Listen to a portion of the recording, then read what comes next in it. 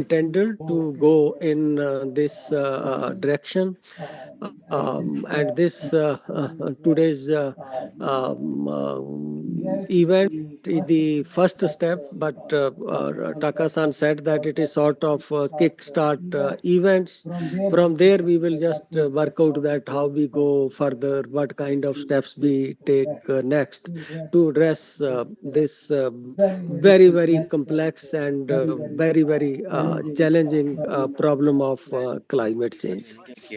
I would like to share with you a few things related to climate change and agriculture, but I feel about this.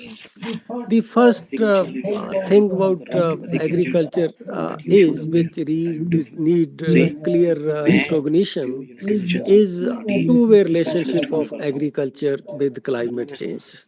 Agriculture not only get affected by climate change, it also affect climate change. But if you talk to people, some will be aware of agriculture getting affected by climate change. Some will be aware of agriculture affecting climate change. But this very strong two-way relationship between agriculture and climate change is very important. I personal experience in this 2 years back when wheat yield fell suddenly. I visited my native place and I have a farm, and everybody was complaining that this year grain has shriveled, wheat yield is going to be 30% less. And I just asked some of the fellow farmers near to my farm why it has happened. So everybody was understanding ये climate change का effect है. When I asked them, do you know your activities are also contributing to climate change? And the share is significant. There was complete ignorance about it. They were not able to just even visualize that the economic activity which they are performing to do agriculture are contributing to climate change. I think for action to happen in agriculture, role of agriculture in mitigating climate change, mitigating effect on climate change require that people must understand how much agriculture is contributing to climate change and how it is contributing to climate change.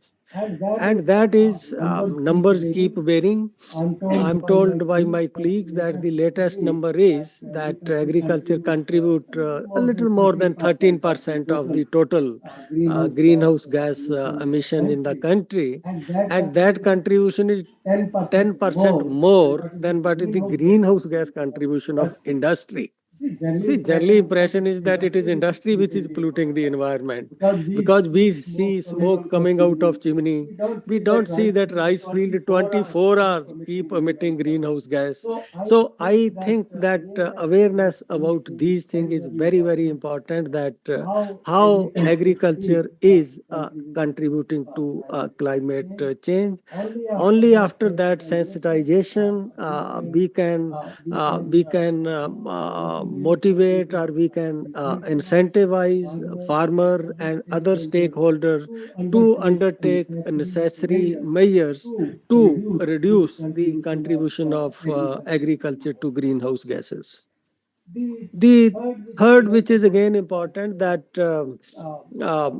sometime back I was looking at the literature and somebody just calculated that if a part of net zero is to be contributed through tree plantation, how many more tree this world will require? There was a very nice calculations.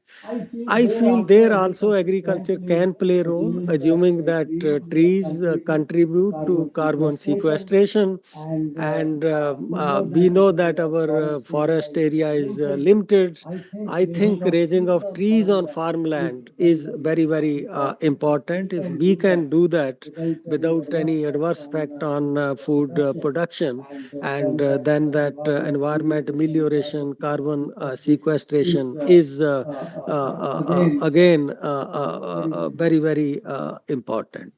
The next point which I want to make is that even in the global debate, you just find that when they talk about action, even in COP, etc., you might have observed that a feeling is happening as if by arranging money we can address climate change problem.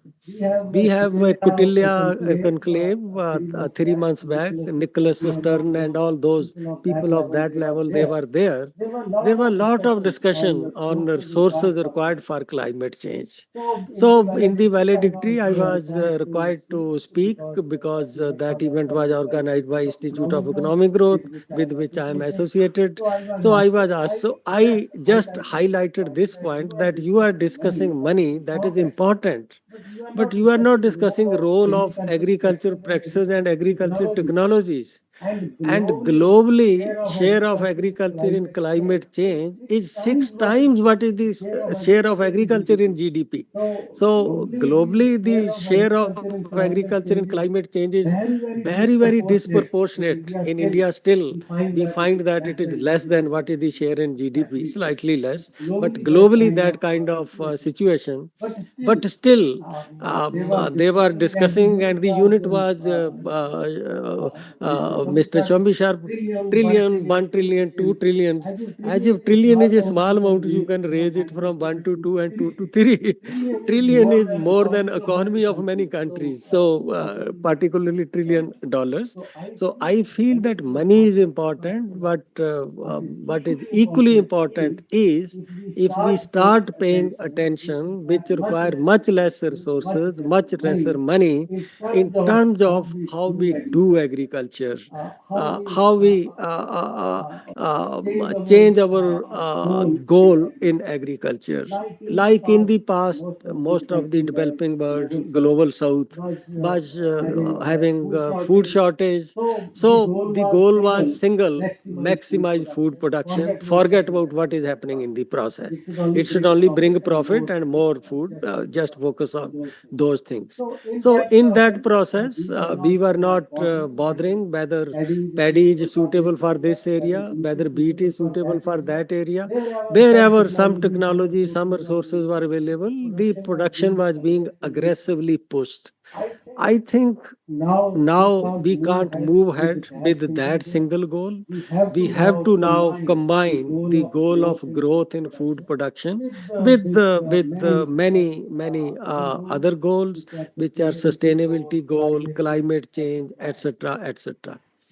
But to do that, we require a lot of knowledge generation. Like if I want to look at the assessment, what is the assessment of performance of rice, beet, sugarcane in terms of natural resources? Data in most cases is missing.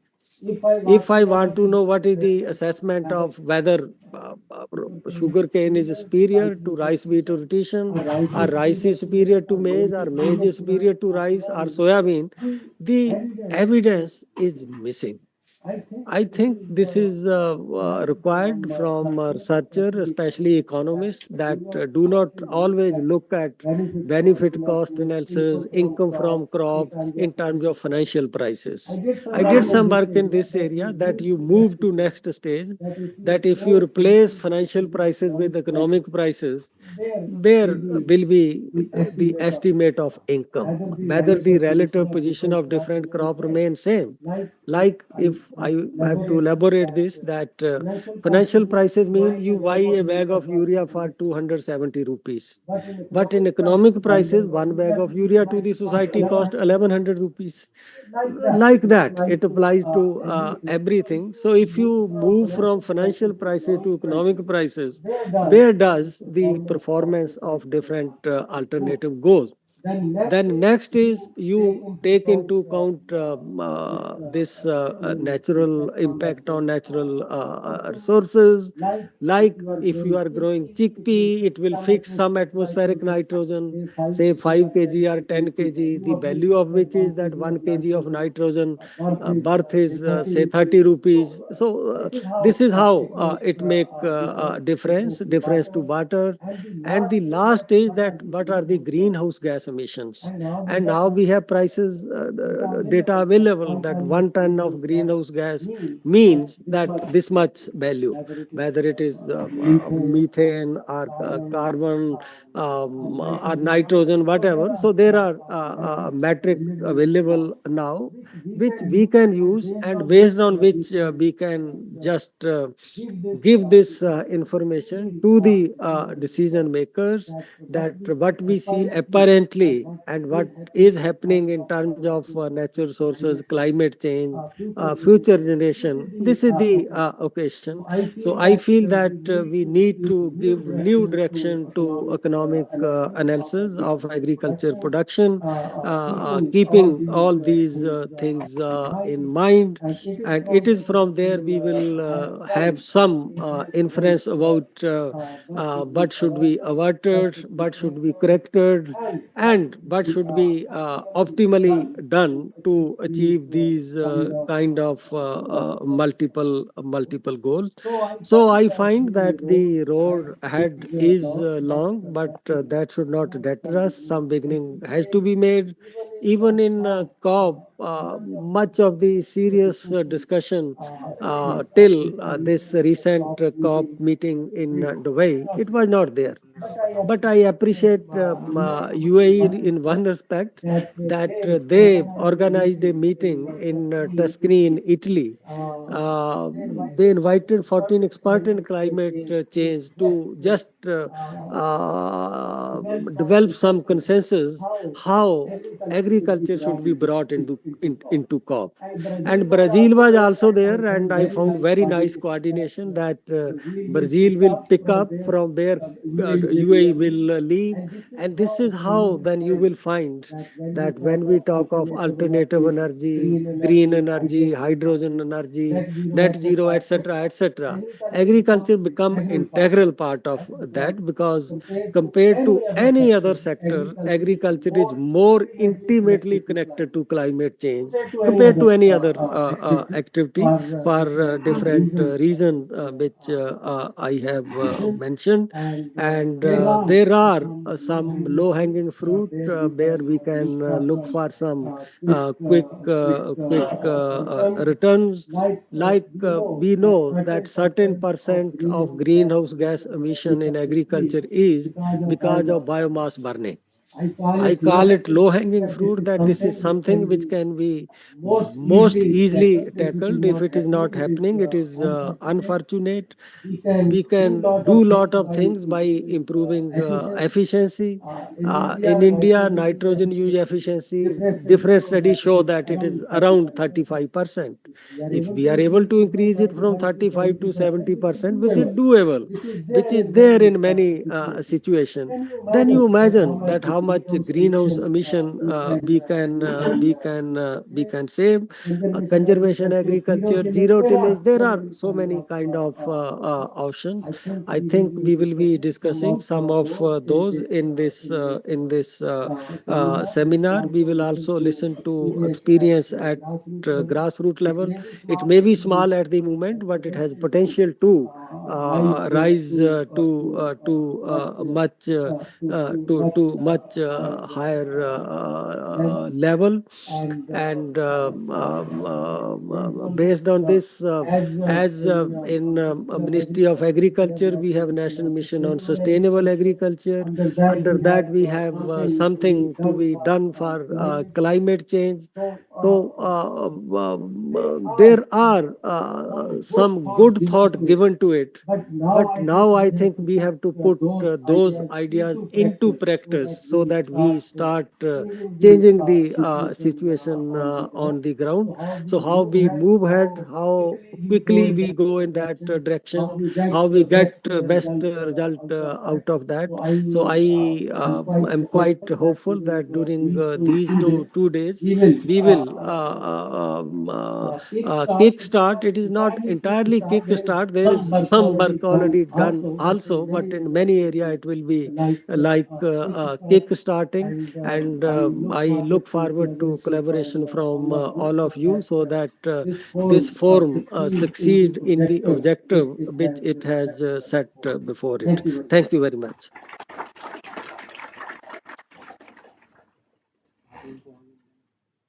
Thank you, Professor Chand. With that, we conclude the inaugural session. Thank you, gentlemen, for setting the stage. Please join us now in the hall as we move on to the first of the thematic sessions.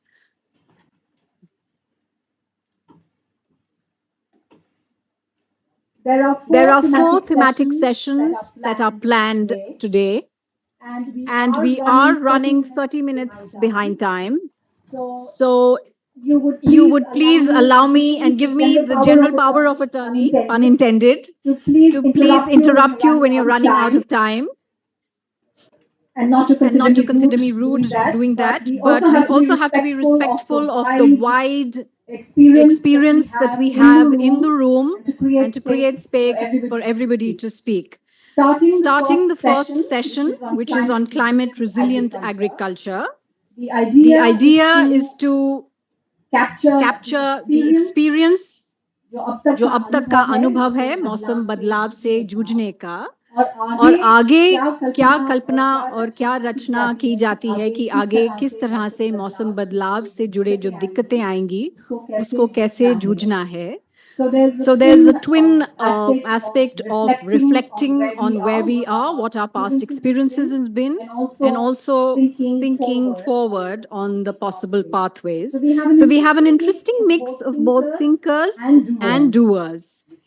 And it gives me immense pleasure to welcome the former FAO representative of India, Mr. Shyam Khadka, to facilitate this first session on climate resilient agriculture on experiences and pathways. I also welcome the other panelists and invite them on stage.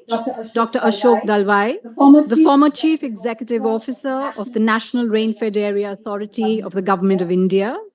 We are also anticipating Mr. Franklin L. Kobong, the Joint Secretary from the Ministry of Agriculture and Farmers' Welfare of the Government of India.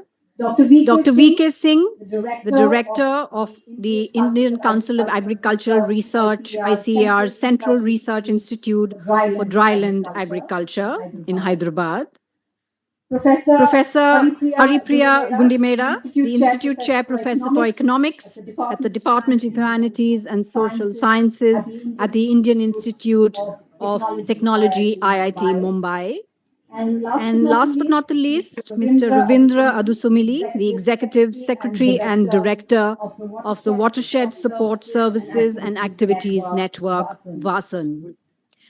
But taking a cue from what the gentleman said in the first session of giving voice to farmers and particularly women, we will have Ms. Prashanti Mishra, a member of the Farmer Producer Company from Odisha, to please set the stage and make her opening remarks to open the session. Thank you. Prashanti ji. She will be followed by another farmer from Gujarat, Shri Upendra Bhai Nathani.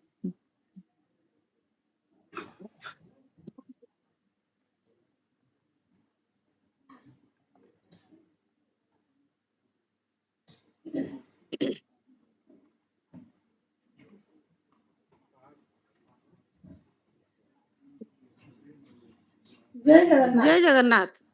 यहाँ पर उपस्थित सभी सज्जनों को मेरा प्रणाम।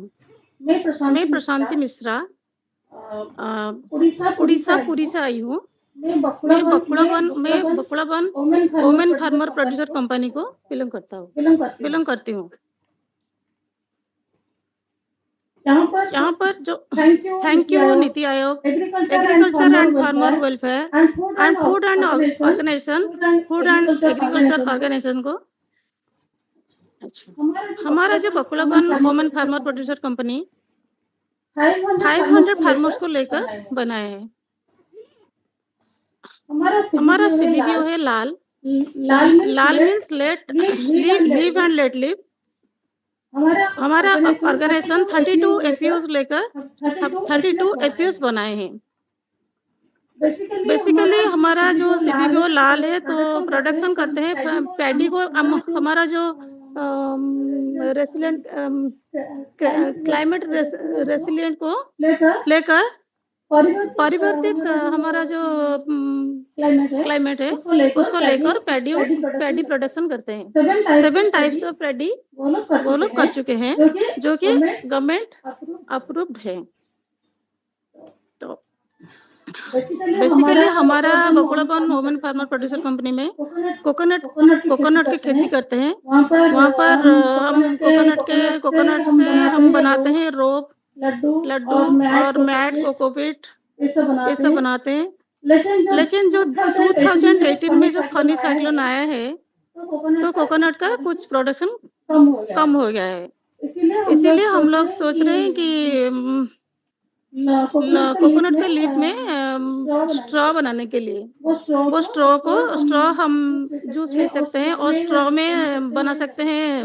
Coconut leaf में हम बना सकते हैं पेन। इसके लिए हमारा बातचीत चल रहे हैं बैंगलोर के सनबर्ड कंपनी है कुछ, उनके साथ हमारा बातचीत चल रही है। अभी हमारा जो ऑर्गेनाइजेशन है 500 महिलाओं को लेकर हम बनाए हैं हमारा एपीओस और चल रहा है हमारा कुछ एपीओस तो ठीक ठाक चल रहा है। अभी हम जब करेंगे तो स्ट्रॉ बनाना कोकोनट स्ट्रॉ को लेकर तो और कुछ फायदा होगा, उसके लिए हम सोच रहे हैं। अभी पूरी जो है वो तो कोस्टल एरिया है, बार साइक्लोन आता है वहाँ पर। इसीलिए हम हमारा खेती में कुछ कम हो गया है। इसलिए हम सोच रहे हैं कि कोकोनट लीफ को लेकर कुछ करेंगे करने के लिए। Thank you. धन्यवाद प्रशांति जी। अब मैं उपेंद्र भाई को आमंत्रित करती हूँ कि वो आके अपना अनुभव सुनाएं।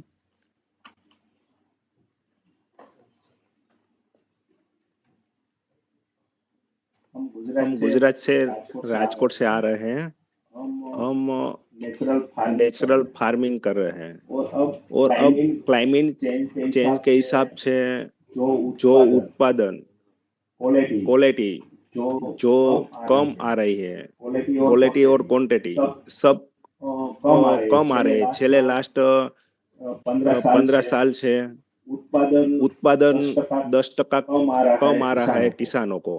क्लाइमेट चेंज के हिसाब से जो बारिश ज्यादा पड़ रही है वो गर्मी ज्यादा लगती है।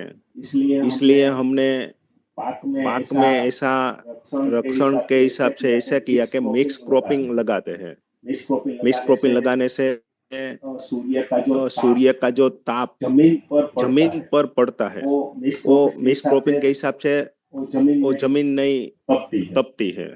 इसलिए इसमें जो सूक्ष्म जीवो बढ़ जाता है और जमीन की फलद्रुपता अच्छी रहती है। इसलिए ज्यादा बारिश के हिसाब से जो पानी खेत में से निकलकर बाहर जाता है वो पानी खेत में ही रहते हैं। और कम बारिश के हिसाब से जो पानी की कमी रहती है वो उसकी भेज संग्रह शक्ति ज्यादा रहती है। इसलिए पाक को पानी की जरूरत कम रहती है। इसलिए मिक्स क्रॉपिंग लगाने से जो क्लाइमेट चेंज का जो प्रॉब्लम है वो थोड़ी सी राहत मिलती है।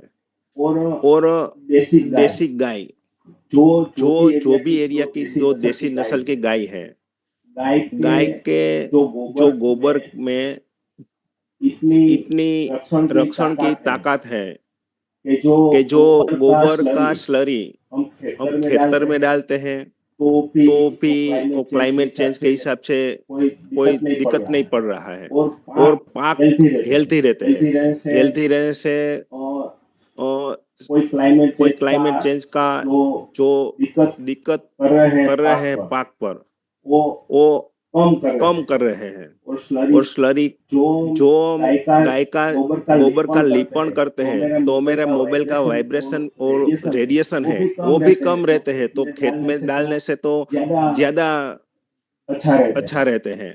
इसलिए हम रक्षण के हिसाब से वो भी मिक्स क्रॉपिंग लगाते हैं और गाय का गोबर का यूज करते हैं।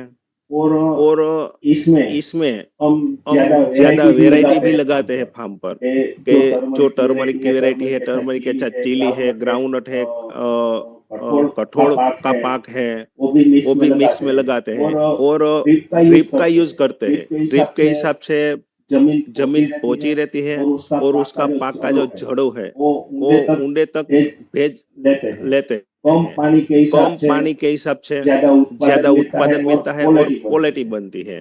जो क्लाइमेट चेंज के हिसाब से जो उत्पादन कम आ रहा है किसानों को, वो बहुत दिक्कत वाली बात है और उत्पादन कम आ रहा है, इसलिए उसकी जो न्यूट्रिएंट्स वैल्यू है पाक की न्यूट्रिएंट्स वैल्यू कम रहती है। कम हिसाब से जो हम फूड खाते हैं और हमारे शरीर में जो फूड का न्यूट्रिएंट्स वैल्यू खरेखर मिलना चाहिए वो भी नहीं मिलता है। इसलिए समग्र जीव को जो भी अनाज कठोर है उसमें पूरा न्यूट्रिएंट्स नहीं रहते हैं। इसलिए हमारी जो शरीर में जो बीमारी आती है वो फूड के हिसाब से बीमार फूड के हिसाब से ही आती है। फूड में कुछ न्यूट्रिएंट्स वैल्यू भी नहीं है। इसलिए जो अच्छी तरह से फार्मिंग करते हैं वो दिक्कत वाला जो वातावरण है इसमें जो नेचुरल फार्मिंग के हिसाब से जो मिक्स क्रॉपिंग हम लगाते हैं उसमें वो न्यूट्रिएंट्स वैल्यू भी अच्छी रहती है और पाक की रक्षण भी कर सकते हैं। वो भी हम इसी तरह से करते हैं और हम जो हमारा प्रयोग कर कर यहाँ आगे चलते हैं और इसमें कुछ अजीब भी जरूरत है तो आप लोग सब हम पर आकर हमको सूची देते हैं, सूची दे सकते हो तो हम ऐसी आज्ञा चाहते हैं। नमस्कार, thank you. Dhanyavad. Thank you, Upendra Bhai. I now hand it over to Mr. Shyam Khatka to facilitate this session. We have about an hour, after which we will break for tea and refreshments. So there is a fair amount of time management to do. Thank you.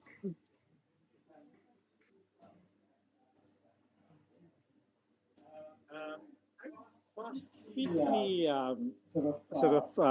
bring some of it as a background for the discussion. Not that we don't know about it, but we just basically try to get together so that we have a context.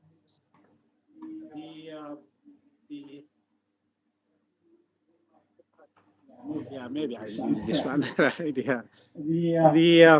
I'll very quickly, because time is an essence, I'll very quickly go through some of the information. One of the first things that I would like to bring to your attention is that India is one of the top 10 countries which will be hit hardest by the climate change.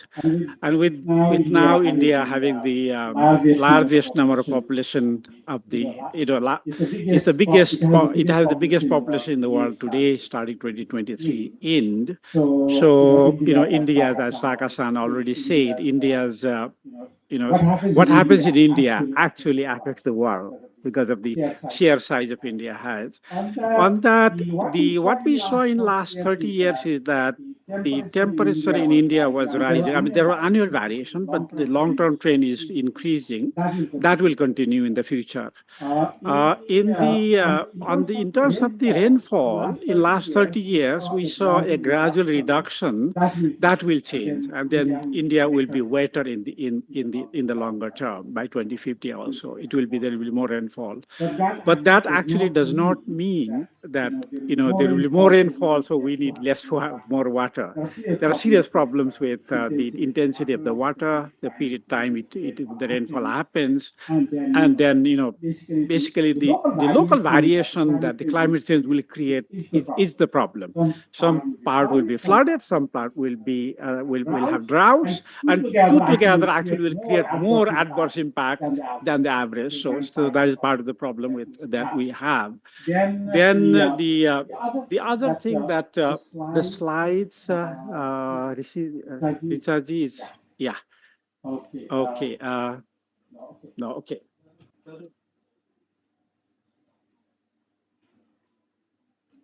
So these are the trends, and then the variation in the between Western and Eastern India and the Southern India and the Gangetic Plains will be very significant. The temperature, the heat waves in Gangetic Plains as well as the peninsular India will be much more.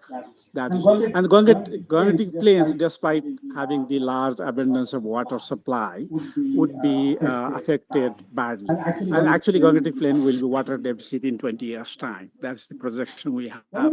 One of the factors that we should never forget about India in climate change is that water is one of the major instruments to which you cope up with the impact of climate change. And in terms of water availability, India doesn't have the much advantage. India has to support 17 or 18% of the world global population. India has access to less than 4% of the freshwater supply of the world. So with less than 4% of water, you are trying to support an 18% population. So that is the fundamental problem that we have to deal with in India. That's part of the issue. Then let me move to more to agriculture. Climate change, we discussed, India will be affected hit badly by the climate change. The lot of areas in India is dry land. The water, groundwater availability is very low. A lot of India, Western India and Central India is arid and semi-arid. So these are the factors that are affecting us. Despite those, the limitations, Indian agriculture did actually extremely well in last 50, 60 years.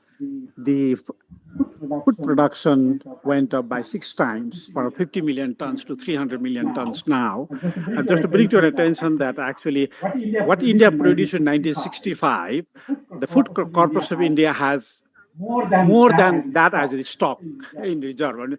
60 million tons India used to produce in 1962. Now, Food Corporation of India has more stock than that in now. So basically, the country has done extremely well. Well, India is the largest dairy producer in the world. This is second largest producer in rice, second largest producer in wheat. So in agriculture, in terms of agricultural production, India did extremely well.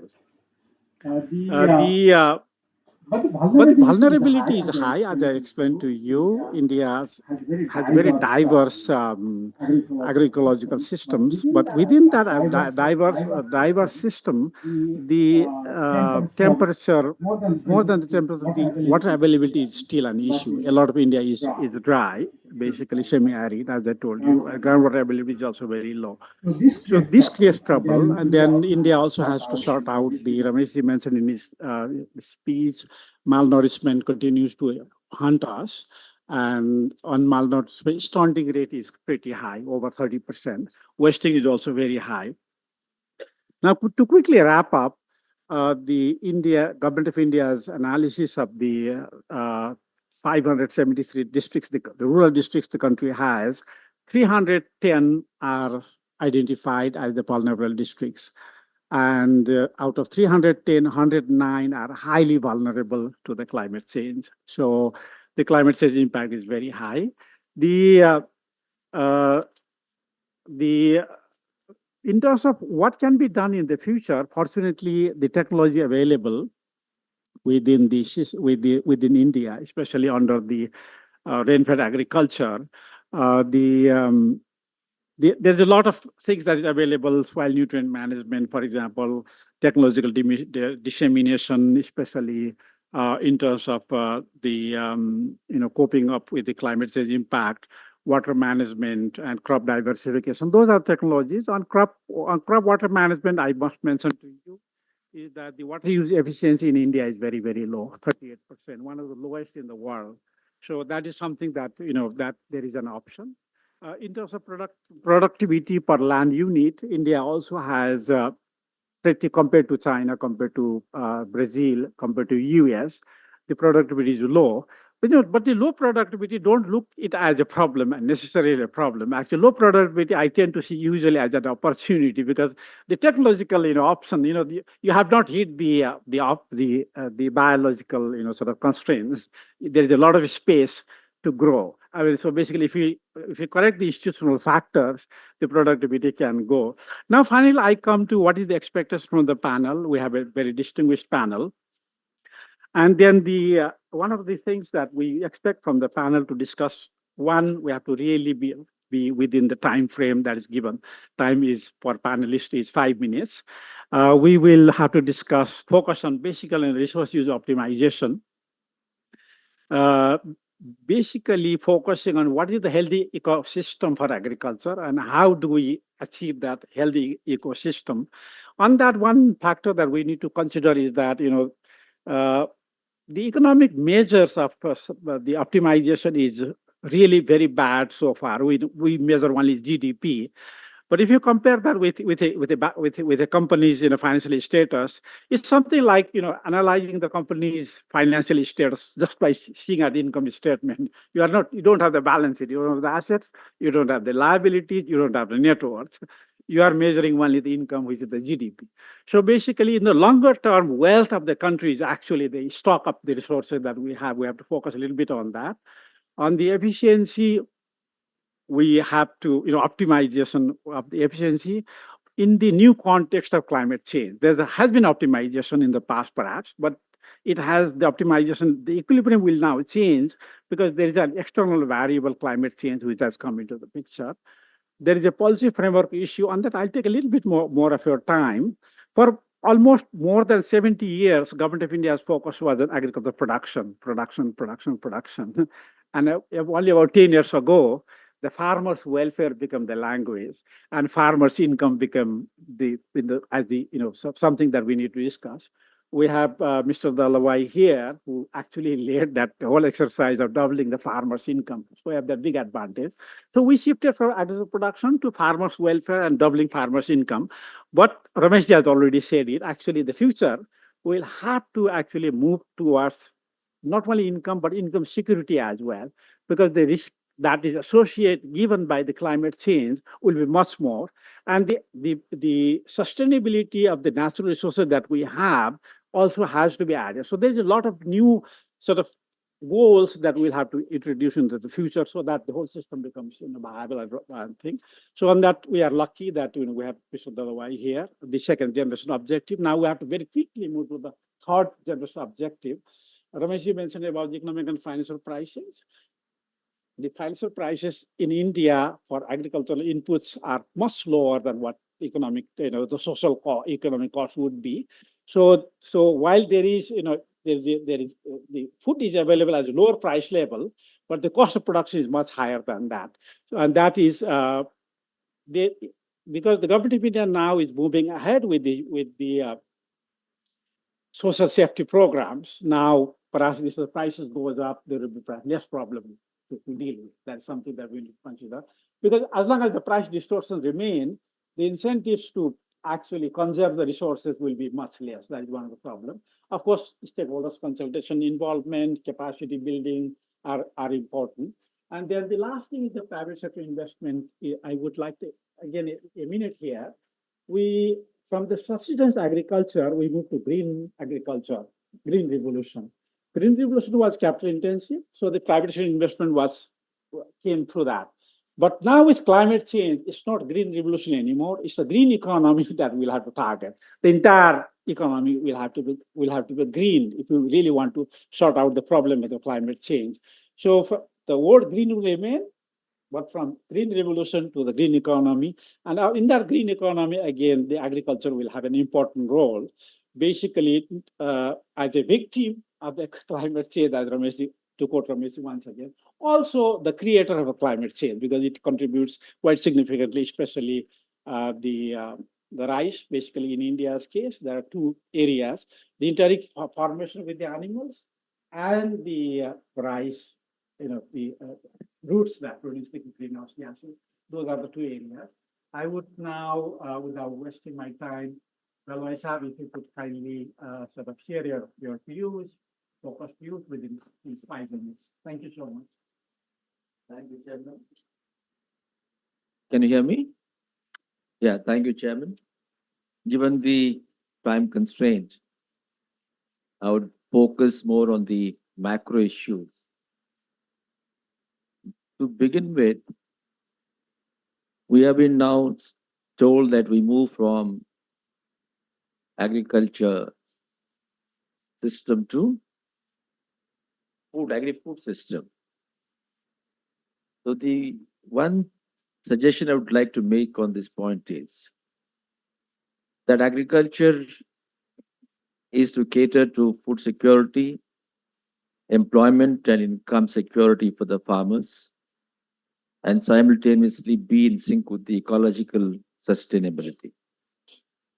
If these three are the pillars on which we should build agriculture, I would suggest that we move not just to agri-food system, but move further to agricultural production system. When we talk of agricultural production system, our mandate in that case would be resource use efficiency.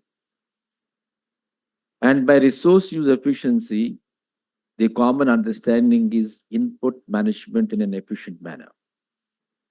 But what we now need to do is efficient use of both inputs and outputs. When we talk of output use efficiency, then obviously we will include both primary produce and co-produce. Today, the co-produce, which is biomass, is being wasted, whereas that has the same compounds as the primary produce and can be processed at different levels from primary to secondary to tertiary to further to generate large number of commodities for the society. And that would be true resource use efficiency. When we talk about processing for resource use efficiency, we get into the domain of bioeconomy and the circular economy. If agriculture is impacted by climate change and impacts climate change because it also generates greenhouse gases, it has to be looked as an integral component of all the economic sectors that are contributing to climate change. Therefore, how agriculture can play a role in mitigation. I would therefore suggest that agriculture production system as the main theme should look at food security, that is nutrition security, should look at employment generation and income, not just income. In Indian context, employment becomes very important because the labor force participation rate, the character is not going to change very much over the next 30 years. Large number of labor force participation will continue in agriculture. Given that we have disguised employment and unemployment, underemployment, how do you create more productive employment in the agriculture sector for the growing young population? Therefore, secondary agriculture becomes extremely important. Therefore, one of the important aspects of climate resilient agriculture production system has to be the secondary agriculture. Then it becomes a whole lot. Secondary agriculture, which focuses on processing, generates employment. And then when we increase the value capture through higher processing, it goes on to produce various kinds of society commodities like bioenzymes, biocommodities, biomaterials. And therefore, it will lessen the burden of fossil resources. And it is a renewable system and it generates employment. The third aspect I would like to focus is that when we talk of climate resilient agriculture, only we are talking of reaction or at best a response. Because the climate resilience is defined as the ability of the system to withstand the contingent situations and bounce back to normalcy. And therefore, we use some appropriate technologies at the production level, agronomic practices or plant breeding technologies, etc.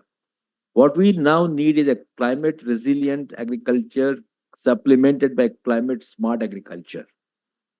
Climate smart agriculture, which will include appropriate varieties of crops, appropriate breeds of animals, and fishery aquaculture, combined with the strength of forecasting through deployment of digital technology, will enable the farmers to actually negotiate the contingent risks.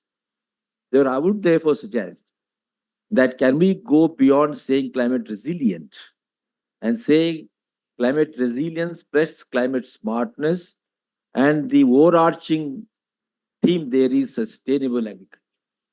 When you say sustainable agriculture, with these three objectives of nutrition security, income and employment security, and ecological security, we're obviously changing the entire orientation of the agriculture.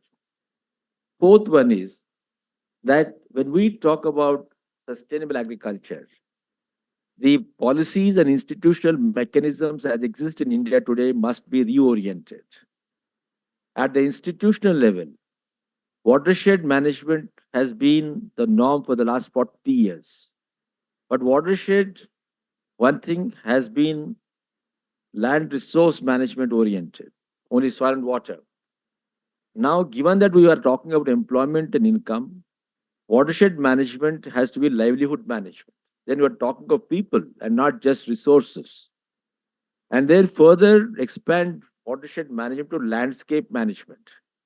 Only when you talk of landscape management, it takes into account both the forest regions, the pasture lands, the common property resources, including water. And then we actually get into what is called land use planning, which has been one of the biggest weaknesses in India. Therefore, institutional financing must start with land use planning for India, agriculture land use planning, and setting up institutions for sustainable agriculture. So I'll close it by saying that the directorates of watershed management, which are a norm in every state, should be upgraded as directorates of sustainable agriculture. Then they will include watershed management, they will include landscape management, and finally, landscape management driven by science. For example, the World Bank assisted reward project in Karnataka and Odisha are science oriented based on the experience of Karnataka state. So can we drive them through science so that resource use efficiency becomes very important? And the last point is, we have been talking about sustainable agriculture only with respect to crops. Crops occupy a large area. Whereas we talk of nutrition security, employment, and efficient use of natural capital, we are forgetting livestock management. We're forgetting forest management. We're forgetting aquaculture and fishery, right? So now, for example, here, how many of us belong to that domain? Why only the Department of Agriculture is called? Why are we not calling Department of Livestock Management, Aquaculture, etc.? Therefore, we have to look at all the subsectors of agriculture as a sustainable approach, as a resource use efficiency approach. All right? And then the final point is agriculture value system should be the approach.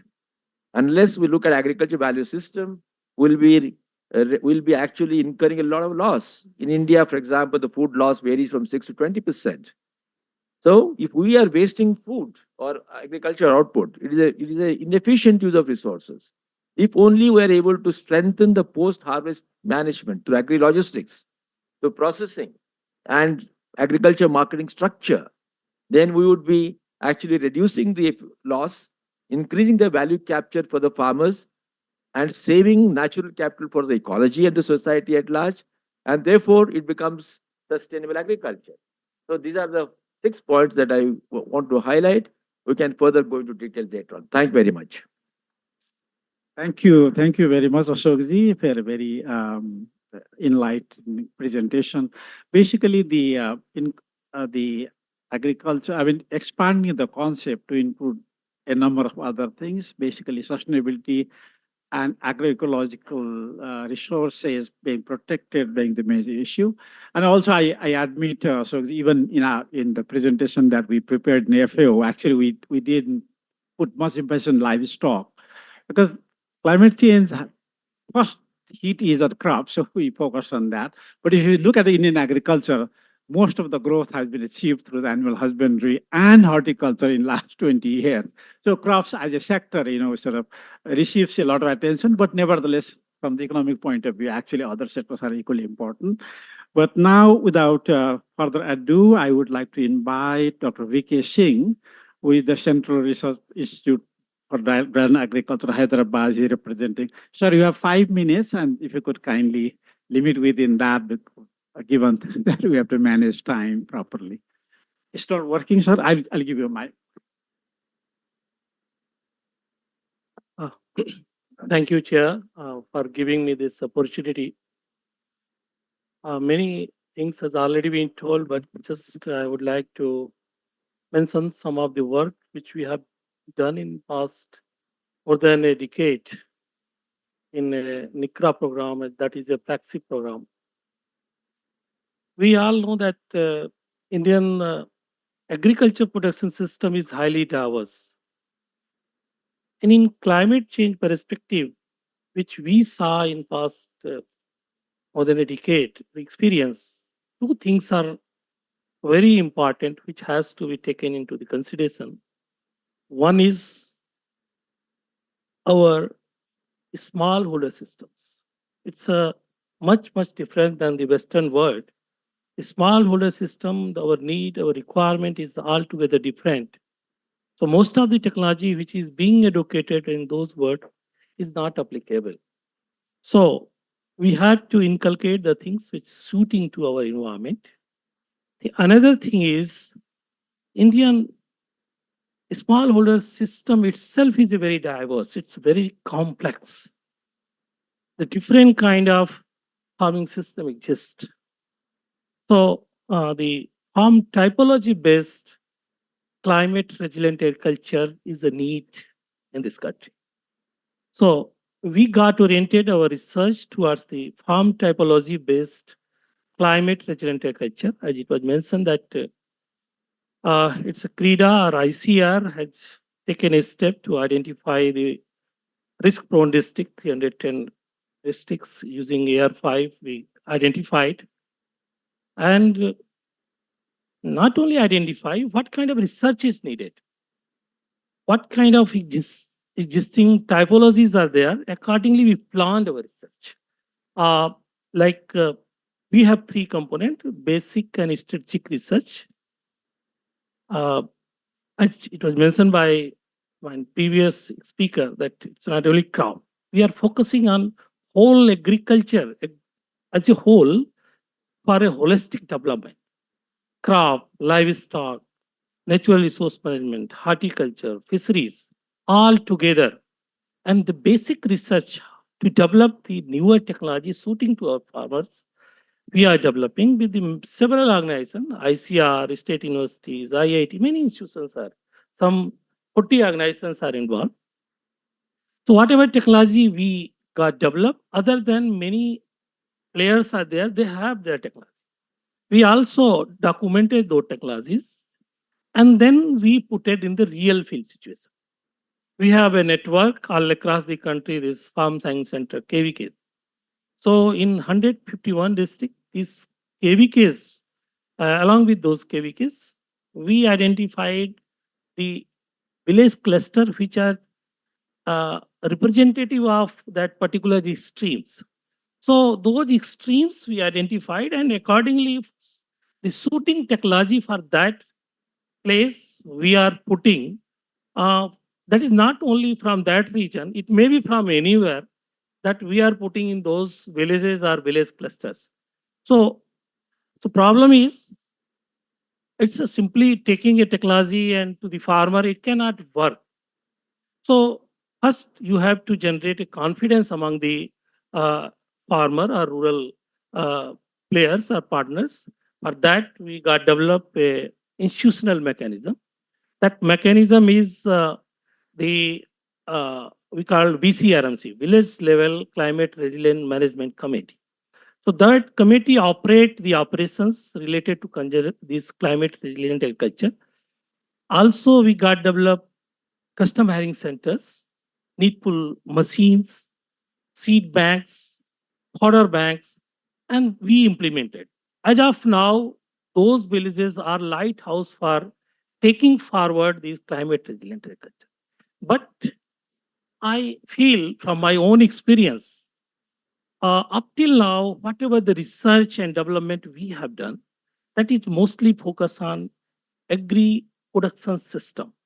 But now we are talking about agri-food system.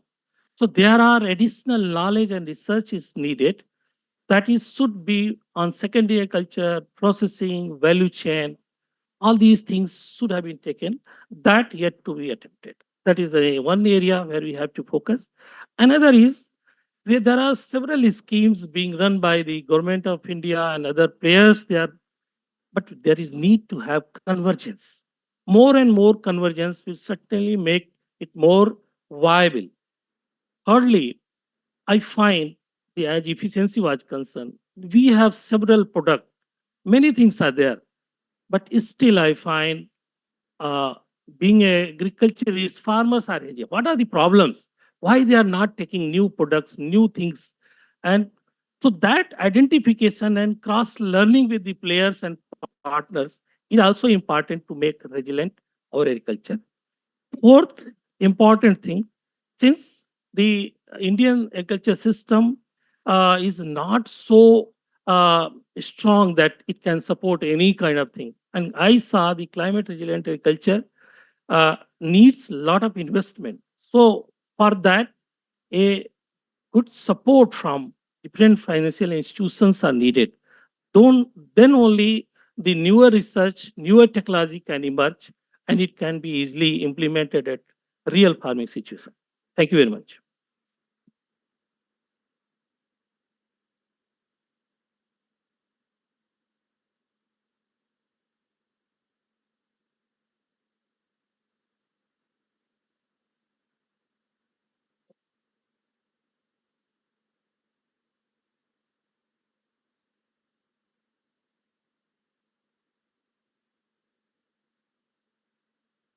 Sure. I mean, we should not forget, and it's really very important, so I don't want to miss it, is that whether while the climate change is a global problem, so actually, the whole Earth can become a planning unit, the Earth can be managed.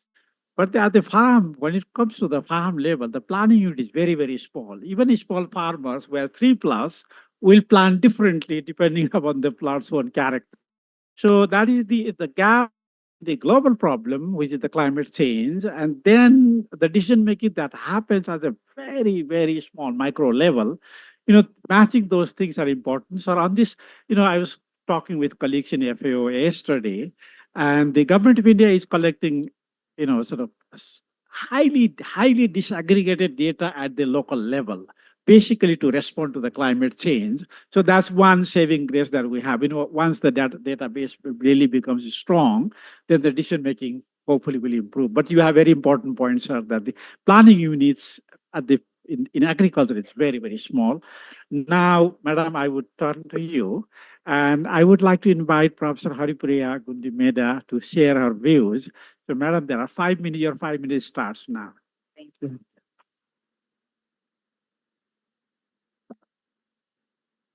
Am I audible? Yeah. Thank you very much. The earlier panelists have already set ground for me. And I just would like to, because already mention has been made about shift to the eco-agri-food system as a means of moving towards a sustainable, resilient agriculture. Now, I would like to bring in my experiences working on the project of the economics of ecosystems and biodiversity for agri-food complexes, a project funded by the UNEP, as well as my experience of working with ZBNF and on estimating the vulnerability to climate change of Indian agriculture. Now, if you ask the question, like now, why did this current state of agriculture emerge? Like, why we are the way we are right now? Now, maybe we have to look, if we think of, imagine food, we only think of the food we eat, like once it comes to the plate. Now, how did this food come to the plate? Now, if you have to assess this, we need to adopt this framework of farm gate to the food plate. Now, what we are trying to do is we are trying to work in silos, right? We look at agriculture by itself. And then we have, but of the 100 rupees that the agriculture is generating, how much of it is actually going to the farm gate and how much is it going in processing, transportation, and the value chain? So if you understand that, we would really like appreciate what is that we need to invest in agriculture to make it much more resilient and sustainable. Because going back to my economics, I would make use of my economics background to understand these questions: efficiency, equity, and distribution. Now, efficiency means like making more, producing more output per unit of input. But what are the farm inputs that we require? When we focus on that, we only look at the inputs that we use, like seeds, water, whatever. But apart from the inputs, I mean, that basically what we see is output using these inputs. That's where the economic analysis stops. Now, but what we don't actually consider is the fact that there are also other external factors. Like you also have to go beyond a bit, right? So if you look at the external factors, for example, the policies, the price support system, right? All of these shape up the agriculture. Like I can take the experience from the Punjab wheat farming study that I've done. If you go back to 1970s, Punjab is not traditionally a rice granary, right? Now, how did it evolve as a rice granary? If you look at, there was like this, first of all, there is minimum support price system which has been given for the rice and the wheat, and followed by the subsidies, right? Now, these two actually, farmers are very rational decision makers. Now, enthused by these subsidies and minimum support prices, they got, and then also the technology. Technology is like you have more short-run crops, right? Now, so they wanted to make use of this Rabi and Kharif. So Kharif for rice and then shift to the wheat, right? So these three are the supporting factors which we usually don't consider when we think of the farm system, but these are the ones which actually laid foundation for the output that we are generating. So that actually incentivized the farmers to shift to the rice wheat farming system, and predominantly it has been rice wheat farming system. And many other crops like maize, sugarcane, etc., has been like sidelined, right? Their contribution has actually declined. Now, because government is planning for the year of millets, and so that things do not happen automatically. We need to understand the support mechanism at the back. The other important thing we also need to consider is, okay, we are producing this food, and then it is actually producing various externalities, right?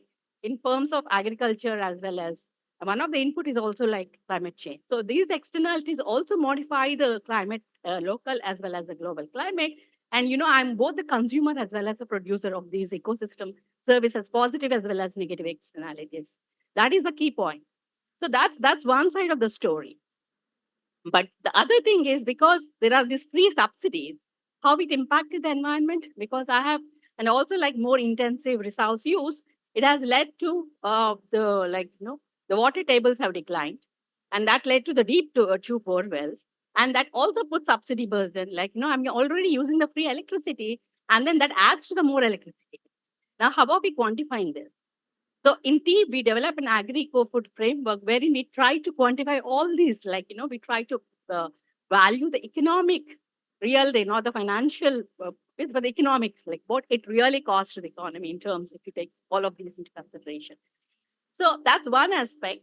And secondly, so that also led to the depletion of the groundwater tables. And so now that led to more intensified imports and led to increase in cost of farming, led to the decrease in the profitability of the farmers.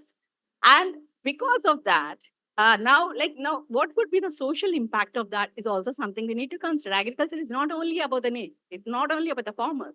There is also like nature playing a very important role there. And in addition, there are also like human capital and the social capital which is being created. Yeah. The extent of the social capital that we are producing, the number of employment we are producing, like the number of farmer cooperatives, all of these need to be taken into consideration, right? So just one point that I would like to make, because this is very important. Now we are talking about the resilient agriculture. Resilient agriculture requires more climate friendly. Someone like spoke about the natural farming. Now, when we spoke to the farmers who are adopting the natural farming, they said, like the way you have MSP, minimum support price for rice and wheat, there is no minimum support price system for the organic products.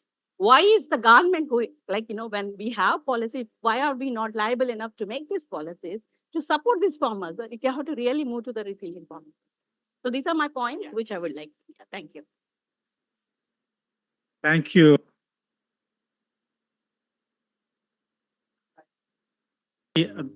Starting from the Roy the whole objectives, the agriculture, the scope actually has to redefine up to sustainable agriculture. Now you brought the issue of policy and strategies, and then with the changed circumstances, the new, the policy and strategy will have to change. Fortunately, actually, we'll have the last session on policy and strategy with the Professor Chand will facilitate it himself. That will be the occasion when we'll definitely discuss what are the policy and strategy implications of the new agriculture that we have. Now we have the last person in the panel. I would like to invite uh, Ravindraji to present his views. 5 minutes, Ravindraji, time will be there. Thank you, sir. Oh, yeah, right. Uh,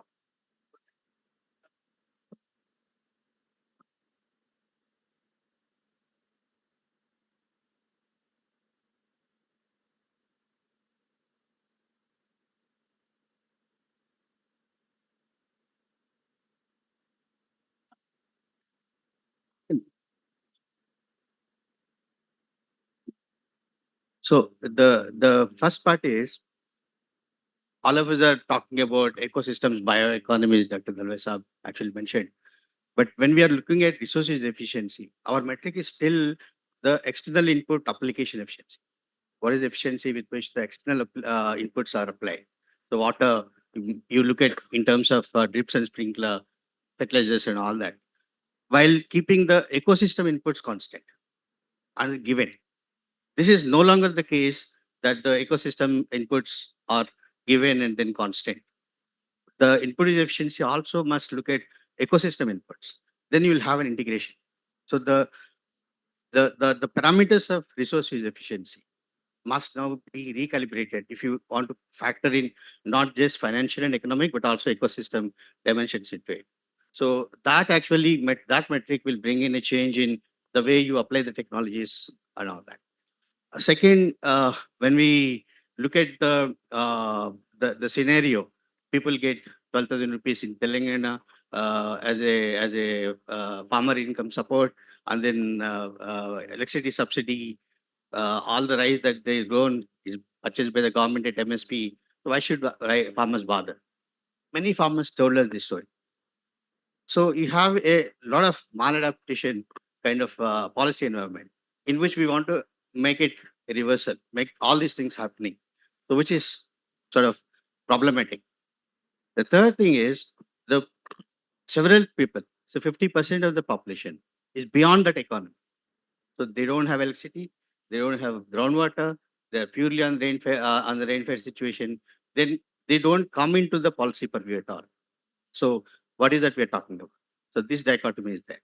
So from this kind of a macro kind of a perspectives, if you see on all the discussion in climate change, mostly it revolves around how you do the prediction models, forecasting models, how accurately you come to advisories. There is one set of discussion and research happens. Second is how you generate technologies. So technologies are generated outside the farms, tested tested on the farms perhaps, but not generated in the farms. But if you look at the risk profiles, at the most, all the forecasting models stop at district level or at the most go to block level. Below block level, there's hardly anything that you can do in the near, I'm assuming, in the near future. The clear advisories for the farmers based on all the parameters. So the risk profiles, if you take a panchayat, highly variant. So the land use varies. Within the panchayat, you may have 10 types of land uses, 10 types of crop systems, and 10 types of different farmer characters. So landless, small farmer, irrigated farmer, rain-fed farmer. So in that kind of a variable situation, you apply a generic kind of a principles of advisories. And what do you do with that advisories? It's only suitable for some, not for many.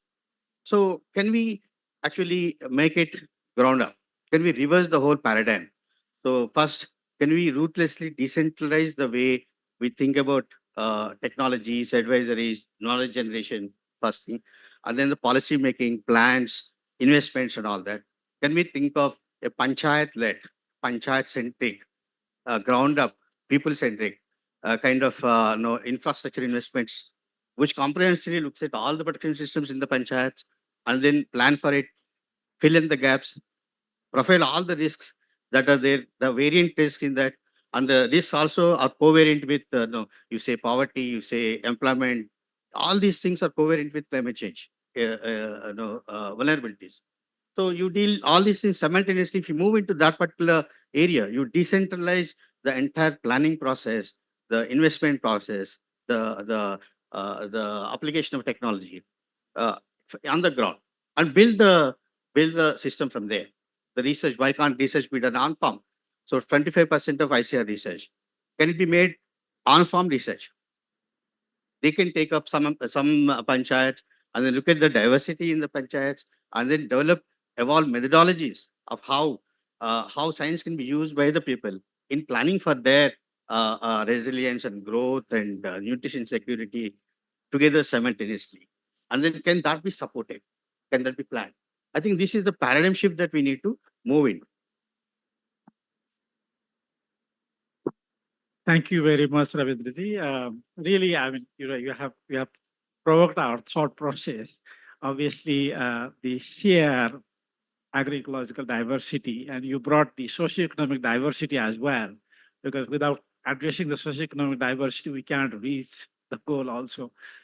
With those two diversity present in India, for that matter, in any other country, and then responding to that with a highly centralized research development and policy formation process. So there is kind of a mismatch, and there could potentially be maladaptive, sort of adjustments to the situation. So these are very thought-provoking issues.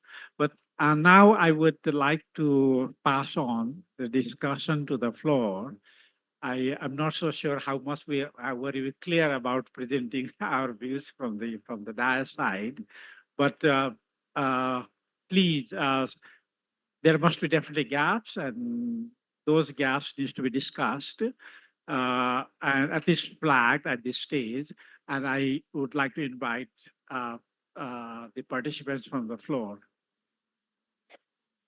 All right, yeah. If you could kindly introduce quickly your name and if you have any designation or whatever, right? The mic has to be passed on. Right, yeah. And maybe we'll give you some more mics. We don't need all the mics here. Yeah. My name is Suryamani Raul. I work for Global Agri System. I have a very specific question relating to the science part Dr. Dalwai talked about, and also the diversity part that Ravindra talked about. He talked about reward and science-centric. I would recommend, and I seek his views on people science-centric approach in converging both, how that can take place through the system.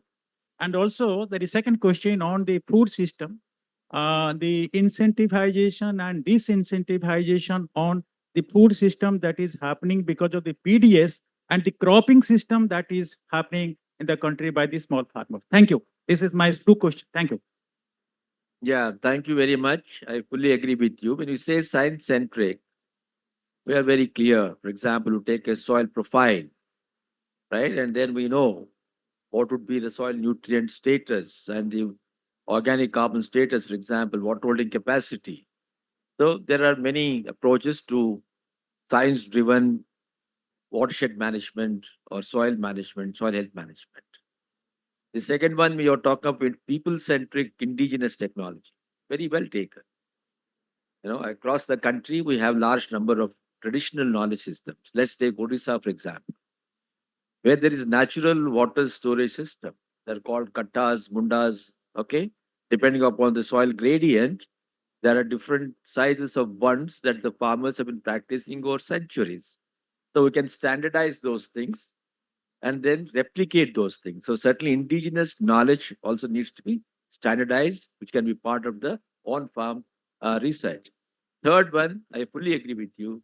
There seems to be some dissonance between driving ecological agriculture with the system of MSP and exacerbated by the public distribution system. So naturally, we need now both incentivization and disincentivization. If we want, for example, to promote pulses, millets, which are more low water duty crops, obviously we need not just higher MSP, but also better procurement compared to paddy and wheat. So we disincentivize water guzzling paddy. And that can happen provided we're able to complete the loop by linking the buffer with the public distribution system. That means we distribute more of pulses, more of millets, and not just wheat and paddy. So your suggestion is very good, and we need to, that means, reorient our entire policy to make it eco-centric. Thank you. Thank you, Ashok. Would you like to just add? No, the point is, so on one hand, your entire mechanization drives monocropping, single cropping, white space. Your entire incentive seed systems drives towards monocropping. Then, on the other hand, we talk about diversification of crop systems. And diversification of crop systems, what is the environment we're creating? So is there a single incentive for farmers to, even, is there a research in how farmers can manage diversified crop systems? Because it provides a mechanical challenge, mechanization challenge, provides a labor challenge. So we need to reorient the systems, like Dr. Dalas have said, different systems. Our research must be addressing these questions. How you manage labor, increase labor efficiency in a very diversified crop systems, for example. Investment systems, public investment systems should also be sort of encouraging this diversification. No, we don't have any policy instruments of promoting the diversification. We only deal with subsidy. Input subsidy is the predominant mindset of the policy. I think we should change from that and create a new policy instruments of which can be the potential drivers for all these things that we're talking about: sustainability, diversification, resource use efficiency. Just to add very quickly, the problems that we face, a large part can be sorted out perhaps with indigenous knowledge and practices, but some of the problems are new. And some of the problems are we have created, like input subsidy, and Madam Haripriya said, whatever the prices of the organic products, and if there is no price differentiation, why should I go for more more sustainable production system? So some of the problems are we have created it ourselves, and only the indigenous knowledge will not be appropriate. So that's why also be saying that, well, science you don't need it, but that's where what will help us to analyze the problem, hopefully find a solution. Yeah, I saw a hand there somewhere. Yeah. Uh,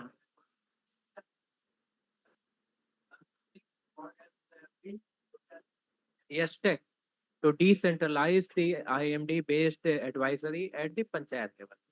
So that is a big initiative, and in next 1 or 2 years, we are focusing on panchayat level. So we will be doing that in the 1 or 2 years. So yeah, so basically you are supporting. It's something is being done to that level. Sorry, I represent the Kisan X. I'm one of the co-founders, with my son.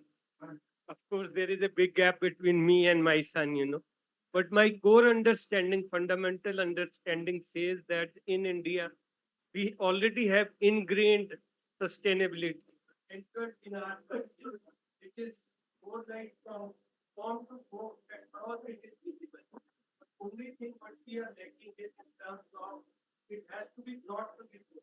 In the sense that in the changing paradigm, when world lifestyle, climate change, all is becoming a reality. That given creates, the sustainability needs to be redefined, re-understood. I think that outreach is going to, till the time it doesn't trickle down to farmers. Sorry to say, I'm not being derogatory to them. The outreach has to be in their own understanding, not necessarily language. The lingo which they understand. Till the time it will not happen, I think the sustainability remain only in the confines of the world. It has to break the glass ceiling and reach down to the ground. Thank you. Sir, very quickly, if you permit me, I'll quickly comment on you. Yes, the Indian culture actually has built-in sustainability into it.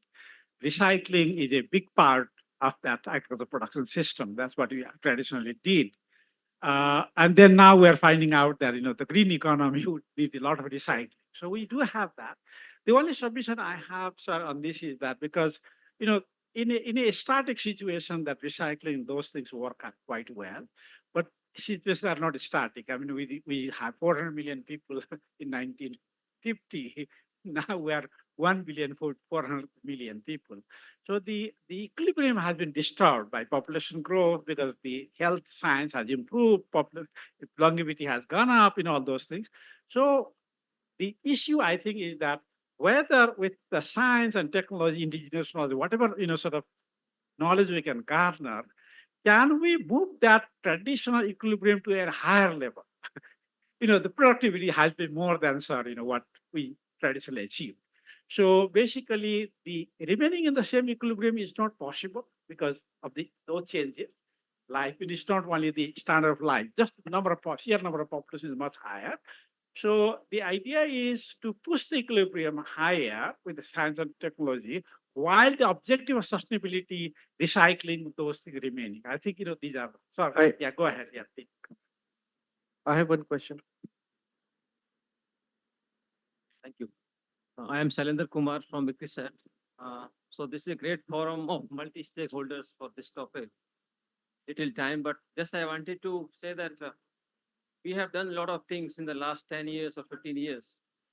But despite doing all these resilient practices and programs, the rice crop area has significantly increased in the country. The soil health, the challenges.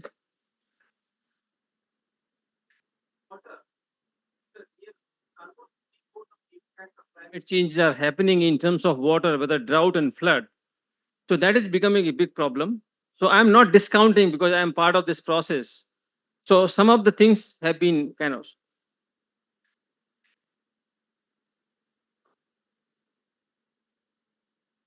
Whatever knowledge we have generated, for example, the vulnerability assessment, who is able to use those evidences or those information in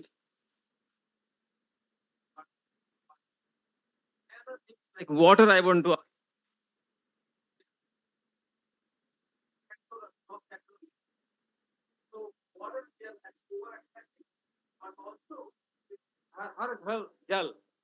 With Har Ghar Jal, now the more water is really wasted in the villages, households. A lot of water is continuously flowing outside. So I think many of these issues are cross-sectoral. So it's not the convergence issue. I think finding solutions together from the beginning. Lot many issues are there. Even on this climate information, despite so much of climate information, IMD resources available, still really it is not reaching to the farmer at context specific level. So many things can be done. Many resources are there. We can discuss a lot about it. Thank you. Yeah, just to respond to Dr. Shailendra, what you said is right. The problem lies with us. That means the delivery system.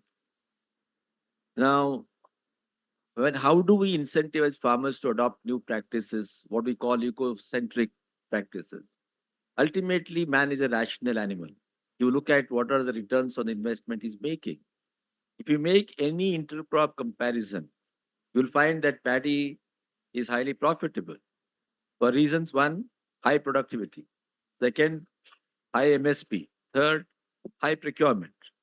Now, it is a water guzzling crop. We want it to be substituted by oil seeds, by cereals like millets, for example. Okay, now let us take the case of jawar and compare it with the wheat or paddy. In 1964, for example, the average yield of sorghum or jawar was around 4 quintals per hectare, and that of paddy was around 8 quintals per hectare. By 2015-20, okay, the average yield has gone up in both cases by 3 times, but which means 4 into 3 is 12 quintals for sorghum, and whereas it is 8 into 3.5 for paddy and wheat. So obviously, the gap between the average yield of paddy, wheat vis-a-vis sorghum or other millets is is widened. Second, what about the MSP? Of course, MSP to a great extent has been corrected after 2018. But procurement, average procurement of paddy and wheat stands at 33%, while it is 65% in Punjab. But average for India is 33. And what is the average procurement of millets? Not even 1%, right? So obviously, when there is no incentive for the farmers, He's, in terms of economic rationale, he's not going to shift to these things. So obviously policy changes are required. The policy correction has to happen. And then similarly, water use, right? Now, how do we improve the water use efficiency? Now, take the classic case of sugarcane.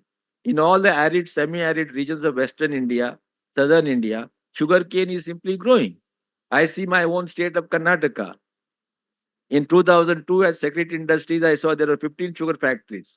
Today, we have got 74 sugar factories, and all in North Karnataka, where the water table has gone down. Why? The value chain is extremely efficient.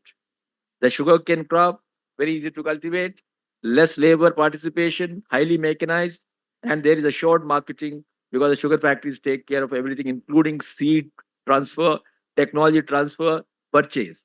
So obviously, all the farmers are going for sugarcane. So water use efficiency is bound to be compromised. I'm not talking of the technology like sprinklers, drip irrigation, or using the sensors today that we have, etc. But first, the policy where the volume of water that is being used has to be controlled. So I guess that policy is most important. And second, more important policy is R&D. How much of research and development initiatives are there for so-called scheduled crops and non-scheduled crops? See, today if you took a paddy, how many institutions are there under ICR system? There are more than at least there are 5 institutions in country devoted to paddy. There's just one institute which is devoted entire millet crops, sorghum, minor millets, etc. So I guess we need to change the entire approach, given the climate change and the implications that we have in the 21st century. Thank you. Yeah. Thank you, Ashokji. Yeah, I would like to go to the gentleman I'm there. Yeah, Sai please go Krishna. ahead. Yeah, I'm Sai Krishna. I'm CEO NSFI, a not-for-profit. I have two quick questions, one for Dr. Ravindra and one for Dr. Dalwai. The one for Dr. Ravindra is absolutely right. You are, in the sense, decentralized planning from bottom up, from the Gram Panchayat upwards is very good. Now that we have climate adaptation plans at the district level, how do you foresee in the coming days that translating to Gram Panchayat level plans and that is getting integrated? Is there any practice already existing in civil society or in the public space? Would like to know from you. The question to Dr. Dalwa is with reference to the secondary agriculture, since it's more of an economic proposition and it's more towards the private sector. Wherever there is an opportunity, we see private investment going into it. However, agriculture being in rural space, it ends up in being a raw material to the urban commercial entities, especially in secondary agriculture. How do you see this changing, the secondary agriculture gaining momentum in the rural areas, where farmer or the producer also gains advantage out of it, economic value out of it? Thank you. Yeah, I'll answer this second agriculture part. When you say second agriculture, it means using both primary produce, for example, grains and fruits and milk, meat, as well as the co-produce. That means in case of crops, it is biomass, straw, stock, etc. In case of animals, it is the viscera, the hair, for example, the bones, because both co-produce and primarily produce a value. So secondary agriculture starts with this proposition that I can use all the compounds of the agriculture system. Second one is when you talk of secondary agriculture, yes, processing is integral to secondary agriculture, but processing happens at different levels. When you talk of primary processing, for example, it does not involve any big technology. It just includes declodding, washing, harvesting at right time, and then packaging, which the farmers can do at the farm gate, right? We, of course, need to facilitate aggregation platforms so that there's greater efficiency. When you go to the next level, that is secondary agriculture, it is physico-chemical transformation of the raw produce into some kind of a simple goods.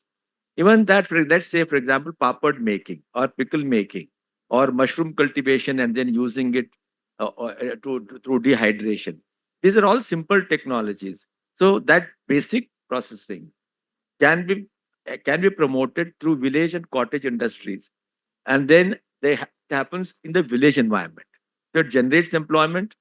Since farmers on an average do not get employment for more than 186 days because it's season bound. So they have another 180 days where they're looking for alternate employment. So secondary agriculture post harvest can fill this particular time and simultaneously help the farmers to capture value and then sell it. I agree with you.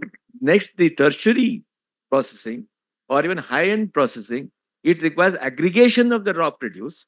It requires higher management systems, higher technology, more capital intensity is required.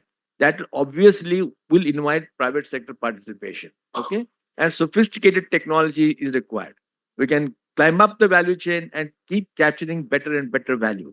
But when we talk of secondary agriculture, from the farming community perspective, from a landless agriculture perspective, setting up village cottage industries through simple technology, low level of capital intensity is what is required.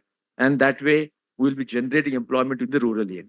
But simultaneously, promote aggregation. Aggregation itself is a big business. Whether, that is the biggest weakness of India. We don't have aggregation platforms in the rural areas. APMCs are not the aggregation platforms. Between the APMCs and the farm gates, we need another tier of aggregation, which we do not have. And that will enable second agriculture because private sector can easily source the raw material in bulk to take up processing. Thank you. Apologies for interrupting. We will have to close this session. Right, yeah. Can I have one question? Just half a I'm minute. sorry, we'll have to take the conversation outside the room, please. Over Right, tea. yeah. Yes. There is a tea session after this, and then I would ask Ravindraji to respond to that quickly. Half a minute, Salil, to be fair to the question on the bottom of plan. Sure, sure. So if any one of you have seen a district level CRA plans, then you'll know what it is. I am yet to come across with one district collector making use of these plans. One single investment made based on these plans. I'm yet to come across. So on the possibility, feasibility of the bottom-up plans, Panchayat level plans, you take the NRLM. So at one point, rural development is like agriculture. But the social capital investments, now they can plan for 10,000 crores in 3 months. So the entire thing is possible. The community is organized. You have platforms. So it's no rocket science to have these things. And now you have high-end technologies, which you can actually give it to the panchayat level communities to plan more efficiently. You have Google Earth maps, Bhuvan maps. So much of visual material is available on the ground. Thank you. Ravindraji, we have, I hope we have started the discussion. This is just the first session. So I think enough issues have come up. We will have to deal with the respective sessions, and eventually there will be a final wrap up in the form of policy and strategy that will be done by Rameshji tomorrow. By that time, I think we will have answered most of the question and a few of the issues that are pertinent, which we will keep on dealing with. Thank you so much for your very active participation. I thank all the panelists for the contribution made. Thank you. Thank you, lady and gentlemen. And please join us for a quick tea break, refreshments outside the hall. We will reconvene in the room at 10 minutes past noon. The next session panelists are already here. So please join us again. The washrooms are either in the basement or the floor above if you need to. Please enjoy your break. Thank you.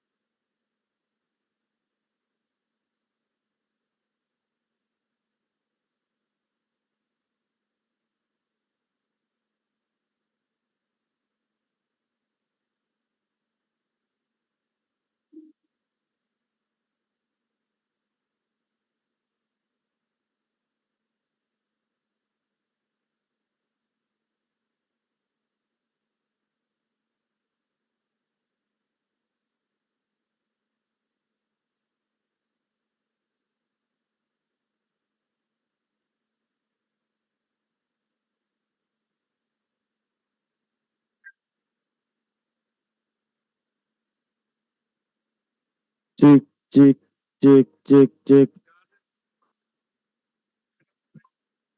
check, check,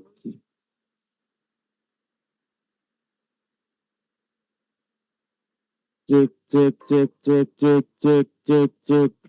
Test, mic testing. Sick, sick, sick, sick, sick. 1, 2, 3, 4, 5, 6, sick, testing.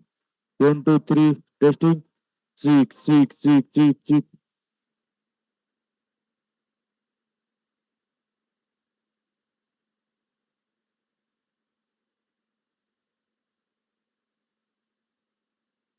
Sick.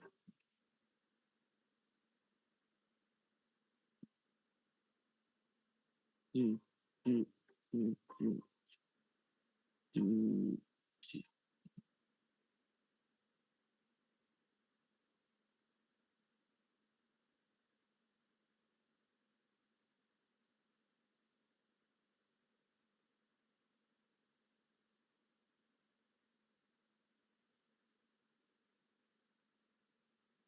Sick, mic testing. Sick. 1, 2, 3, 4. Sick, sick, sick, sick, sick, sick. Mic testing. Sick, sick, sick.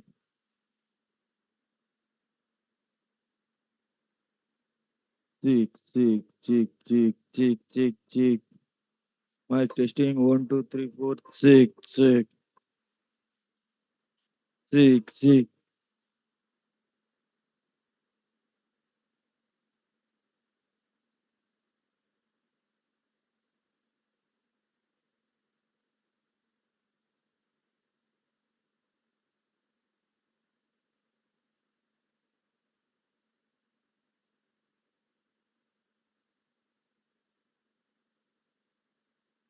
Sick, sick, sick, sick. Mic testing. 1, 2, 3, 4. Sick, sick, sick, sick, sick, sick, sick, sick, sick, sick, sick, sick, sick, sick. Check, check, check, check, check, check, check. Test, test, test, test, test, test, test, test, test, test.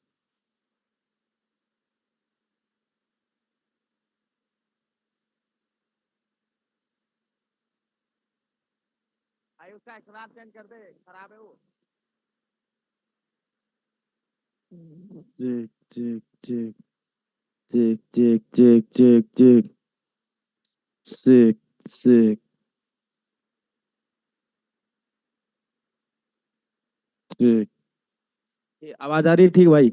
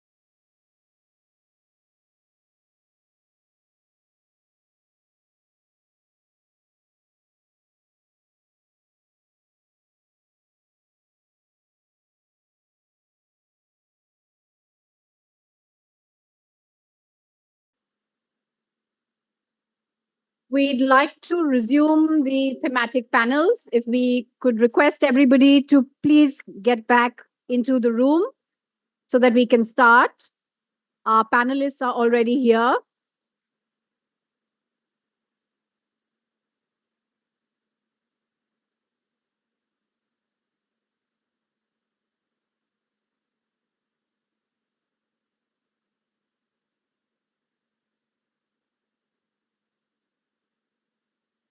Could we please request our FAO ushers to bring back the crowds into the hall?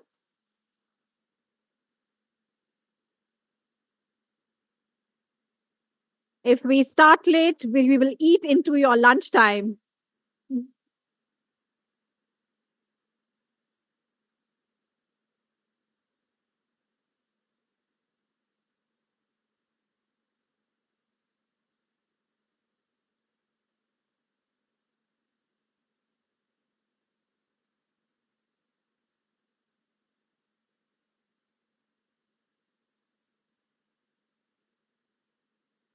Okay, starting with the second thematic session on digital infrastructure and solutions.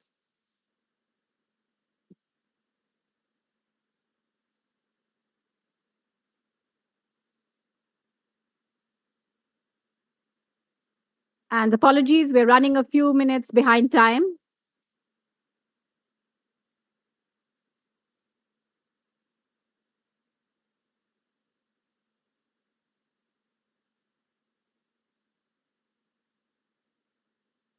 On the lighter note, which reminds me, there's a joke that says the problem of coming on time in a conference is that there's nobody there to appreciate it.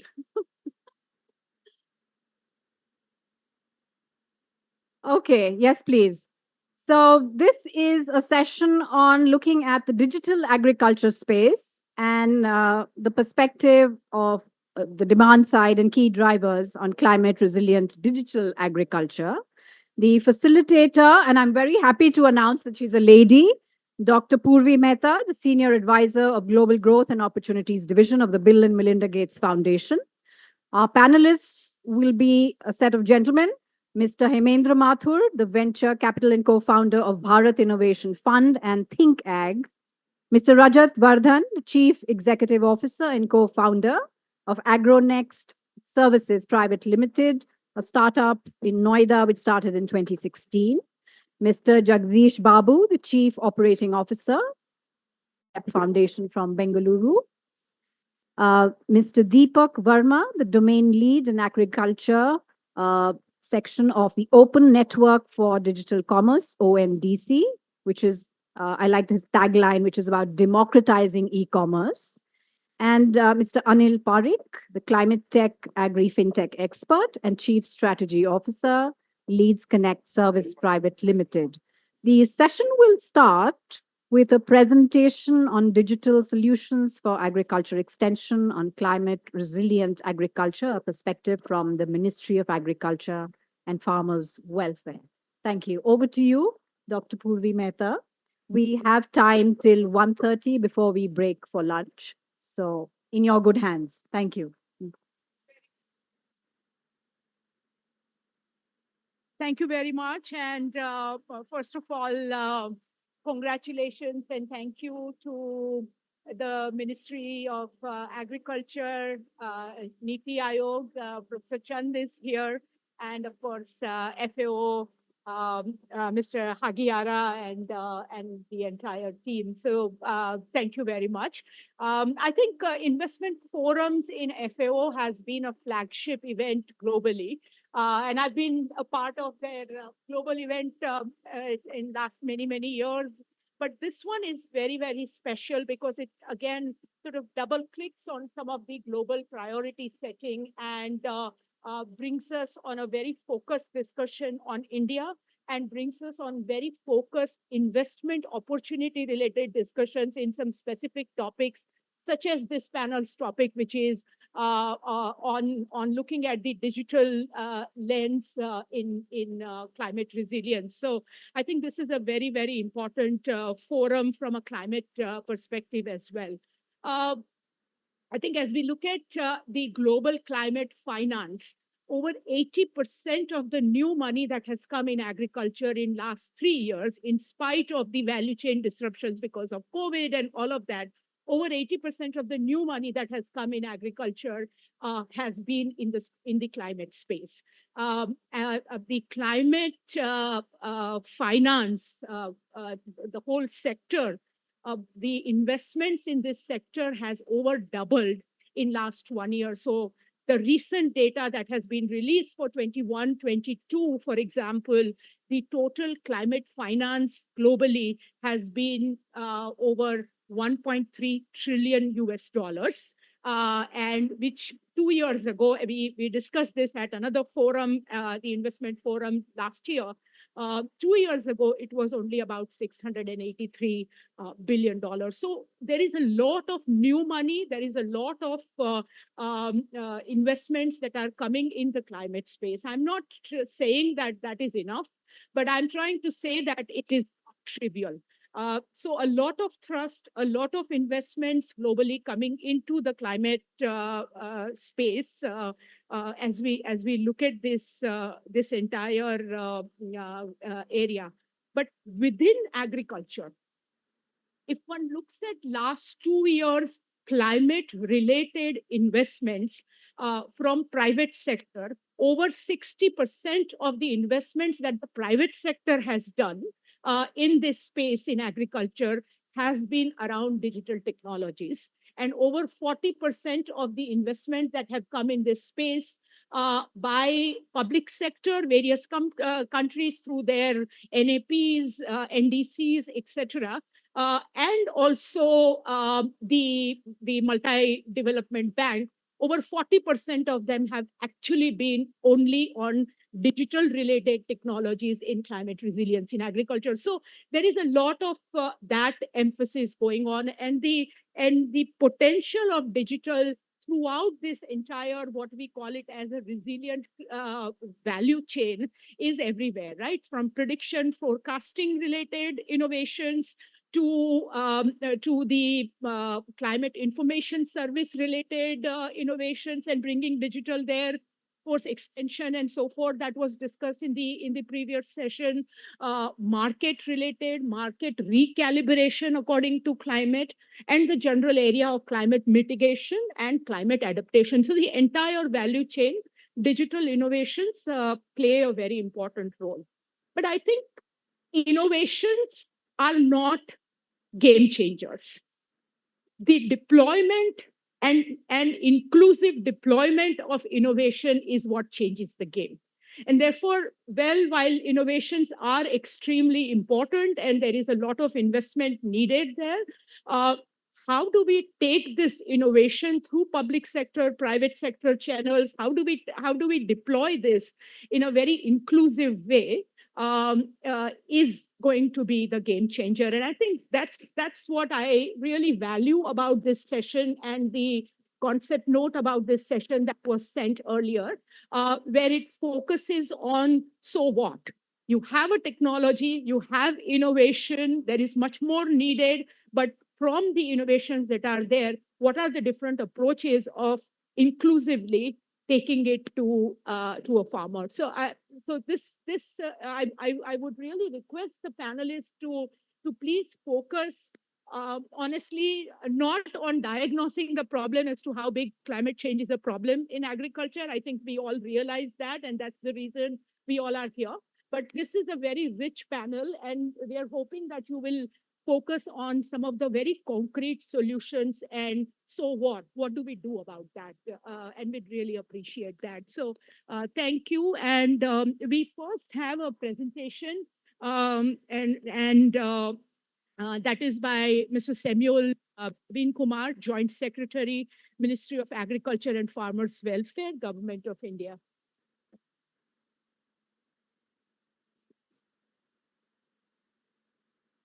Oh, okay. So you're going to be, okay. All right. I was told Mr. Samuel was to make up, is he coming online or something or? No. Okay. All right. So thank you. So Jagdish, over to you. Jagdish, of course, we know is a COO of Xstep Foundation, and again, a very solution-oriented people. So we like to hear solutions and guidelines from you. Thank you, Jagdish. I think so. Unless you have slides. Yeah. Yeah.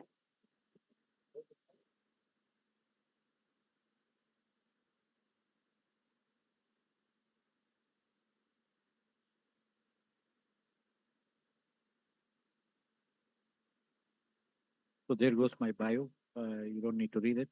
It's not readable. So can you please load the slides? So brief introduction to myself. I'm from Xstep Foundation. And in some sense, this presentation is between me and Samuel, Joint Secretary Agriculture. So you can think about it that way. So the question that I'm going to touch upon is, so what? If you have innovations, so what? That's a very interesting prelude to this session. So in some sense, we have a lot of innovations out there. How could we kind of take that at scale to the farm ecosystem, the agro ecosystem? That's the idea of Vistar. The idea, the acronym stands itself explained as virtually integrated systems to access agriculture resources. It's like a phenomenally nice acronym, right? But what is it about? In broad sense, now the basic idea that if you're a extension worker or a farmer, water everywhere, not a drop to drink. That's relevant to me in my context, in a way that I can understand and appreciate, and help me to build a practice of. In many ways, climate resilience is about shifting the practice. Shifting the practice of what you do is not just about information. It's actually about shifting your body practices at scale, across the village and across the whole ecosystem. So to that extent, the information has to be extremely contextual, and that's the broad need that's been addressed here in a climate resilient way, in a gender inclusive way. So broadly, um, if you see this visual, in some sense, the wisdom that one needs to inculcate is a combinatorial effect in some sense. So it's not uh, A plus B is equal to C. You really have to look at how could I combine all that I have to create, generate, transmit the wisdom that we talk about here. And as you know, this information is all over the place. First of all, extremely verily invested, very well researched, and profound knowledge, insight, information is everywhere. How would we combine all of that in a contextual manner to deliver to that person on ground using the basic technologies that we would have, is the larger idea of Vistar. Okay. So in some sense, it's DPI, powered by open source technologies, leveraging AI, powered by AI, and to achieve the larger idea of climate resilience agriculture through shifting the practice, focus on shifting the practice at scale, right? So this is about the scale of the country and leverages the principles of DPI. So if you see, this is a little bit of a loaded slide, but broadly to give you an idea of what Vistar is, on one side, you have all sorts of knowledge systems, such as data, knowledge, insight systems that exist all over the place. I see that slide is got a little deformed here, but the middle box talks about advisory and advisory and content services, such as, for example, advisory services on the supply side. On the demand side is extension workers, farmers, and the entire agriculture ecosystem. How could you combine all of this, like the other picture I showed you, to provide insights to the extension workers and farmers? That's the larger idea of Vistar, leveraging the existing DPIs, both the language DPIs such as Bashini and other additional DPIs. So you'll ride on them to achieve the scale that you need to reach all parts of the country, right? So this is the larger idea of the network that we talk about. In some sense, the network is a very thin layer, as you can see in the middle. It is powered by protocols and specifications exactly along the lines of ONDC, which is about a network. And so if you have to think about it, it's not an application, not a platform, but a network that provides an extremely federated architecture and an inclusive architecture, providing a level playing field for both the way I call it Samaj, Sarkar and Bazaar players to come on the network. That's the larger idea of Vistar. Goes on the principles of DPI. I will not go deeply into this, but broadly the ideas that I talked about, extremely minimal, thin layer that helps us to govern better at the scale of the country, but adhering to some of the larger principles.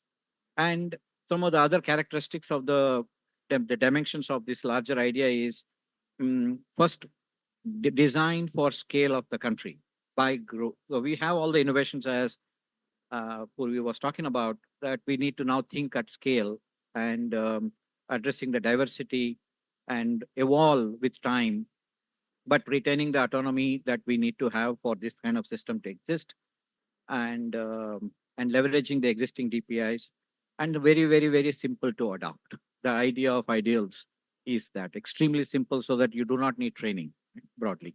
That goes a little bit more into some of the principles. And finally, the opportunity with Vistar is it's essentially an opportunity to participate, to shape the network. Network is all of us. It's not an offer. It's something that we have to create an offer out of. And there are many possibilities for contribution.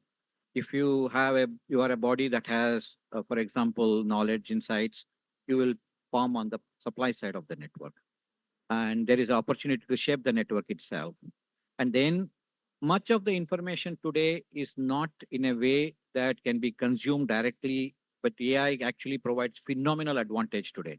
So the power of AI can be used to contextually present relevant information, accurate and relevant, trustworthy information in a very bite-sized manner that can be easily consumed, so that the practices, there is a hope of shifting the practice. If there is any hope of shifting the practice, it's not about sending a complicated document, but in a very contextual, local language advisory that can go to the person in a very bite-sized manner. That is the possibility of AI.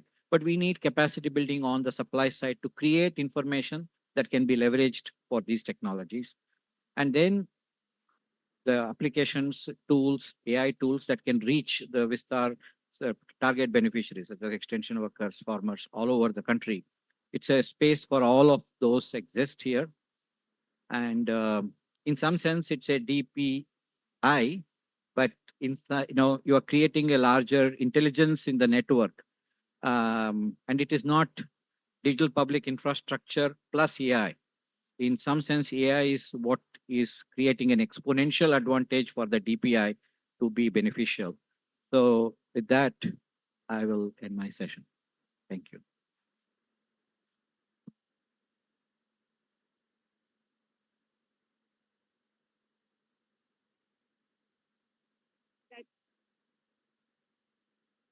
Because there is a lot of experience in this room, and it would be good to have more time left for that. I'll go to you, Hemendra. Hemendra Mathur, venture partner and co-founder of Bharat Innovation Fund and Think Ag. Thanks, Purvi, and thanks, Sapio, for organizing such a wonderful event. Yeah, I think lot of points have been discussed in the previous panel, and I think Jagdish also made a presentation. To me, if you have to solve for climate, clearly digital agriculture has a role to play, right? And that is driven by the fact that the kind of digitization that we have seen in agriculture in last 5 to 8 years, and what we are going to see in next 10 years, I don't think that we have ever seen in the history of agriculture in India, or probably in the world. So how do we leverage this power of digitization, right? And a lot of it is driven by entrepreneurial energy, 3,000 odd startups in the sector already, thankfully, some capital also coming in. So I think, to me, if we look at from a climate lens, little enough innovations to improve water use efficiency, to improve soil health. There are many entrepreneurs sitting in the room. Rajat is one of them, working on it. A lot of interesting innovations around weather data, weather forecasting, etc. But to me, if you really want to make it more attractive for private capital, we need to invest a lot in the public infra, right? And you know, what UP has done to fintech, we need to find some sort of digital public good to make it attractive and interesting for the private sector. And to me, one of the possible solution is to think about a climate stack, which brings together soil data, weather data, and the water data. To me, these are three very critical components. One can argue water is part of soil, water is related to weather, but I think water is very sensitive parameter, so maybe worth having a separate focus on it.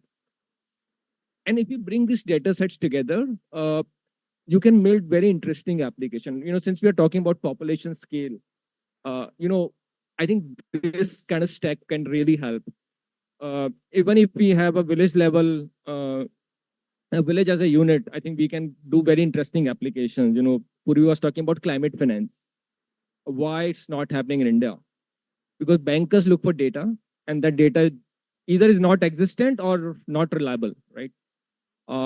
And as I always say, that there's an incentive for farmer to pay on time, pay early. He gets a interest subvention, but if he saves 1,000 liters of water, what is the incentive for the farmer? Is banker rewarding him? Is anyone else in the value chain rewarding him? Probably answer is no. So how do we build those incentives? And that's where climate finance becomes very critical. So I think one of the derivatives of this climate stack would be a climate risk index to start with. Again, maybe at the village level, very difficult to do at the farm level to begin with. Thankfully, government is setting up weather stations in every block. You have a lot of soil testing, sort of innovative technology, which Rajat can talk. There's also Krishi Tantra team in the room.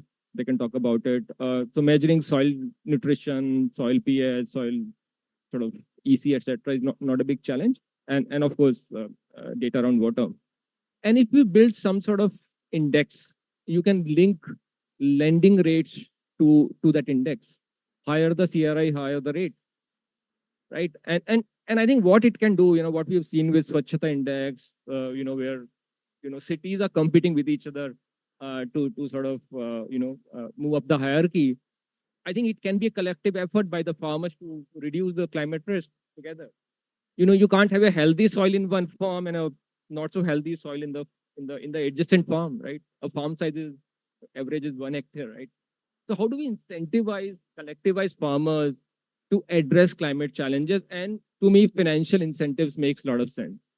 If his or her interest rate can come down from 9% to 8% or something like that, basis some climate intervention, it can do wonders.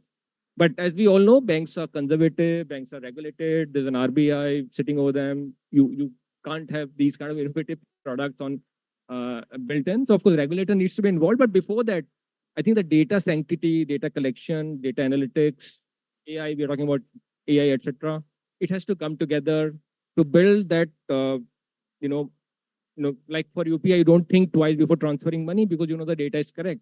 So we need to build those stacks, and whether we like it or not, government is the key player or is the only player probably who can build these data sets. Of course, private sector can involve in collection, analysis, reporting, etc. So I think that's one application I can think if we build this kind of stack. Second very important application, go to any village. The one thing which farmer checks first thing in the morning is the weather data. Right. And again, there are multiple startups, there's WRMS, there's RMSI, there's SkyMat, all of doing great work. But how do we build standardized advisory for farmers? And that can only happen if we have these kind of stacks where it becomes easy to collect the data and transfer the data. And thanks to digital adoption by farmers, of course, there are multiple reports around it, but on an average, 10-15% farmers have digital tools. So even if we start with, let's say, 15-20 million farmers, that's a large number who can get accurate, timely, actionable weather advisory on time. I think it will be a game changer because that's the need of the hour. So one day I'll stop here and get from other panelists. Thank you. Thanks, Hemendra. We now move to Rajat Vardhan, CEO of Agro Next.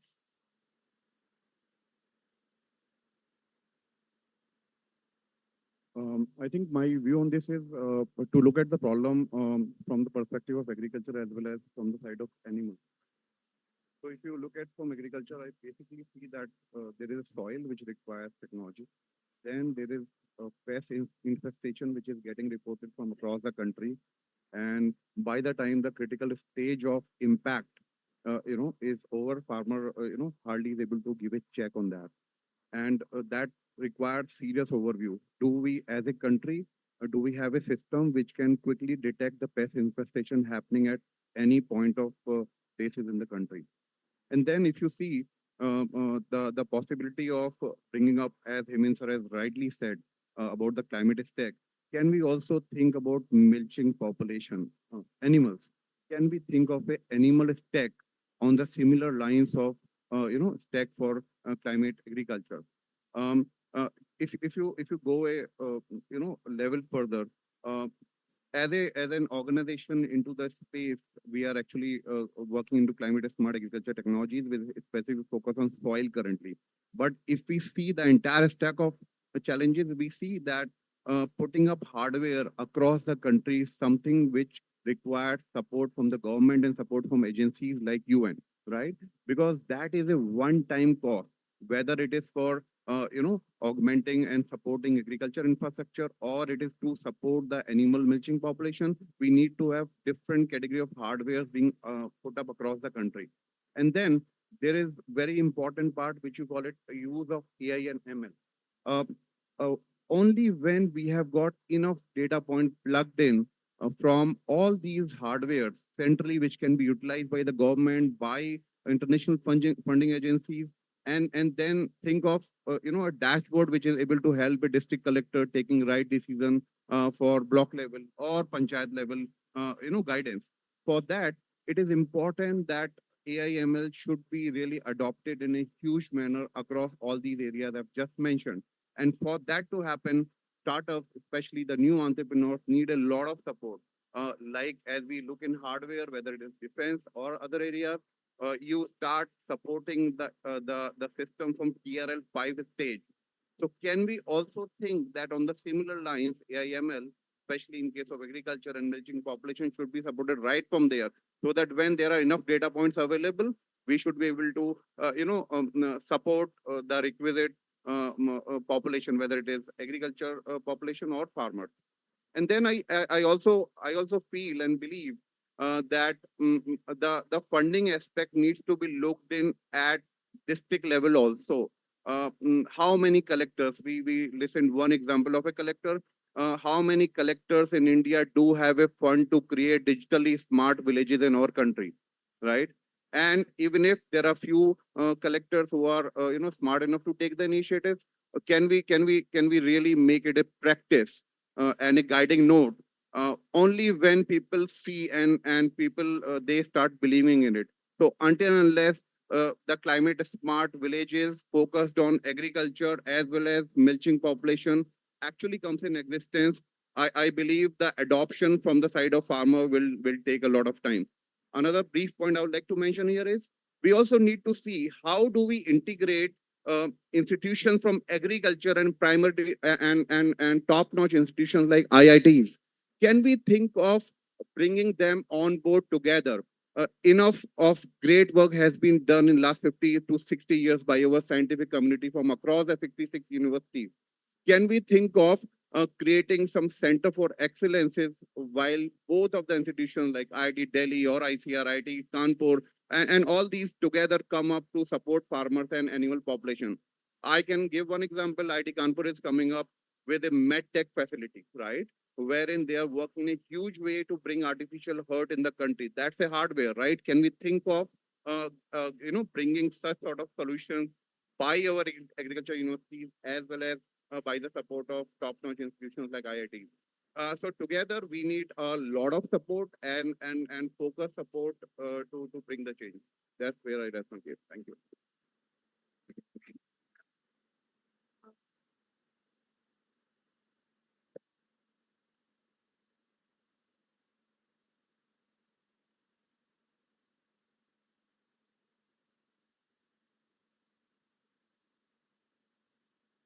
Thanks for the introduction, Dr. Mehta.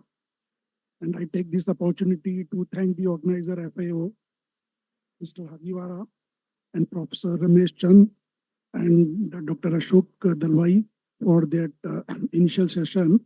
And I would like to take it from there where Mr. Hemendra Mathur was talking about the data, and he was talking about the climate stack. Actually, before that, as the title is that digital infrastructure and solution, and we talk about digital data, as we know, data is the new fuel. So along with the data comes the use responsibility. And first of all is the authenticity of the data or the data aberration. As we all know that wrong data will, of course, will lead to the wrong advisory and all that. So my idea is that actually digitization or the use of digital technology in agriculture should be the enabler, because we all know that if given choice, farmer would like to deal with the people and the product and services which he can touch or feel.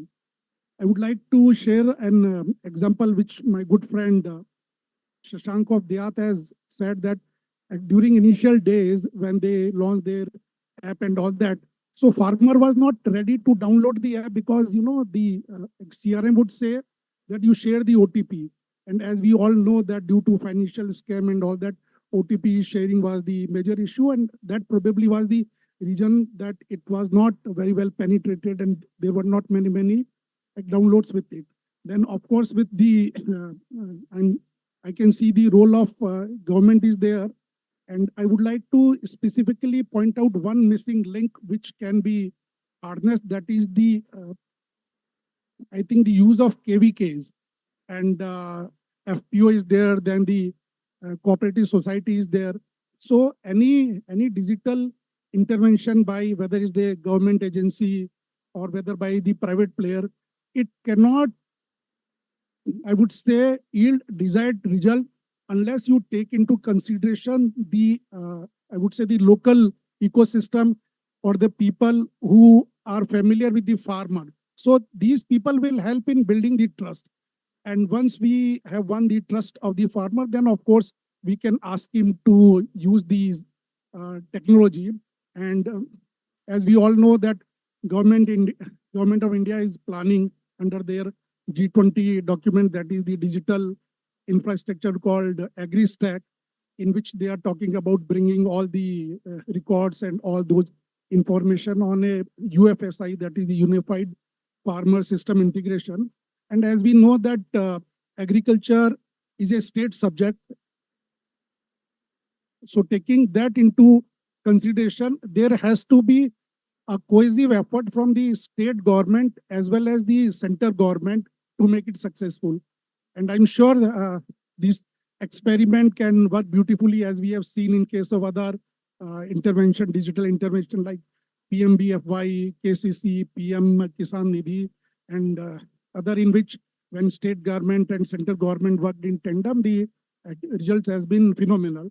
Then the role of the central government would be finalizing the SOP or the guidelines, and then of course the you can say the guidelines for the UFSI or the climate finance into the play.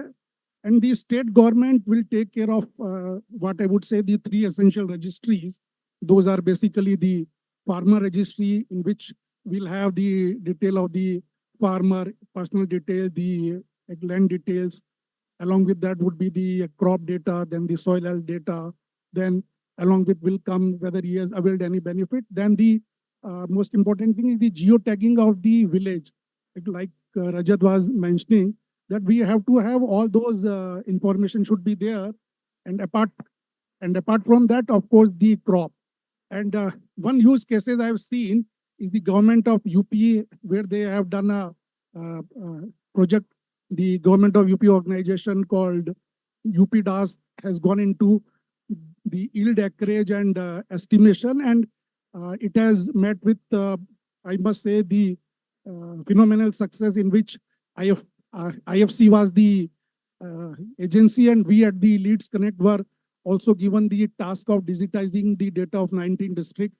And this intervention would be applicable for 3 years across 9 seasons, that is 3 seasons, Rabi, Kharif, and Jai for each year. And apart from the digital know-how, that on-ground data would be there. So we at Leads Connect would like to make it sure that using our digital infrastructure, as I've told you, that there has to be an amalgamation of digital and physical. So physical infrastructure of our Agrani Kendra, which we are planning to open, in which will take care of all three pain problem of the farmer, that is the market linkage, then the availability of the loans and input, in which I'm sure platform like ONDC would be the game changer. And using Agrani, we will make sure that the farmer and the agriculture practices would be sustainable, scalable, and it will bring more prosperity to all the stakeholders. Thank you, everyone. Thank you. Before I go to JB again for a few very quick additional remarks, let me take it to Mr. Deepak Verma, lead Ag Open Network for Digital Commerce. Thanks, Purvi. So I'm not sure how many conferences I have attended where so many of co-panelists have supported a digital public infrastructure, and specifically ONDC. I think so. Those of you who are not aware, you can visit our website www.ondc.org to understand how we are doing it. I will come to the question here. In my opinion, whatever solutioning we talk with respect to farmers, farm sector, I think there has been enough solutions, enough research, enough knowledge which exists. The problem is how we will reach these 150, 160 million farmers. India is a vast, diverse country with geographical differences, culture, language, everything is so varied and different that to reach out these farmer groups itself is a very large product for any technology or solution. Second problem which a farmer faces wherever weather advisory or any kind of technology, there's an overburden on a farmer. Right? As a farmer, I'm supposed to go through 10 soil testing application, figure out my soil test report. Then I have to go to some, let's say, e-commerce application, figure out what should I buy. Then I need to go to some other extension service program to understand what are the repercussion, how to use it. So even at a farmer's end, he's finding this information spread across different platforms, some physical, some digital, some phygital, and it's very difficult for them to collate this and make a common view. So these two problems, I think ONDC as a concept, as an infrastructure, solve this this naturally, right? So what ONDC does, ONDC connect providers of information, goods, services versus with people who want to use it, right? So using ONDC, we can actually see a scenario wherein, let's say, 100 different applications, each having 1 million farmer, 1.5 million farmers, bringing all these 150 million farmers online, on digital universe. And each one of them may have a different interface, different UI, different UX, because they are catering to different group of farmers. At the same time, the network allows application services companies to collaborate on the go using APIs and provide integrated solutions. Just to give an example from today's, what is more talked about, like food delivery, right? So when someone is ordering a burger on ONDC network, then there are three different entities. If I'm on Paytm, if restaurant is on Magic Pin and delivery boy is on Dunzo, then these three different entities are delivering one single order in a coordinated way without breaking the chain. So similarly for agriculture, if we have a advisory stack, we have someone like uh, Agronex providing soil tests, someone like Dehat selling inputs. So at some point of time, we need to integrate all of these so that at the farmer's end, it is not a work in itself that he has to, move through 10 applications, 20 physical applications and figure out what I want to do. So ONDC can actually collate all these different information points, transaction points, and move beyond information. So at another problem which I've seen, that farmers says we have information in some conference we have this should be used, how it should be used, but availability of those particular ingredients etc., is also a problem. So I think unless as a technology, as a platforms, we are able to give a unified one-stop solution to a farmer on application of his choice, right?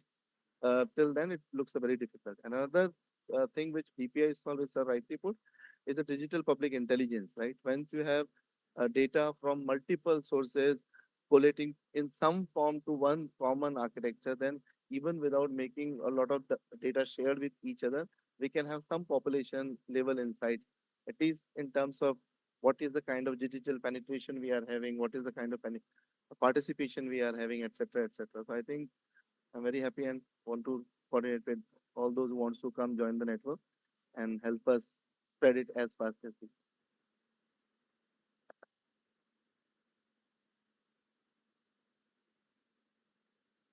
पूछे भी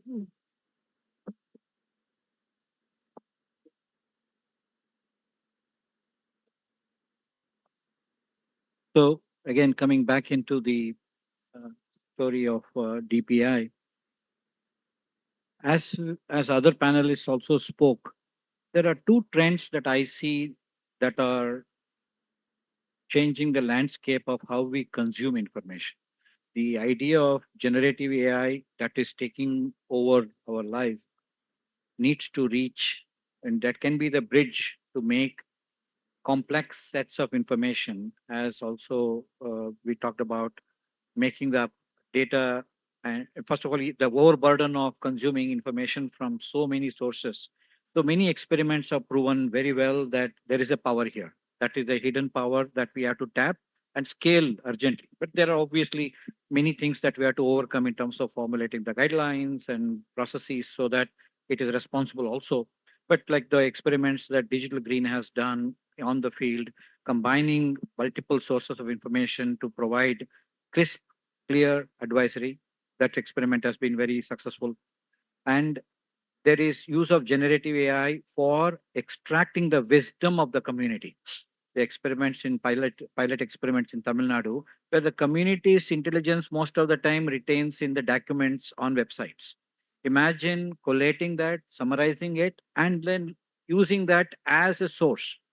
So where information is spread over all sorts of places, there is a possibility to use technology to mix it and to create wisdom out of it. It's a big possibility that did not exist before. I just want to call out that moment that we are right now is very different from what it was, let's say, last year itself. Okay, and it's changing very, very fast. So either we take another 10 years to adopt it, or actually leapfrog to make that as a part of the larger infrastructure available to every farmer, extension worker right away. But that is not one app. It should not be one app, as was pointed out. In order for hundreds of applications, tools to become available, one has to create a DPI where it is an information DPI, not AI DPI, where information such as data, research knowledge, advisories is available without integrating that into one platform. We cannot have one platform for the country. We got to have a network where information network powered by API, AI on the edges. So imagine hundreds of applications that combine the information in innovative and responsible way to serve the needs that they have. A coffee growers application, a millets application in Andhra Pradesh, in certain regions in Rayalaseema only. That application mixes the information in a particular way to serve that community, and it is very different from Chikmagalur coffee application. Imagine that possibility. That is the innovation edge that we are right now. Thank you. I think that's a very important point on what do we do with the information, right? And how do we sort of tailor it to what makes sense to the farmer, and that also sort of responds to the point earlier on what is the incentive for a farmer to get into these kind of investments. So thank you. I think before I open it to the floor, I have heard four themes here among these panelists. Number one is climate stack, which is to not individually look at various innovations and various dissemination technologies, but stacking it and bundling it. And so I think that is very important. I was really also glad, Rajat, that you brought livestock sector, because if one again looks at the climate services per se, over 80% of the climate services are actually, and this is FAO data, are towards crop related work. And so bringing in livestock as part of the stack is going to be very, very important. And not just Teeny Swani is here somewhere, and she will remind that it's not just about the dairy sector and large ruminants, but also bringing in small ruminants into this sector, which is something that's really required.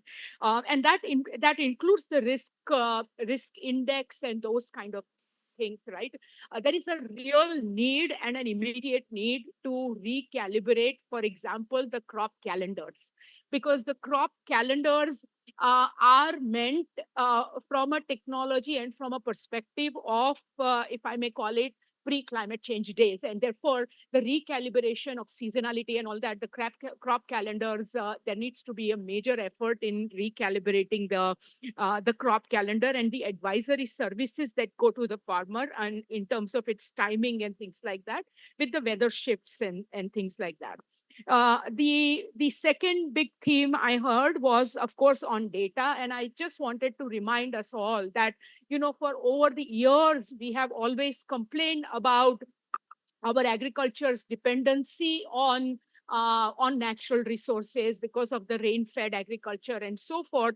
Let us also be very aware that our agriculture's dependency doesn't, again, now that the natural resources, it does not shift to dependency on or over dependency on data. And therefore, data access by smallest farmer, especially in the whole arena of data monetization, I think is going to be very, very important.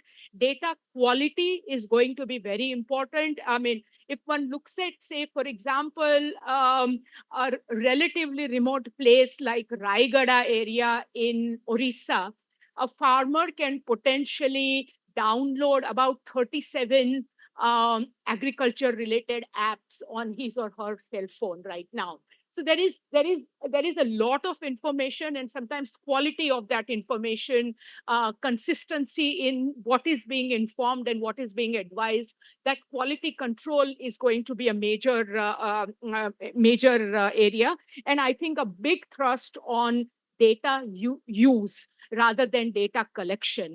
There is too much effort on data collection and bringing data and monetizing data and all that, but data to do what is a big question that we need to ask. And the last one, of course, is on one reminder, again, as FAO being the co-organizer of this event, data also is a kind of an equalizer around the world.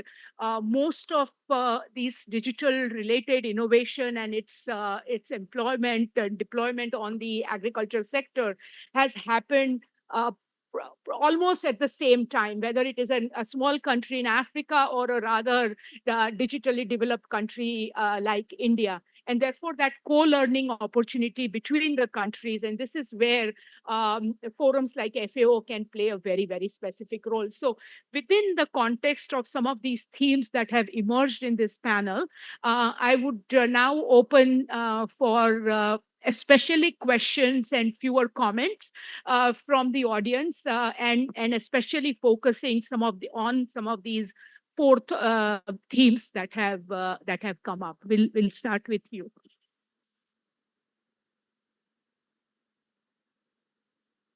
First, I'll introduce myself. I am co-founder for the Kisan X. And before I ask direct question to Deepak ji, I'd like to compliment what you said, data is an equalizer. I think it's a very, very big, tall statement to make, Congratulations. My direct question to Deepak ji is, though he has taken enough pains to explain ONDC, but I'll ask a fundamental question. Maybe I have not understood it. I'm really sorry. that what exactly is the vision of ONDC when in the marketing parlance, if I were to say that from farmer perspective, farm gate to fork, when he's trying to get into his marketing initiative or journey, when already APMCs of the world, traditional routing is there, how exactly ONDC wants to take them into this, hand holding in terms of being government initiative, in terms of both supporting them as well as respecting the traditional routing. Thank you. Thank you. I'm going to collect a few questions and then open it for the panel this side.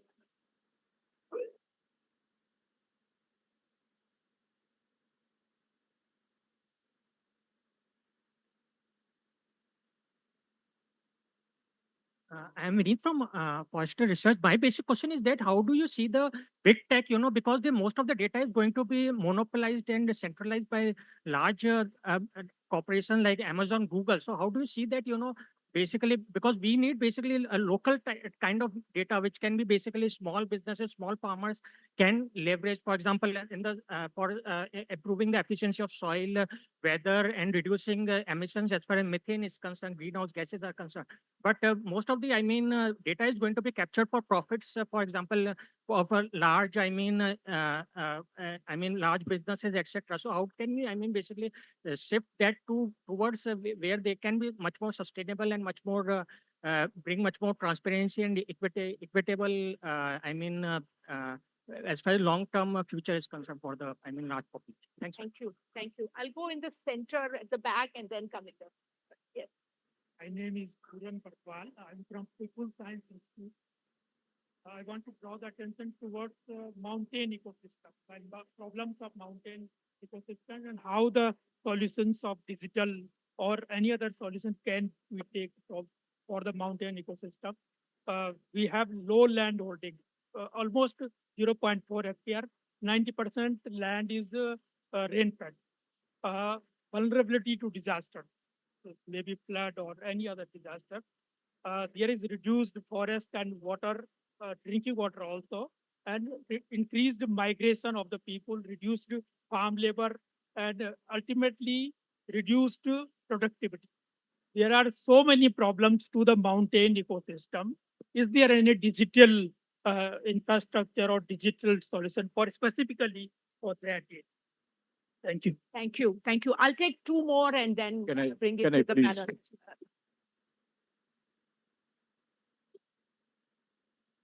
Thank you. Hi. No, I have it, someone here. Sure. Thank you.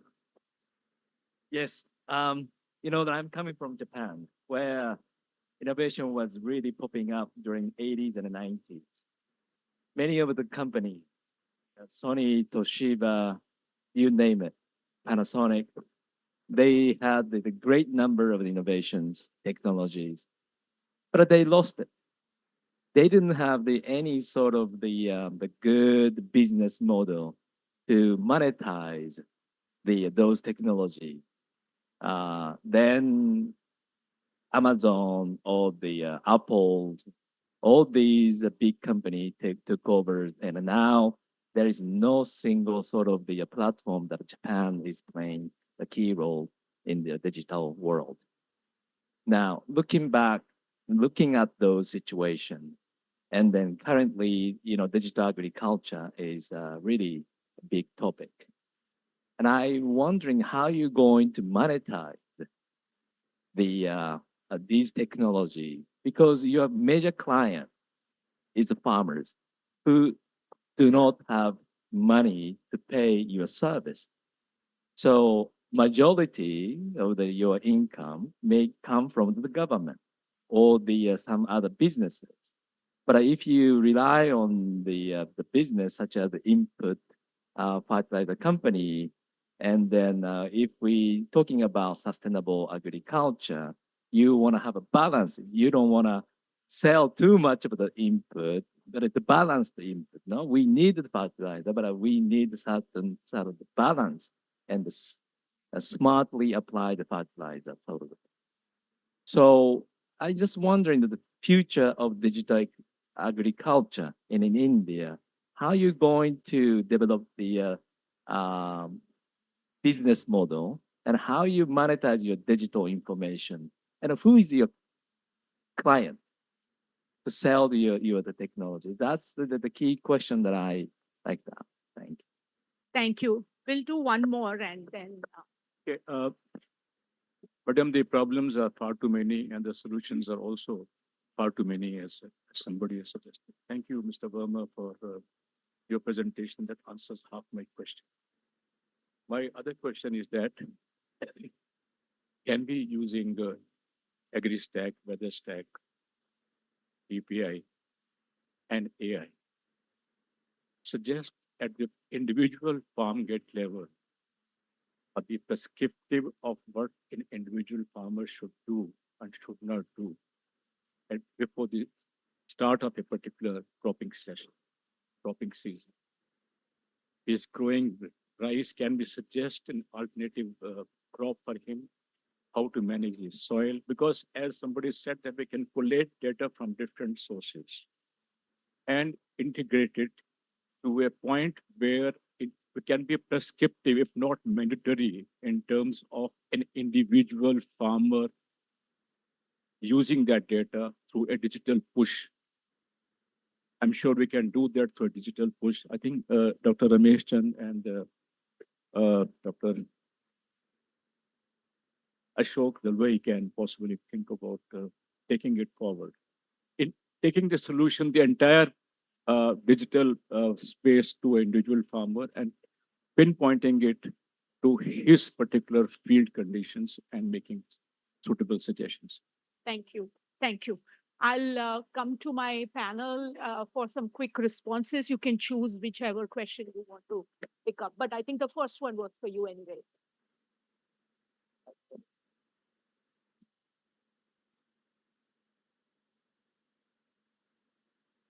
Hi. So to your question, I think the objective of the ONDC, as ma'am also mentioned, is the democratizing e-commerce. And now, what does that mean? So current e-commerce. If you see e-commerce in India today, we are somewhere around 6 to 7% of the total transactions is happening online. B2B, that number goes to 1.5%, very minuscule number. If you compare that to China, Indonesia, etc., they are at 20-30% kind of a number.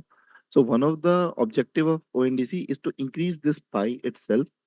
And I think the bigger objective is today, if you want to see e-commerce penetration in this country, then electronics versus agriculture inputs will tell you a different story. Similarly, if you go from Delhi to Dibrugarh, your e-commerce penetration will suddenly change as you move from larger city to smaller towns. Now, take example of electronics, which is the most penetrated e-commerce category in this country, right? And take the example of Delhi. Today, if you go to something like RK Ashram Marg or North Delhi or Gafar Market, you will find many retailers who will have a better price than Flipkart or Amazon. There's a possibility. On certain mobile phones, they will definitely have. Today, all of this e-commerce electronics volume in Delhi is largely either Cloudtail on Amazon or a Chroma or a Sangeeta mobile. So whatever progress has come to selected large sellers in selected geographies, in selected categories. So one of the objective for ONDC is, can we make it more omnipresent? And that will take time. That will not happen immediately. And the way we want to solve it through the model, right? So the model is open DPI based ecosystem, which makes entry of new players easier. So today, let's say you want to aggregate food sellers in some smaller city, right? You go there, you onboard this 100, 1,000 sellers. Now your problem will start from there on a typical e-commerce system, from where you will get a buyer. Today, ONDC allows you to that stack, right? The buyers are already there on buyer application. So today, let's say you are bringing sellers and you are just bringing 10 sellers. I'm a large enterprise, I'm bringing 1 million sellers. Now my 1 million sellers and your 10 sellers are on equal footing. They have an equal chance on coming on a search, right? So this incentivize many people to bring any seller. So in a typical e-commerce sense, if I'm building, let's say, a competition to Flipkart, so unless I have 1 million SKUs, I don't have a business case. Herein, as if you are getting sellers, even if you're getting one seller, that one seller has the same opportunity as the million sellers from the other guy, right? Both of them will be visible on Paytm, PhonePe, where are they are visiting. Their ratings will be independent of application through which they are coming, etc., right?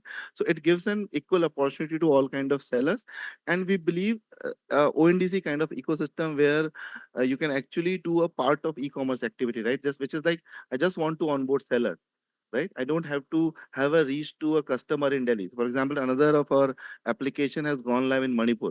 Now, this gentleman has been is a GE engineer, worked for 13, 14 years, gone back to Manipur, created a POS solution for their local retailers. Now he want to connect these Manipur-based sellers to India, right? He has a good access to technology, he understand local culture, he has access to those Manipur sellers. Now, without ONDC or any DPI, he can get them online, but finding a buyer in Noida or Delhi would be impossible. I mean, there will be no other way, right? Today, he can just focus on what he is good at, focus on these Manipur sellers, and a buyer in Noida is already acquired by Paytm, or someone else in Delhi will acquire that buyer who can ultimately be able to transact from that buyer. So this is why we think more players will come in and make it a vibrant field wherein different people will work on different geographies.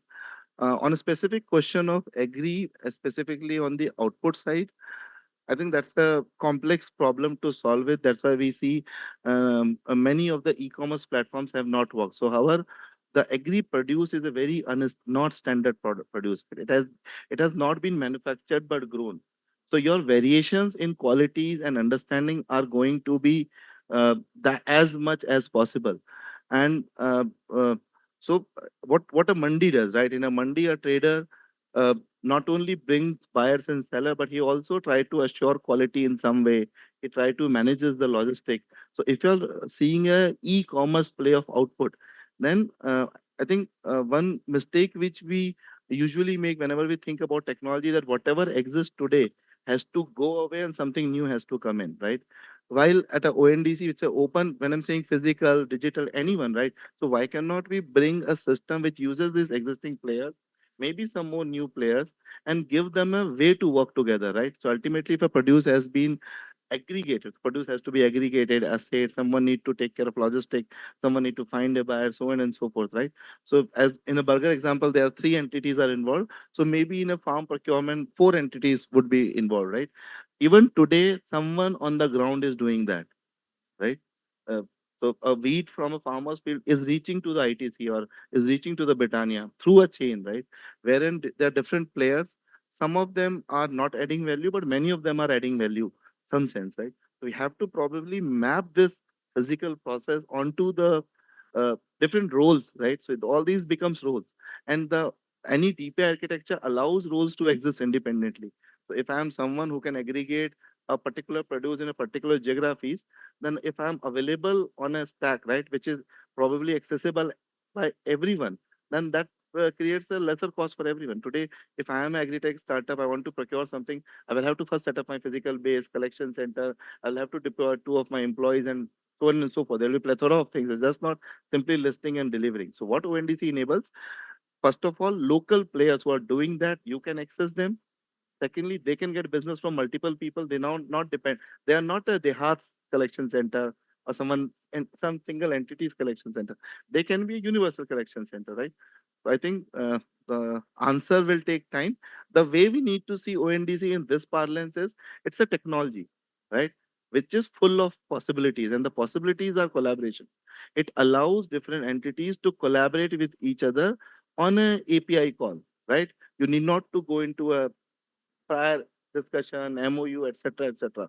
If this exists, you can exist that, and then we all need to build solutions how we enable use cases.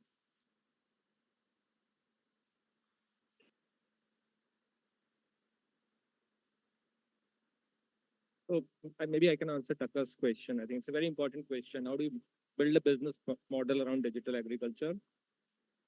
Frankly, there's no startup in the world who's crossed $10 million worth of revenue selling data. So that's the fact of life. So you have to sell products and services, right? And again, if you are primarily trading, each lot of mandis in India are $1 billion worth. You can build a $1 billion GMV with 2% trading margin. So it may be attractive to some VCs, but probably public market is going to discard the valuation which private investors are giving. So it ultimately boils down to what other intervention can you do? And to me, the physical interventions become very critical, whether it's your own products, proprietary products, imports, biostimulants. If you're an agri-input e-commerce platform, if you're an output platform, can you build some sort of brand, B2B, B2C, which can give you better margins? Or if you can get into some sort of processing, which a lot of startups are anyway pivoting to, some farm level sorting, grading, packing, dehydration, cold room storage. I think that's how the business start becoming more interesting and sustainable. Unfortunately, what happened in COVID, that there was a temporary product market fit and everyone thought that digital is the way to go. And it took away from the physical intervention that we need. So I think we need to be a bit more balanced. You want to create a business model. And I think that comes to the question on personalized advisory to farmers. I think there are enough tools which can do it, but who's going to pay for it? So again, we have seen some value chains, especially fruits, pomegranate, apples, some spices, where farmers are willing to pay 2,000 rupees a month or something like that, or 500 rupees a month for that kind of advisory. But majority of farmers are not willing to pay for it, right? So again, I think it's a challenge of creating a business model around it. The last point on the monopolization of data by likes of Google and Amazon, etc. If they had to do it, they would have done it by now. So I'm very sure, and then I think a lot of startups talk about it, VCs talk about it, about monopolizing sort of the ecosystem. The largest startup in the country is not even 0.001% of the farm output. So that's the potential. So I don't think we should worry too much about monopolization. And even if Google has to give a farm advisory to farmer, is he going to trust the government or the Google? And Google doesn't even know who the farmer is. They can capture the crop signature, they can capture the farm boundaries, but who the farmer is, I think that's ultimately a lot of data has to be collected from the ground. So that's why I believe that we shouldn't worry too much about monopolization. In fact, these guys can be some sort of system integrators, right? And no farmer is going to download 50 apps. What ONDC is doing on e-commerce, these guys can play the role of system integrators, which can give platform to a lot of other innovations. I'd like to just add to the question of monetization. I'd like to share my own experience how we have done it. So we have got a hardware which can rapidly test soil in 90 seconds only. So what we have done is, along with the hardware, we have realized that it is always the service, and the service has to be really, really affordable.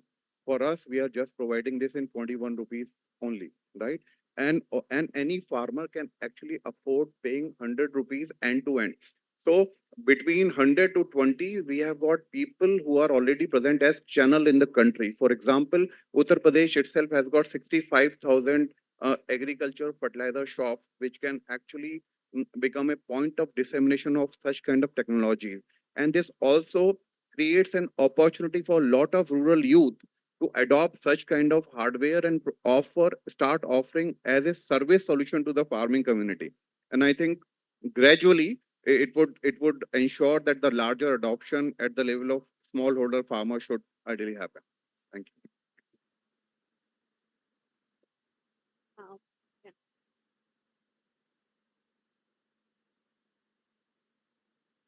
Maybe we'll take So one question on the personalization. In some sense, the theme of this session being both climate resilience, let's say practice. One key insight that as a farmer myself, I have a need for a personalized, relevant to my agroclimatic zone for my practices. You don't need to know everything about me. In some sense, there is a lot of aggregation of personal data of farmers to provide value. But if I know this much, can you tell me that don't go for this paddy crop, finish with this paddy crop, because you can harvest before the rains that come in unseasonal fashion, for example, or let's say cold before the cold ends, harvest the wheat. This kind of crop works better than this. That advisory on ground is very difficult to get. So to that extent, combining variety of information sources relevant to that agroclimatic zone for that kind of a crop variety is feasible today.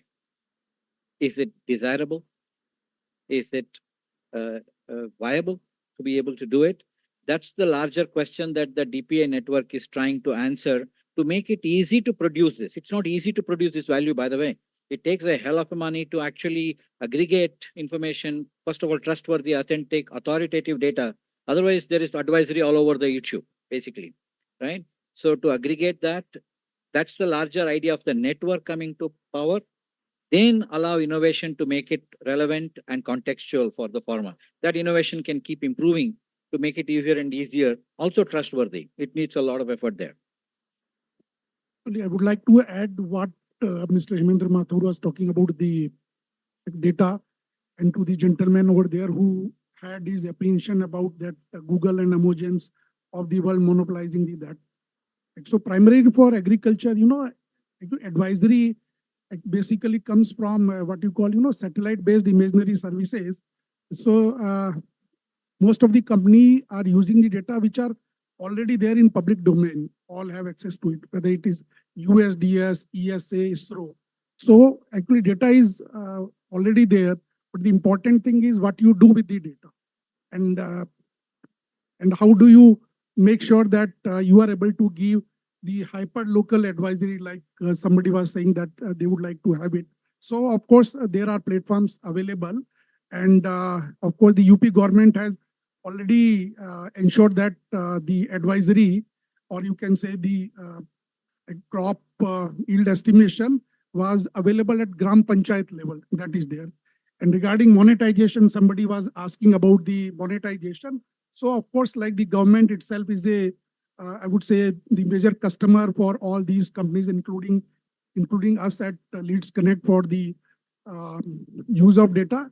And apart from that, using our own AI ML, we have developed the proprietary algorithm, and we are working on something called individual, you can say, the credit score in case of farm. We call it ACS, like you have CIBIL.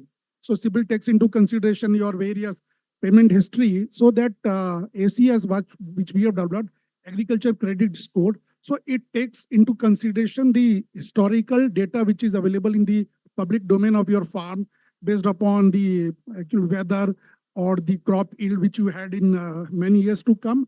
And it will be able to predict the credit score.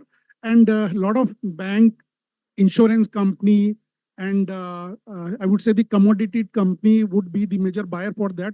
So there is a substantial amount of that is there. And like Mr. Hemendra was saying, for individual farmer, as we all know, farmer would not like to pay for the advisory. So what one has to do, and what we have been done, we have made a, you can say, the blended product. Along with the input, we give the free advisory service to the farmer. And of course, regarding output also, in case a farmer is using the app and all that, he keeps on getting the advisory free of cost. Thank you. Thank you very much. And to briefly answer, Mr. Hagiwara, your question, one of the very intriguing point also is that farmers historically in any countries in the world, including India, have asked for subsidies and benefits from the government on inputs, on everything, including a lot of panelists have said their reluctance to pay for knowledge and things like that. We hardly have any examples around the world where the farmer has come to and asked for subsidy to pay their telephone bills. It's because they see the usability, they see the value of these digital tools becoming a very powerful farming equipment, if I can call it that. So I think there is absolutely a value. A very important role the governments can play, and Professor Chand, you being one of the leaders in that, is to have some kind of a quality control body for what information is being taken to the farmer and what data is being collected from the farmer. I think we really need a strong quote unquote regulatory and quality control body to be able to do that, because this is randomly so much data is being collected about the soil, about that individual, who's taking it, what is being done with that data, how are they monetizing, and what is the farmer getting out of that. I think that some of those big questions is something where probably public sector can also play a very important role. I have exactly 2 minutes left. We can take one quick question if it is half a minute, and I'll give it to the panel to answer it in 1.5 minutes. How about that? Please go ahead. Oh,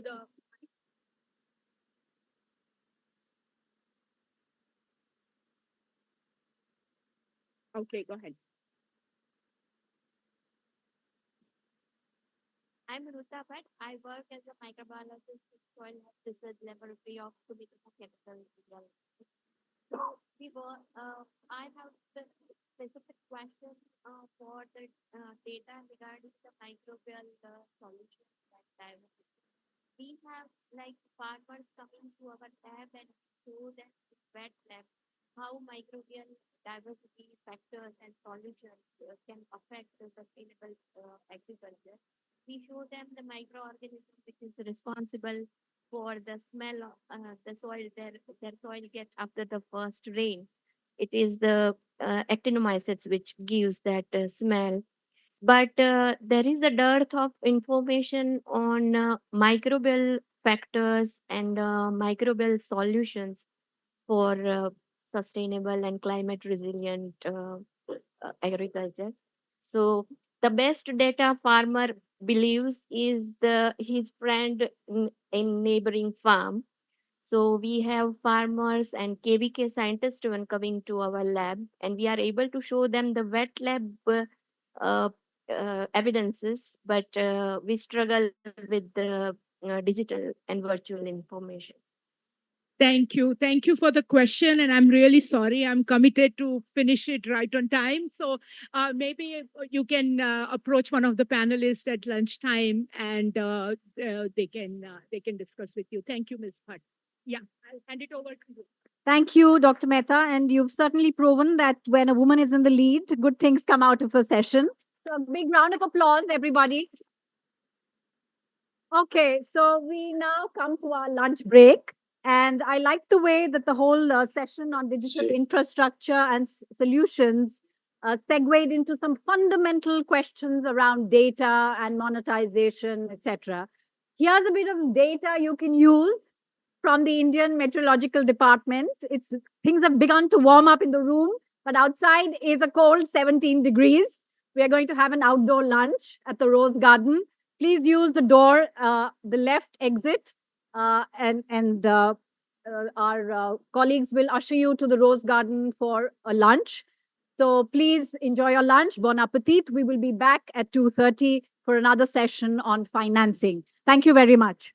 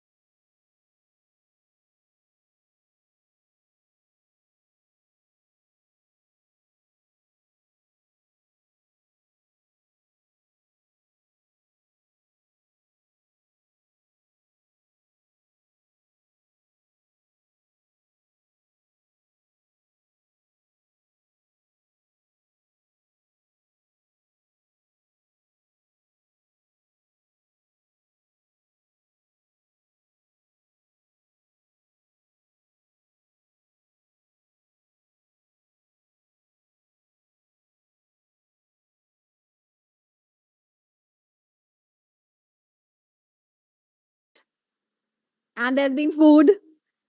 Yes, and now it's time to get back to the collective thinking. May I request my colleagues usher in back the guests so that we can make a timely start?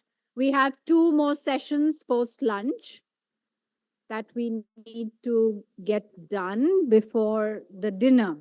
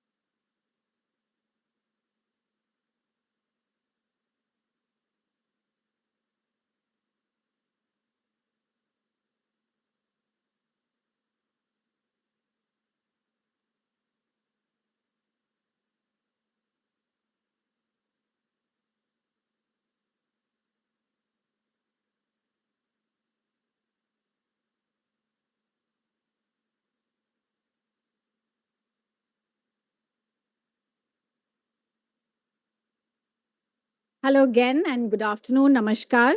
We are starting now with the third thematic session on financing climate resilient agri-food systems, the domestic landscape. And who better than to have the chairperson of NABARD, the National Bank for Agriculture and Rural Development, Mr. Shaji KV. May I welcome you on stage, please? May I also invite the panelists this afternoon?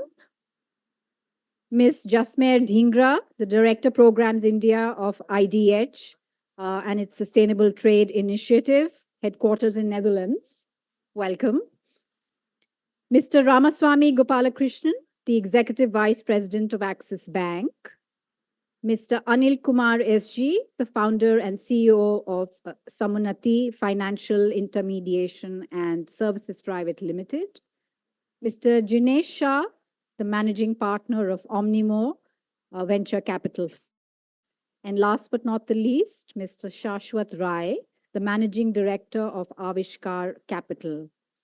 We have time till a little past 4 p.m. before we break for tea. So over to you, Mr. Shaji. Wherever you're comfortable, we have handheld mics as well.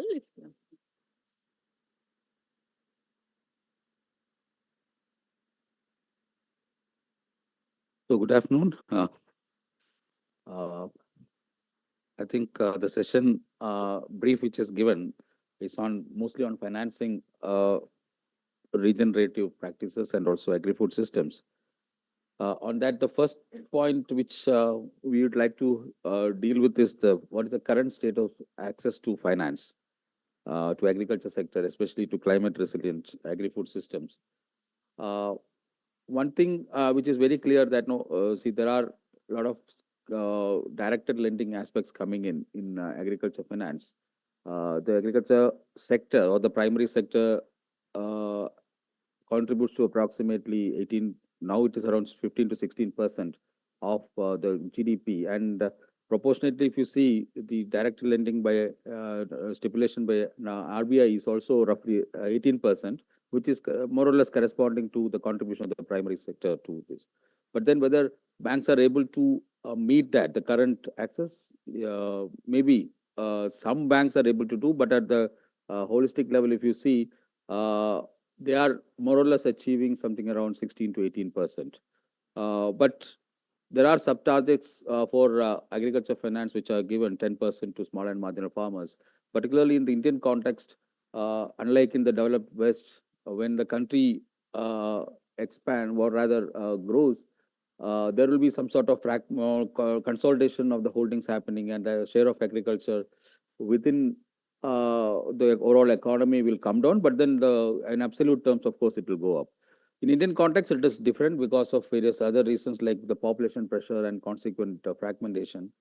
And what we in ABAD feel is that no, there are occasions where banks are not able to give adequate finance, and consequently, even if you see the NAFIS survey, the NABARD Financial Inclusion Survey, says that roughly around 30% of the Indian agriculturists are still not able to access formal finance. So, in that context, when you add the climate resilience aspect also, because forget about the futuristic thing, the present thing itself, we have issues. Even the Indian government is mindful of the fact that most of the absentee landlordism or landless agriculturists, though are taking on lease, they are not able to access finance. So, and then the titles at the field level are not clear. And banks per se want to identify first a farmer by his KYC and then link the farmer to the activity, that is the agriculture activity. So there should be some sort of identification of the activity of the farmer, and once these two things are done, then they can apply the scale, the whatever scales of finance and such other unit cost aspects and all, and they can do it. But then we are failing in the mid thing, that is the linking the person to the activity there, because most of the at least 30%, the estimate is that no, it varies from state to state, because agriculture by itself is a state subject. So a lot of state regulations will apply, and one size fit all approach across the nation also may not suffice the purpose. So in that context, we are trying. We in NABARD also were trying to how to link landless or lease land farmers to the formal financial system. There are various products available. That KCC is the one thing which is the omnipresent one, where in Government of India is also giving interest subvention. But the problem is that the actual cultivator is not able to access KCC in time, and the banks are also finding it very costly to vend agriculture loans through their branches. So reducing the cost of operation of the banks is one thing which will enthuse bankers to finance more. And in that context, we try to aggregate the small farmers into SHGs and then ALGs and all, which has got reasonable success. Not particularly in agriculture, but agriculture also is an activity which is being catered to through SHG finance and then as a joint liability group. So we actually, what we did is that 10 to 20 members aggregated SHG for lending purpose internally for meeting their immediate needs, and then branched these SHGs into JLGs, which are mostly activity-based lending, which is happening. So even Reserve Bank of India has also come out with guidelines for financing such activities. They have come out specific guidelines regarding financing Bhumihin, that is landless farmers, and then they were given the advantage of being classified under weaker section, so that banks are enthused, and also banks can meet the private sector targets by doing that. But what we have seen is that JLG financing is not picking up, because one is that the formation of JLG itself is time consuming, and branch managers at the field level, because they are having a lot of other activities, and this being smaller in terms of amount, but efforts required is higher. So they will focus on higher value loan products. So an intermediary need to be there. Intermediary can be an NGO, or a government-sponsored entity. NRLM is doing a lot of human services in that. And in fact, NABARD is also getting involved with NRLM in digitizing their operations. And there are business correspondents put through them so that no, the capacity building and such other activities can happen. Now, when we assess the climate resilience aspects within agriculture, or rather the bank assets, if you see, almost 55% of the current outstanding of the banking asset is affected by the climate activity. So they are prone to risk. And if you see that no, the 33%, roughly around 33% of the Indian economy, the primary sector itself is getting, it is vulnerable to these activities. So first of all, for existence, they need to access finance, and then also they need to climate proof their activities so that no, in future or in it's actually for real that no, the climate risks are now materializing. And one important product, which is the insurance, agri insurance, there is a market failure in agri insurance because climate thing has actually realized, the climate risk has actually realized, and as a result, the premium to be paid for such insurances are very high, and many of the entities are going out of business and they are not interested. So even though the PM Pradhan Mantri Fasal Bima Yojana is there, which incentivizes agriculture insurance companies to come into this fold, but in many states are opting out of this Fasal Bima Yojana, particularly because that no, there is no mandatory provision to cover loany farmers. Earlier, it was made mandatory, and banks were asked to compulsorily cover for KCC and agriculture is under insurance product, and insurance is the best thing to mitigate risk, including climate. And climate risk is the most prevalent risk for agriculture. And then there is no particular insurance product for protecting the yield or the weather-based insurance. Of course, a lot of pilots have been done. Many entities are coming into those activities and doing some pilots, but on a larger scale, it is not happening. So now, insurance as a product to mitigate the risk, that is one product which may help or enthuse bankers to lend more, because something untoward happening, their credit portfolio is protected. Another thing is the guarantee product. The guarantee product, which right now, there is a credit guarantee for farmer producer organizations, whereas in the case of KCC, there is no credit guarantee. In fact, we are talking to government to set up some guarantee products, at least for financing lease land farmers, where there is a need for finance, but then people are not able to access finance. In that situation, a guarantee product will be serving as a cushion for the banks to lend, particularly where no, the assets or rather the collateral are not available. So guarantee will be a proxy to the collateral. But the only thing is that we should be worried about the moral hazard issue, where the right person is getting finance. That is the one issue which we need to tackle. How best we can tackle that? That will define the success of a guarantee program. The FPO guarantee program is in nascent stages, and as I said, the collectivization of farmers through farmer producer organizations as a new entity, when they come in, banks may not be interested to lend because they are new entities. There is no credit history, so their guarantee will serve as a cushion for them to lend. And the one thing as far as climate resilience is concerned is that no, FPOs need to be sensitized for such activities, and for that, a lot of capacity building programs need to be there, which NABARD also is working on that.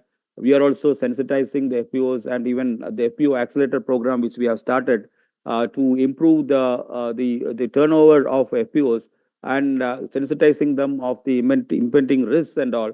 So these are the areas where the mediator need to be there. Banks may not be able to do, but then once we prepare these FPOs or the groups or the individual farmer in a manner in which he can understand the risks of activities and the probable mitigation measures, and in that case, no, if we present such a borrower to the bank, the formal financial system. I'm telling about the formal financial system because the cost of credit in such activities will be lesser. Of course, there are always other entities like NBFCs and all. Their role should not be forgotten. Actually, they are taking more location-specific credit products, whereas most of the banks in India are having one-size-fits-all approach where pan-India, they will go for a one single product irrespective of the risk or irrespective of the nature of the borrower which is coming. And most of the banks are vending this credit to branches where they need to be spoon-fed. Actually, the sensitization of the branch manager and making it easier for the branch managers to win credit. That is one important thing because almost 70% of the agriculture finance is now going through the formal system, that too through commercial banks, RRBs, and cooperatives.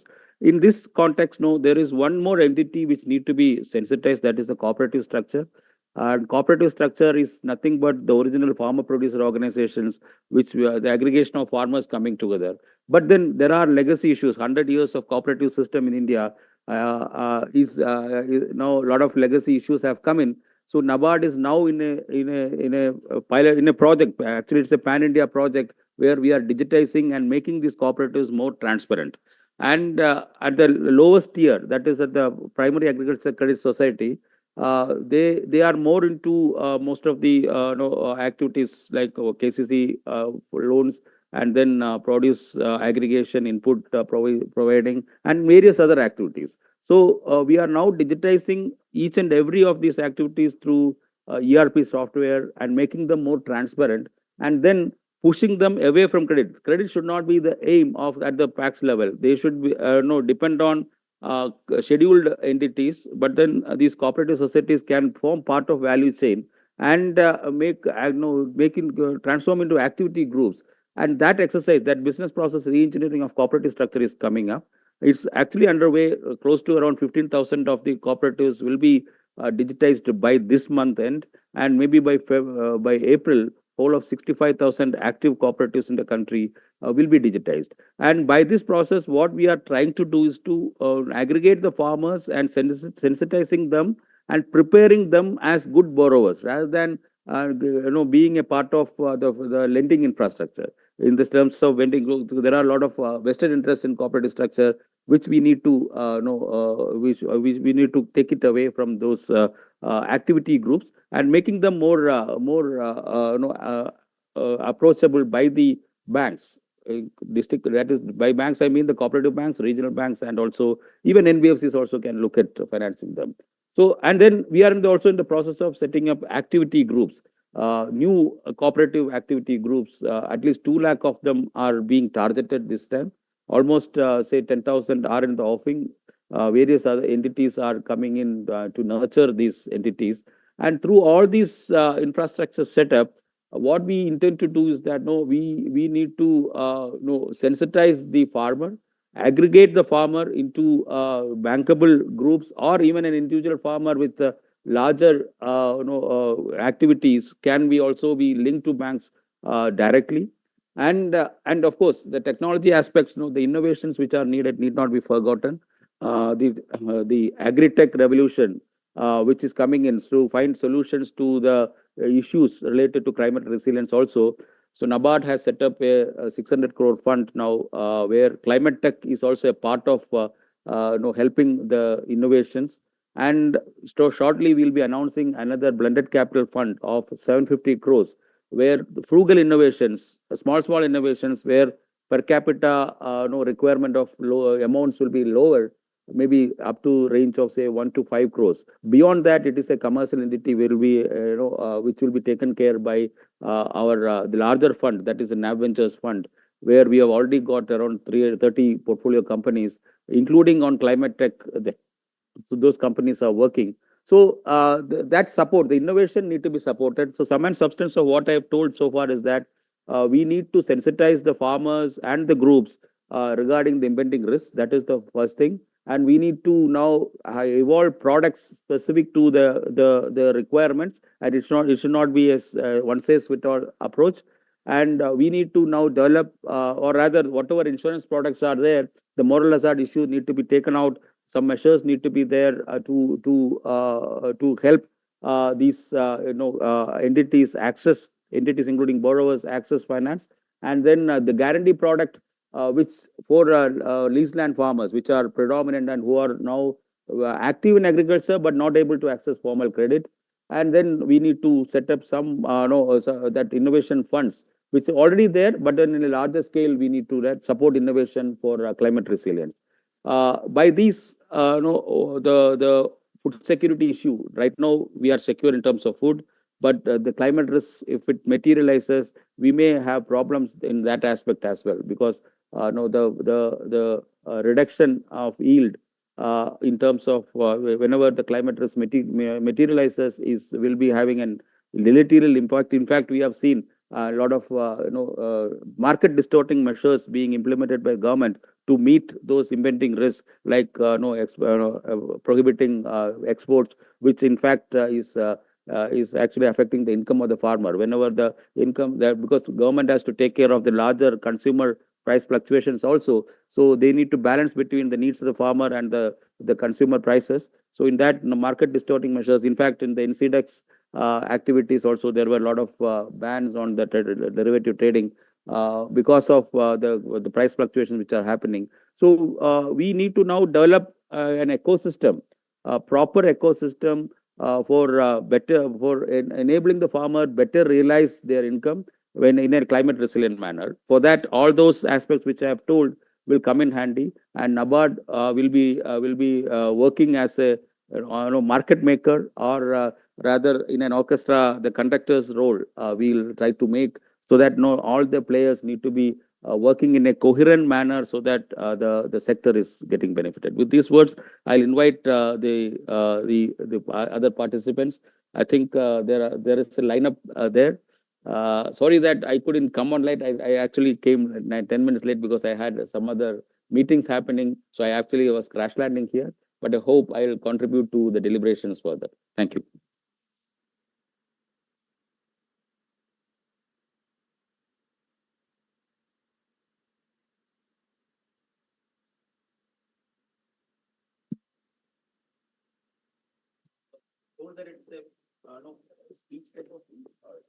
Yes, we have a panel, and each of the panel members will have 7 minutes each to put their points first in any order that you prefer.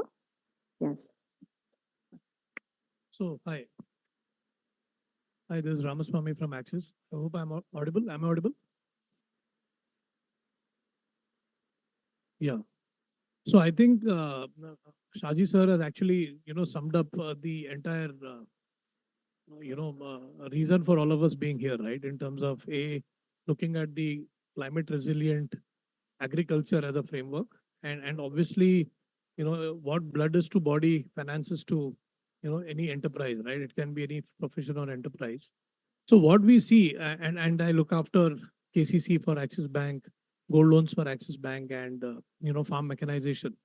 So I think the center of what we are trying to solve for is the small and marginal farmer, right? Because as the farmers evolve and become bigger, I think access to credit and more formalized access to credit comes through. Now, in the earlier session, there was a mention around data, right? There was a mention around the use of data, the use of digital public infrastructure, the availability of a network, right? How it can help us get more out of the available information. But from a bank's perspective, so I want to place some pretty simple facts on the ground, right? As commercial banks, because we deal with public deposits and we take public money and onward lend, right? And for a particular debt return. But some of the risks bank take are not essentially for the debt return, they're morphed equity risks, because if certain things don't happen and the probability of defaults become higher, you end up losing the entire capital. And if that goes out of proportion, then obviously you're answerable to deposit holders, right? So I'm just putting that framework in terms of how we operate and what are the constraints. But when you look at farming, when you look at small and marginal farmers, we do this business day in and day out. 2-3 important things, right? Number one, whenever you look at a cohort of customers coming to you for financing, 30, I'll put a ballpark number. I'm not talking about Axis per se, but in general, 30 to 35% of the people may be due to credit, which means they've never taken formal credit ever. And they come to you for a loan, right? And so you're the first lender who's going to help that customer get into the formal credit chain. Now, from a decision-making standpoint, you have certain variables in front of you, right? You've got the land details, you've got the crop details, and you need to make a decision, right? Based on that. Now you have a you have a dichotomy, you have a yes or a no, correct? And what information you have in addition to this nowadays in the last 8-10 years is the CIBIL score, which is not there in this case, or any credit bureau score, which is not there in the case. So what are the surrogates you use, right? So that is a dichotomy. And as data comes, right, today satellite imaging, geotagging, geofencing, understanding what crops were grown comes to you, that aids decision making. So as we progress, even in climate resilient farming practices, if we are in a position to get the information that a particular farmer, apart from the farming method is, apart from the farming output he does, has got a practice of following climate resilient farming practices, that can really be a very big enabler in determining the probability of default. And once that happens, the cost of finance comes down, right? So it's a chicken and egg. So how do we solve for it? My view is in two ways, right? With all the technology and the innovation and the digital public infrastructure coming through, all this needs to converge in the form of a score. It can be a surrogate score. It need not be a financial score. It can be a surrogate score which helps a person to take a decision, and in a manner which is more calibrated and scientific, that brings down the cost of finance to the small and marginal farmer. Easier said than done. But I think when I heard the earlier speakers, all the ingredients which can help us converge are actually kind of there or about to be there. So that's one good news. Second, I think from a bank's perspective, when we look at financing, we should also look at structures which are more innovative in nature. For example, like Mr. Shaji said, spoke about the guarantee schemes, spoke about the government schemes, right? So I think again in the guarantee and the government schemes, it should not be one size fits all, right? So because India is a large country, farming is a state subject. Certain states demonstrate much better behavior in terms of credit.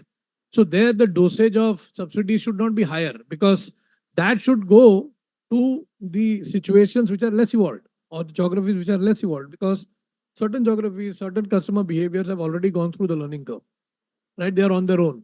But when you give subsidies, when you give schemes carte blanche or one size fits all, then the people who are actually deserving more of that subsidy, because they are in an earlier stage of evolution, gets somewhere stymied. So these are the two things I just thought, I should use this opportunity to lay in front of all of us.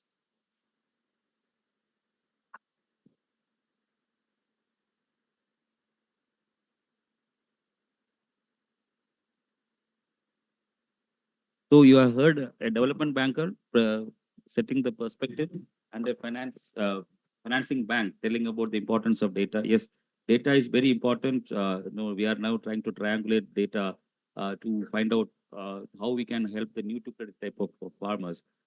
Because linking the activity to the person, KYC is now omnipresent because of the Aadhaar thing. But then linking that to something related to their activity, that is where the crux is. And there, a lot of innovations would have happened. Digital public good, of course, in the open, the agri stack, which the government of India is also talking about. In some of the states, it has matured to certain level where banks have started using that. We are also doing a pilot in many states on that. But beyond this, in the absence of a digital public good, there are certain institutions which are trying to now find out solutions. That is the NBFC sector. NBFC sector is innovating. Of course, their cost of operation is high, and that is where, and understandably, because we have to compensate with the innovation, with the returns. Otherwise, people will not be there. So their NBFC sector is doing a human service, and we have a representative from the NBFC sector here, Mr. L. Kumar SG, who is the founder of Samanati Financial Intermediation Services and Private Limited. Actually, he's doing good work in FPOs, and also is part of value chain, helping the new to credit type of customers access formal finance. Over to you. Thank you, sir. Thank you very much, sir, for your kind words. Good afternoon, everyone. Post lunch session. और जो तमाम आजीविका से आए हैं उन सबको मेरा नमस्कार. आप हमारे ग्राहक हैं, तो हम आपके आभारी है कि आप यहाँ हैं. और Yogesh ji, thank you also for being here. you are an inspiration for the entire FPO world. So the perspective that Samunati is trying to bring today is from the dimension of execution. Just to give you some statistics around it, we are an entity that stumbled into climate finance. We had no clue that what we are doing qualifies to be climate finance when we started engaging with entities that lend for climate smart agriculture and climate finance. So without knowing, we were actually doing what needs to be done. And perhaps that's the problem with entrepreneurs. As they say, first you jump off the cliff, and then you realize now that you have jumped off the cliff, what do you do about it? Figure out a way to survive. So that has been the story for us. So on the deployment side, we have done close to 15% of our entire AUM, which is about 225 crores, about $30 million approximately, as climate smart agriculture qualified finance. And on the liability side, we have issued perhaps the first green bond, which got listed on the Luxembourg Stock Exchange. We also have done sustainability bond and impact bonds for some of the DFIs. And the third, Chairman Saab mentioned about guarantees and the role of guarantees. We are also happy to say that we are a recipient of 3 guarantee programs, Rabobank, USAID, and USDFC in relation to the climate smart agriculture and the green assets, totaling to about $50 million. So what I am going to share with you is coming from the dimension of having jumped off the cliff, how are we trying to survive? Okay. So our understanding of this space comes from two streams of perspectives. One is understanding the topic of climate and financing that topic. The second one is understanding the balance sheet dimension of this topic, understanding the assets and liabilities. So let me take the first one.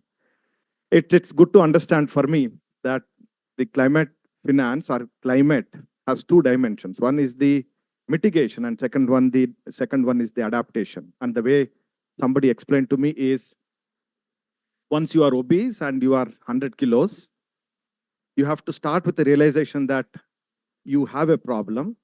How do you manage what you have a problem? Second one is, now that you have a problem, how do you solve for it? And in the context of this topic, what it means is adapting to the reality is an important dimension. And then mitigating the risks associated with that reality is the second dimension. But what we feel in the sector now is the mitigation is getting more attention than the adaptation. And that's where I would like to put a little bit more focus on. So when you look at mitigation, all of us know, and morning Professor Ramesh Chand also mentioned the dimension of agriculture being on both sides of the coin.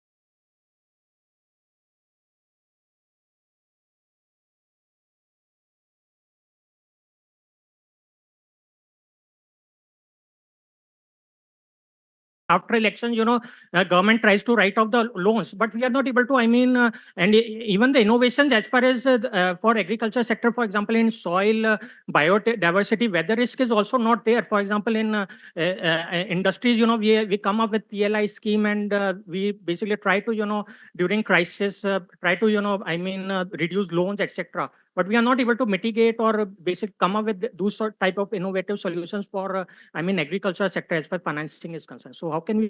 Yeah. The collateral requirements or the paperwork, that is the essence of that. So digital lending is what which we need to do. In fact, we are actually collaborating with the RBI Innovation Hub to come out with some products. In fact, it is in the advanced stages. It will happen. And once it happens, and we are linking with the agri stack also, because we need to identify, as I said in my speech also, we need to identify the person with this activity. Once that is linked, I think banks will be able to lend more. Even digital means also, which will be loan on demand type of thing, even to a new to credit type of customers. So wait for that. That innovations will happen. I think this. Last question. Hello.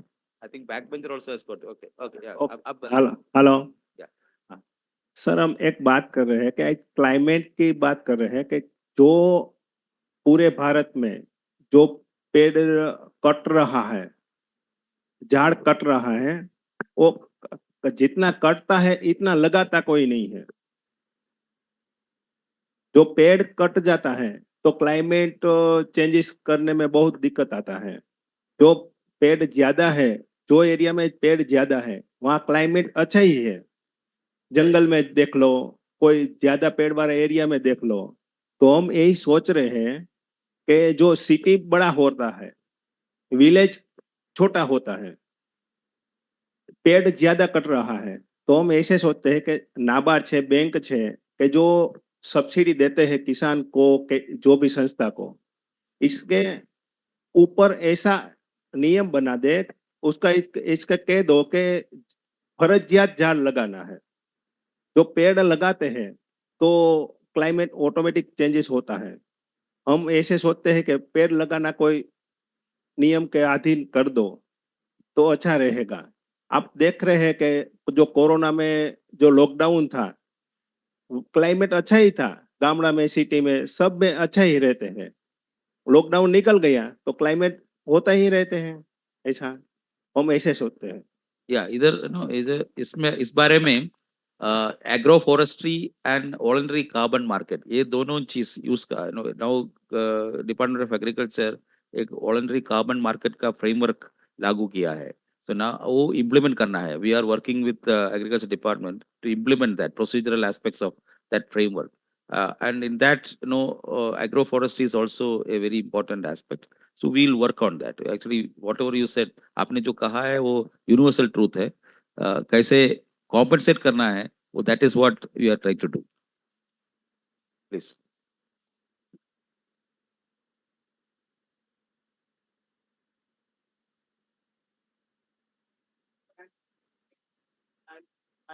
I felt ki, discussion around using that instrument to promote, resilient agri systems, innovations in that space was somehow missing. So maybe are there strategies, is something happening on using a very robust existing instrument to advance, this. The second part is, of course, there is some, encouraging discussion around supporting startups and so on and so forth. But, the bottom line still is, if, for the first 3 years of a startup, innovator, high risk, where is the capital for innovation for that space? Where is the capital for failure in this whole space? Is, are we factoring that in? I'm sure Mr. Shah would first look at IRRs and not really the other things or Avishkar. So, I mean, the big discussion is, where is the capital for failure and for innovations in the very initial spaces. Yeah. So Look, VCs look at IRRs as a whole, right? But on an average, 75% of portfolio goes bad. So there is a capital available for risk. If the entrepreneur doesn't want to take a risk, it's a simple logic. If VCs lose their money, the entrepreneurs should also get impacted. So if you're expecting that entrepreneurs will not get impacted and VCs only get impacted, that is not fair. But there is definitely a capital for risk, capital for innovations. First 3 years, 5 years, we have seen enough success, enough failures. There is enough capital. I don't think there is a dearth of capital. There is a dearth of people who want to work in a disruptive manner, right? The problem with sometimes in agriculture sector is we all look like helpless, saying, I need some help, can you help me? Right from the government, you are looking for help to the startups, entrepreneurs looking for help. That's not going to work out. If you have a business model which is going to work at scale, whatever the scale, at 5 crores or 500 crores, people are there to support you. But if you don't have that vision, then you can't do it. But expecting that VCs will solve the problems on own, I don't think that's a fair expectation. So can I answer for the KCC piece? So you had a question on that, right? So I think you're right. KCC is one of the strongest and well tried and tested product.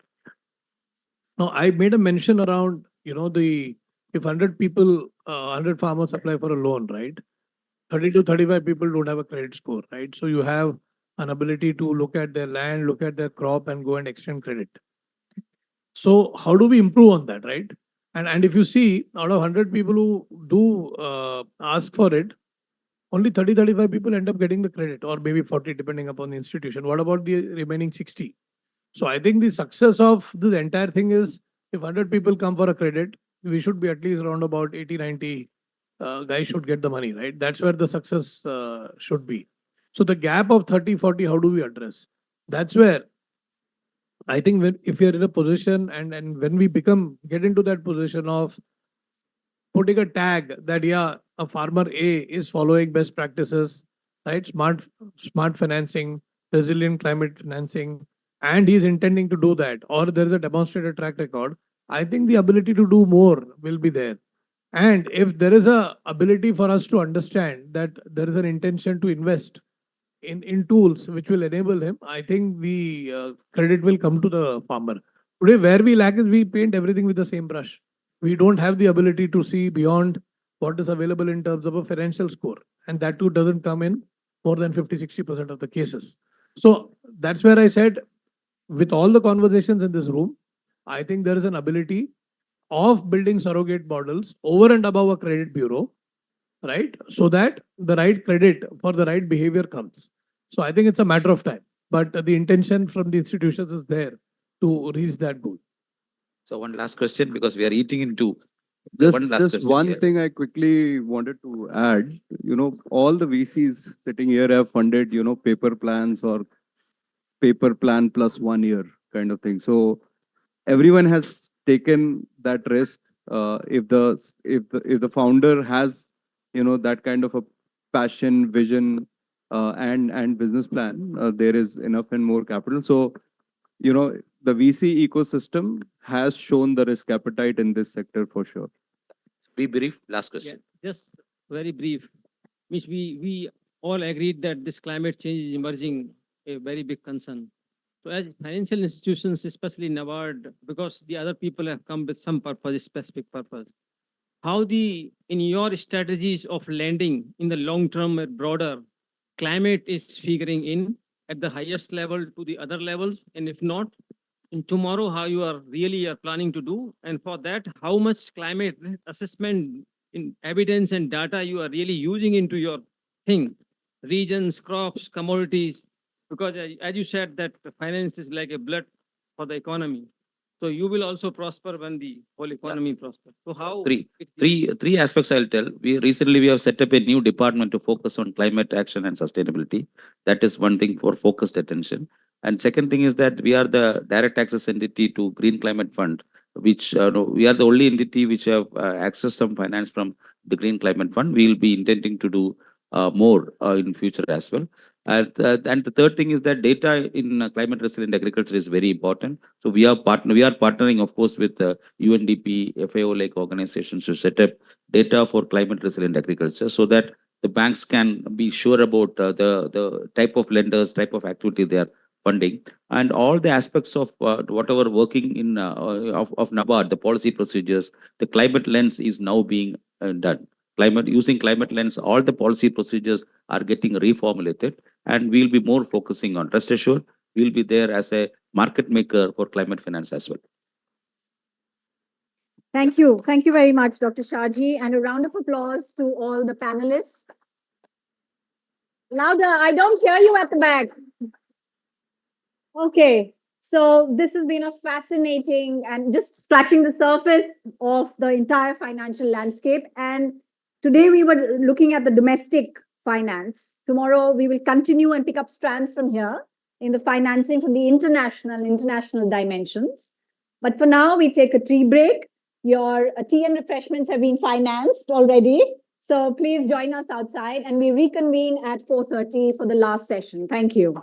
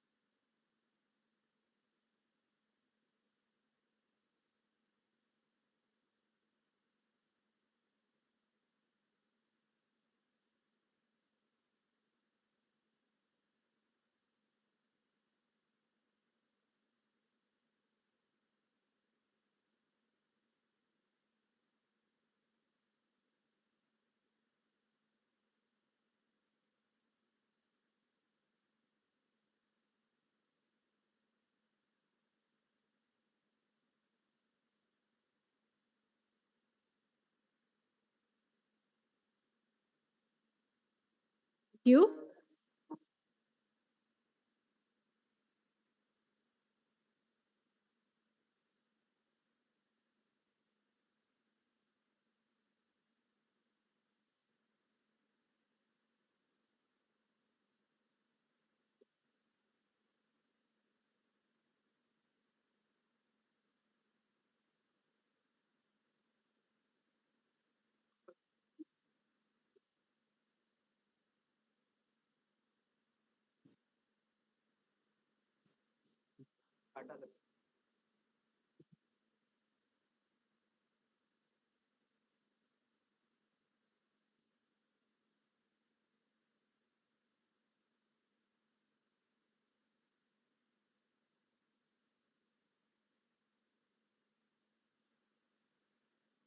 जी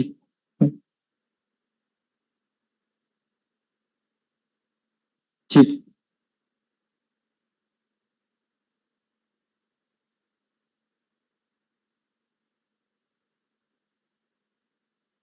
जी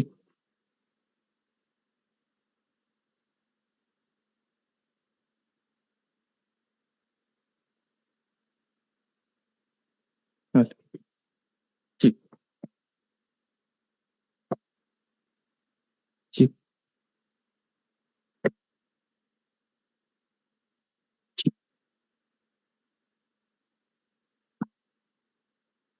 तो L लो करना था, मैं देख रहा था कि कहीं जिसमें गेम प्रिंट चला था ना उसको ऐसे ही दबा रहा था ऊपर। तो बस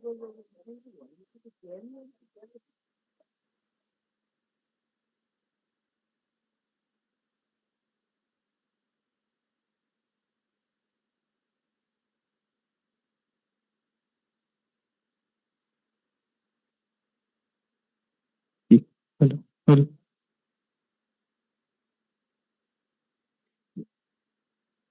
हेलो जी हेलो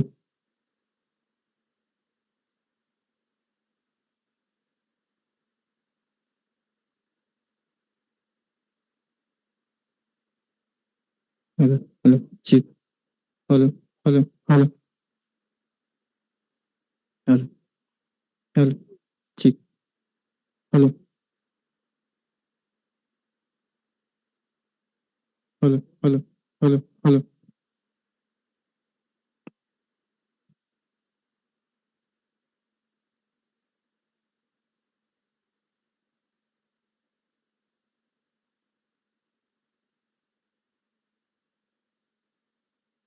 जी हेलो जी हेलो जी हेलो हेलो जी जी हेलो जी हेलो जी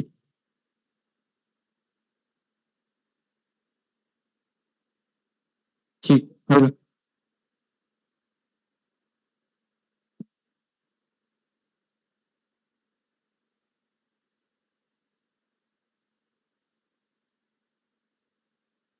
जी हेलो जी हेलो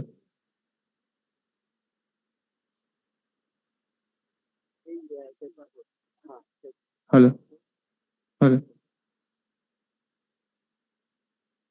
जी हेलो हेलो हेलो जी हेलो नीचे करो, स्लाइड से बोलिए। स्लाइड से नीचे करो, जैसे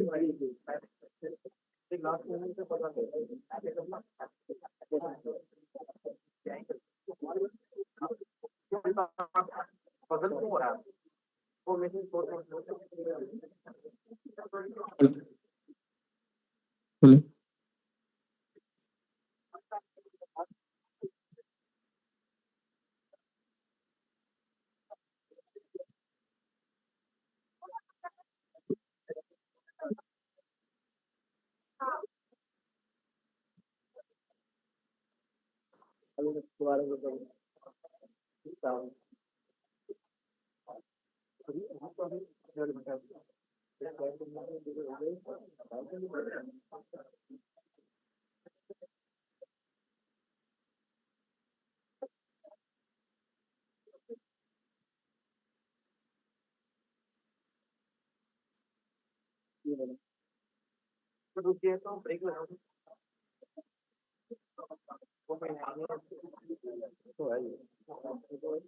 अरे यार ये वोट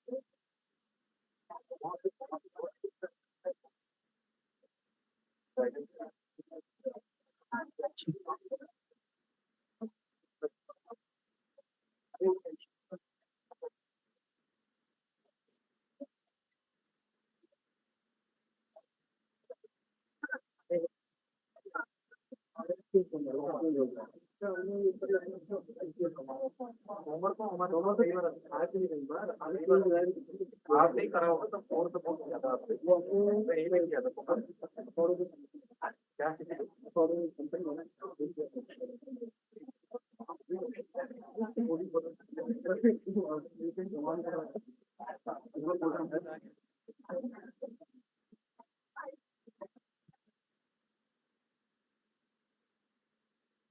ये कार्ड को ये क्या करना है ना एक ही है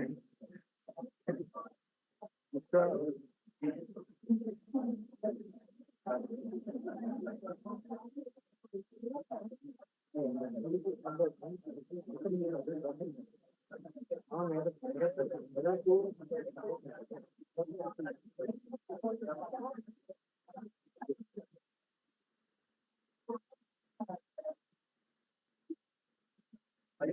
Okay, hello again. This is take 2 of trying to start the last session. This is a thematic session on climate resilient value chains, which I'm particularly looking forward to because this is where all the magic is supposed to happen on the ground with the farmers, with the farmer producer organizations, with the farmers collectives. And we have some very strong women farmer voices also showcased in this session. May I request all the panelists to join us on stage? Mr. Gaurav Shishodia, the Assistant Vice President of Invest India, will be our facilitator. May I request him to take a seat? Ms. Kaveri Ganguly, the Principal Lead for Food and Agriculture, Center for Excellence, the acronym is FACE, from the Confederation of Indian Industry, CII, will be making an initial presentation. The panelists we have are Mr. Nikhil Toshniwal, the Vice President Dehat, which is a startup in the agri-tech sector. Mr. Toshniwal, please join us on stage. Mr. Sanjay Sancheti, the country head of India region at Olam Agro India Private Limited. Please join us on stage. Mr. Girish Mohan, the operations manager, social investments, ITC Limited. Welcome, Mr. Mohan. Ms. Anuja Kadian, the chair of the Federation of Indian Chambers of Commerce and Industry, FICCI Task Force on Sustainable Agriculture and Government and Industry Affairs. Dr. Shailendra Kumar, the Deputy Global Research Program Director of ICRISAT, the CJIR Center. We will start with a presentation by Ms. Kaveri Ganguly, and then there will be an experience sharing from the farmer producer company and particularly Tulsi Didi, aap kamre mein ho? Very good. Taiyar ho jao. Okay, I'll hand it over now to Mr. Gaurav Shishodia.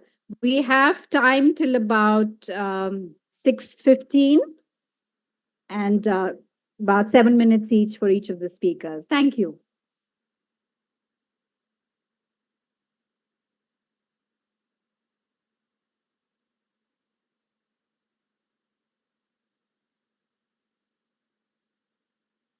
distinguished panelists on the dais, esteemed guests from the agriculture and food processing sector, and dear friends, a very good evening to all of you. I am Gaurav Shishodia, and I represent Invest India, which is the National Investment Promotion and Facilitation Agency of the Government of India.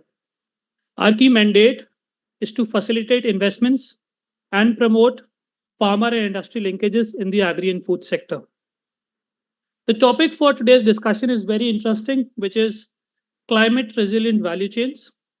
Climate resilience, which involves the ability of systems, communities, and organizations to anticipate, prepare, and respond to the adverse effects of climate change.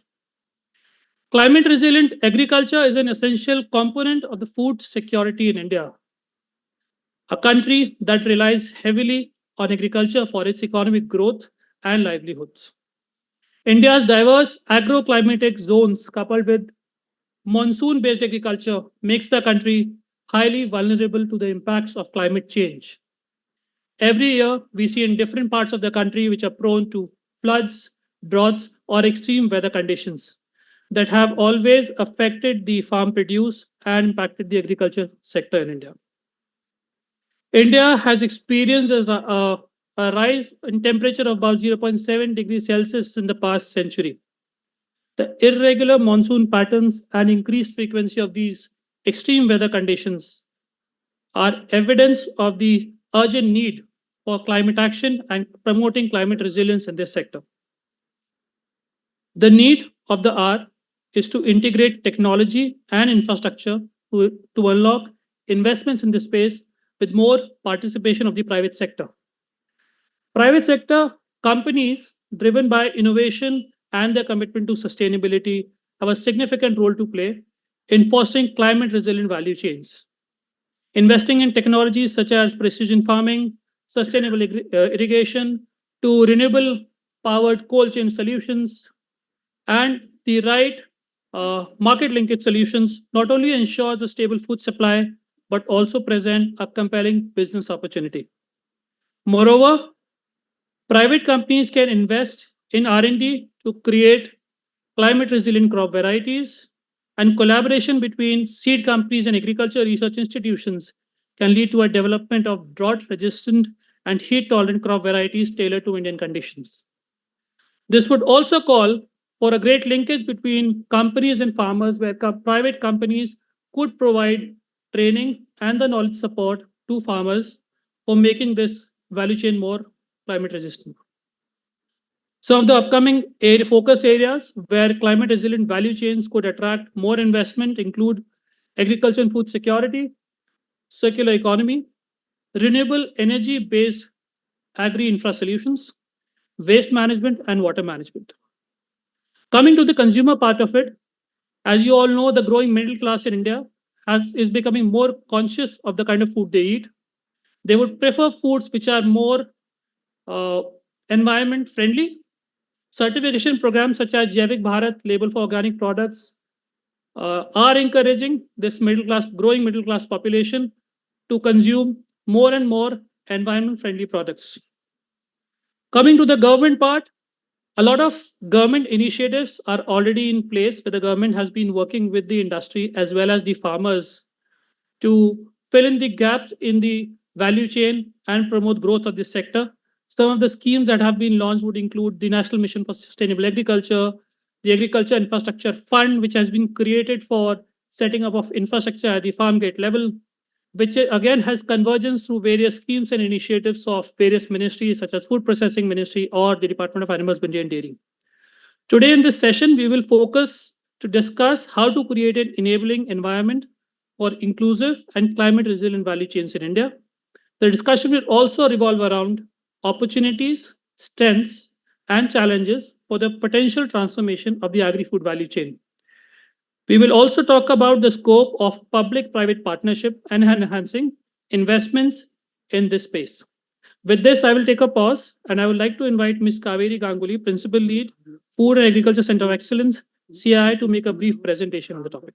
Thank you.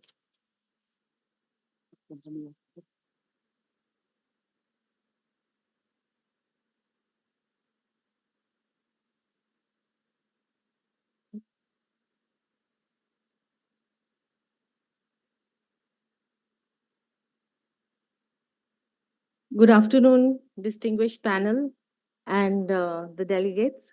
We had an very interesting session all this day, throughout the day, and we have learned a lot about the issues that impact climate resilient value chains. I want to make a clarification that I am here today to present some of the findings of FPO, farmer producer organizations, and their role in advancing climate resilient value chains. This is more based on the work that I have been doing as a researcher, and it's part of my doctoral work that I have been pursuing from IIT Bombay. So it just happened that Dr. Mishra, when he reached out, he had the impression that I was still with IIT Bombay. But it's great that I have an opportunity as an academician to kind of present what I have seen very closely from the field. The things that I'll take you through in the next 5-7 minutes, it's not that we don't know about it, but then I hope there will be a resonance of, whatever we have heard throughout the day, that these are ground challenges, and somewhere we need to kind of use such forum to bridge the gap between policy and the practice, and kind of leverage the innovation and technology that can really help the farmers be a central part of climate resilient value chains. So this is my presentation outline. Quickly, what sustainable or climate resilient value chain looks like. The challenges that confront the farmers. We have our own FPC members here, so they would be more better placed to kind of, articulate and say their experiences. And also, what are the challenges that the farmer collectives and more strategically the FPOs face in kind of bridging the gap between the farmers' participation in these resilient value chains, and a little glimpse of the qualitative case study that I've done as part of my doctoral work. So when we look at these contours of climate resilient value chain, where we are talking about social, environment, economic, or the people, planet, profit contours, it really tells us that, we just can't look at some numbers or data, but it is about, now we are talking about people, livelihoods, and the ecosystem.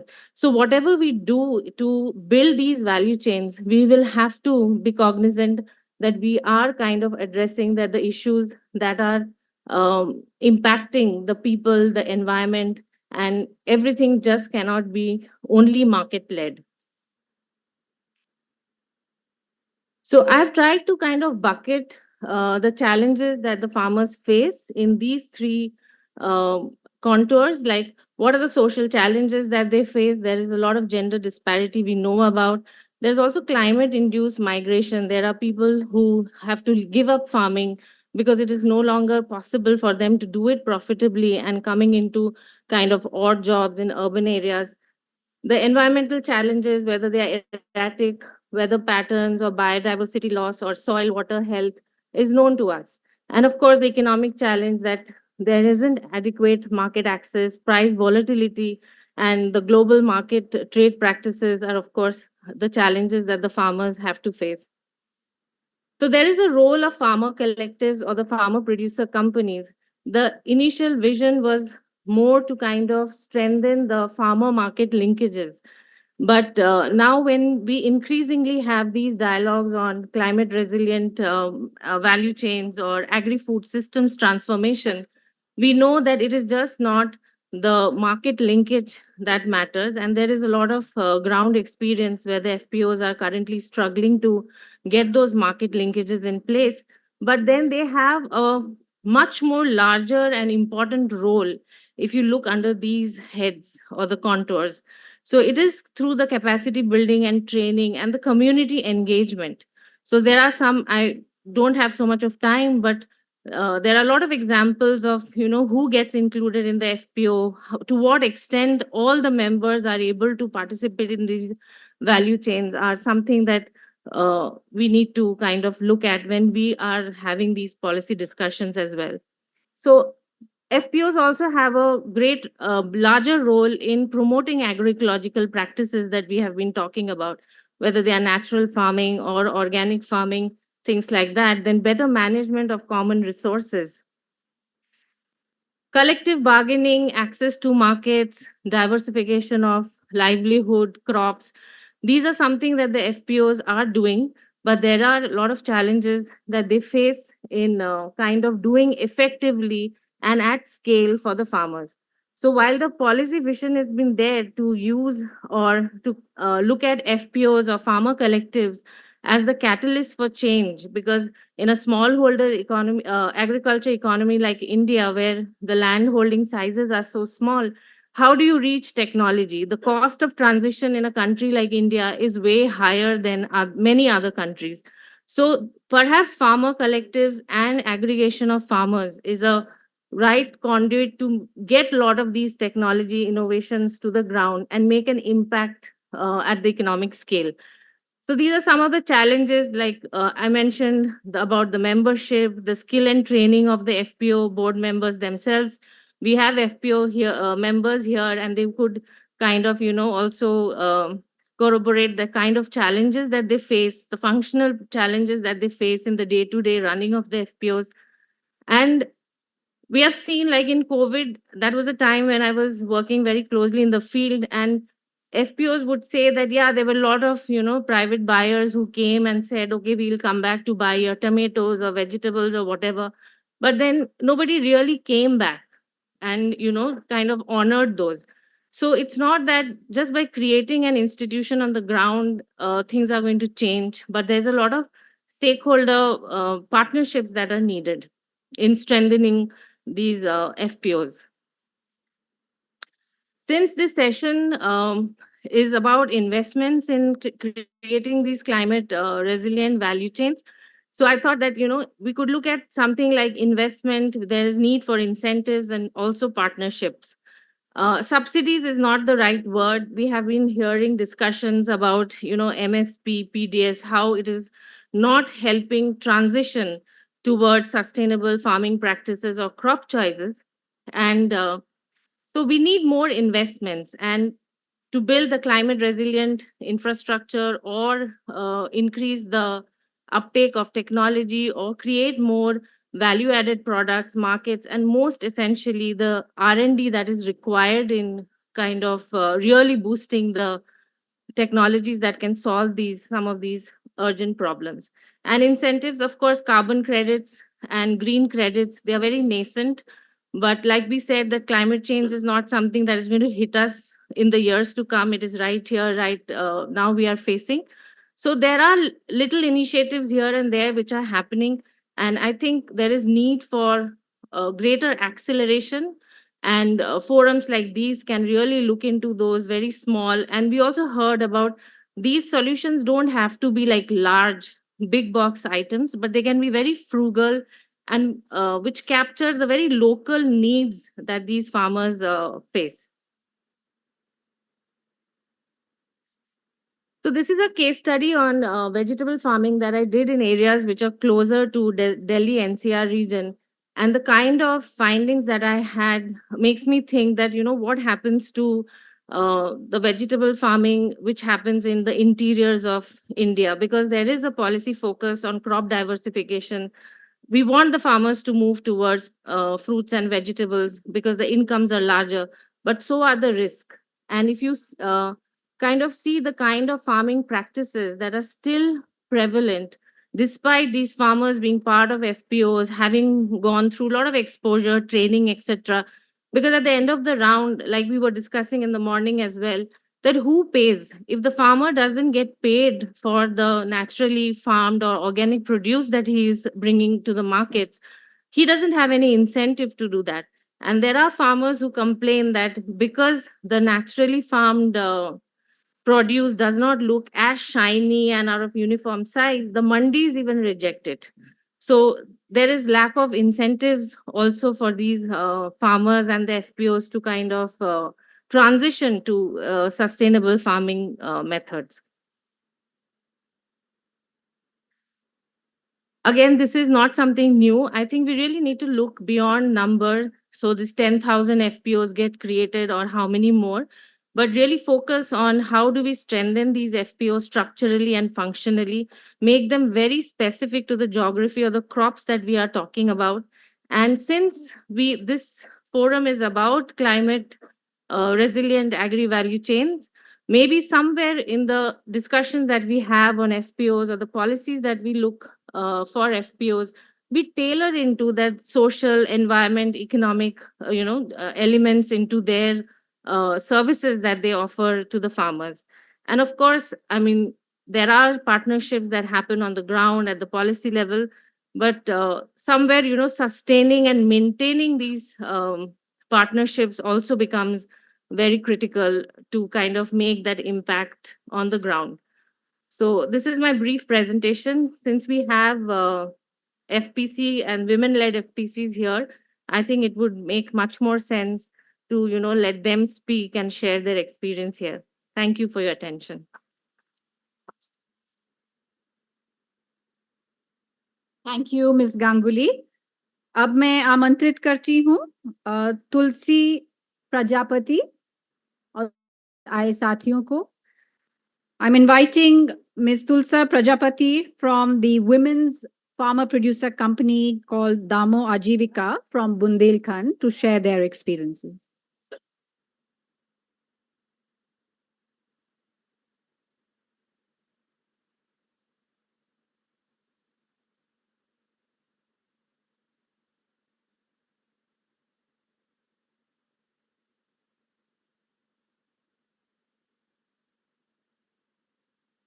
आप सभी को मेरा नमस्कार. आप सब बाहर से जो भी आए सम्मानित अतिथिगण और जो भी सम्मानीय जन हैं, तो उनको मेरा बुंदेलखंड की तरफ से सभी जनों को राम राम. तो मैं दमो महिला किसान प्रोड्यूसर कंपनी लिमिटेड की डायरेक्टर हूं, जो कि SFAC की तरफ से उसके अंतर्गत गठित हुआ है. तो मैं सबसे पहले सभी को बहुत बहुत धन्यवाद और आभार व्यक्त करना चाहती हूँ, जो मुझे इस इतने बड़े फोरम पर आज बोलने का अवसर प्राप्त हुआ है. क्योंकि मैं मध्य प्रदेश से हूँ और एक छोटे से गांव ग्राम बांदकपुर से बिलोंग करती हूँ. जागेश्वर नाथ की जो भूमि है, हमारे यहाँ भी शिवलिंग है बहुत बड़ा और बहुत मान्यता है वहाँ की. तो मैं आप सभी को बताना चाहती हूँ कि जब मैंने FPO में काम करना स्टार्ट किया, हमारा FPO गठित हुआ था 2 मार्च 2021 में, जब कोरोना काल चल रहा था. उस टाइम हम लोग ने अपने FPO का गठन किया. हम लोग ने मतलब क्योंकि हम महिला हैं और हमारे FPO में टोटल महिलाएं ही काम करती हैं. हमारी 310 जो शेयर होल्डर हैं वो भी महिला हैं, हमारी CO हैं जो वो भी महिला हैं, और हमारे साथ कम से कम 10,000 महिलाएं जुड़ चुकी हैं. वो सारी महिलाएं हैं. क्योंकि हमारा भी एक सपना था कि लोग कहते थे ना, महिलाओं को हमेशा कम आंकते थे, गाँव में हमेशा देखा जाता था. तो हम चाहते थे कि महिलाएं हम कुछ आगे करके दिखाएं और गांव के लोगों को भी खुशी होनी चाहिए कि हमारे मध्य प्रदेश की महिलाएं बहुत कुछ कर सकती हैं. तो जब हम किसानों से मिलते थे और किसानों के बीच हम जब जाते थे ना, तो क्या है, बाहर तो हम बड़े-बड़े फोरम में अच्छी-अच्छी बातें कर लेते हैं, लेकिन जब हम उनके बीच जाते हैं, जो छोटे-छोटे किसान होते हैं ना, उनकी जो परेशानियां होती हैं, जब वो सामने आती है, जब वो फेस करते हैं ना, तब बड़ा दुख होता है कि जो हमारी थाली में भोजन परोसा जाता है, वो हमें नहीं पता कि वो कहाँ से आता है, और क्योंकि हमें जानकारी ही नहीं है कि किसान कितनी मुसीबतों से वो अनाज पैदा करता है, कितनी मुसीबतों से, और वो किस स्थिति में रहता है गाँव में. तो वो सब चीज़ जब हम फेस करें, हम गए, सब किसानों से मुलाकात की, तो हमारे बीच में एक समस्या आई. क्या समस्या आई? जलवायु परिवर्तन. वो बहुत बड़ी दिक्कत है. क्यों दिक्कत है? कि पहले का एक समय था जब हमारे पूर्वज हमें उपजाऊ जमीन देके गए थे, तो समय पर बारिश होती थी, समय पे गर्मी होती थी और समय पे ठंड होती थी. लेकिन अब ऐसा कुछ नहीं होता. अब जब बोनी का टाइम आता है ना, हमारे यहाँ गांव में आषाढ़ का महीना बोलते हैं इसको, तो हमारे यहाँ आषाढ़ के महीने में लास्ट तक पूरी बोनी हो जाती थी. लेकिन अब बारिश नहीं होती, हमारी बोनी रुक जाती है. और 2-4 दिन बारिश हुई, हमने बोनी कर दी, और फिर पता चला कि आषाढ़ के बाद पूरा सावन सूखे में निकल गया। कुछ किसान सब्र करके बैठ गए, तो कुछ किसानों ने खेत जुतवा दिए वापस से, फसल को नष्ट कर दिया कि भैया बोनी नहीं हुई है, अब धान होगी ही नहीं, तो उन्होंने वापस से जुताई करवा दी। और जो किसान रह गए, पता चला एकदम से बारिश हुई, बाढ़ आ गई, तो उनकी फसल खत्म हो गई। अभी बीच-बीच में पिछले 1-2 वर्ष में हमने देखा था कि सोयाबीन की फसल नहीं हुई थी हमारे यहाँ। क्यों? क्योंकि अधिक बारिश की वजह से। स्टार्टिंग में बारिश नहीं हुई, किसानों ने सोयाबीन लगा दिया, बाद में पता चला बहुत बारिश हो गई, फसल खत्म। तो हम ये चाहते हैं और इस फोरम के माध्यम से हम अपनी बात ये रखना चाहते हैं कि हमें सबसे पहले तो अपनी जो बंजर होती जा रही ज़मीन है, वो हम अपने बच्चों को नहीं देना चाहते। हम उन्हें वही उपजाऊ ज़मीन जो हमारे पूर्वज हमें देके गए थे, हमें वही ज़मीन अपने बच्चों को देना है। क्योंकि हम जो रासायनिक दवाइयाँ डालते हैं, क्यों डालते हैं? क्योंकि एक कहावत है ना, गाँव में हमेशा लोग ज़्यादा कमाने के चक्कर में रहते हैं। तो वो क्या करते हैं कि अगर हमारी फसल में 1 एकड़ में अगर हमको पता चला कि 1 बोरी यूरिया डल रही है, तो वो कह देते हैं कि नहीं भैया थोड़ा-सा बढ़ा कर डाल दो, इस साल फसल अच्छी हो जाएगी। पर ये नहीं समझते हैं वो कि ज़्यादा बढ़ाने के चक्कर में, ज़्यादा कमाने के चक्कर में हम ज़हर परोस रहे हैं अपने बच्चों को और ज़हर खुद खा रहे हैं, उन्हें खिला रहे हैं। और आगे परेशानियाँ क्या आती है?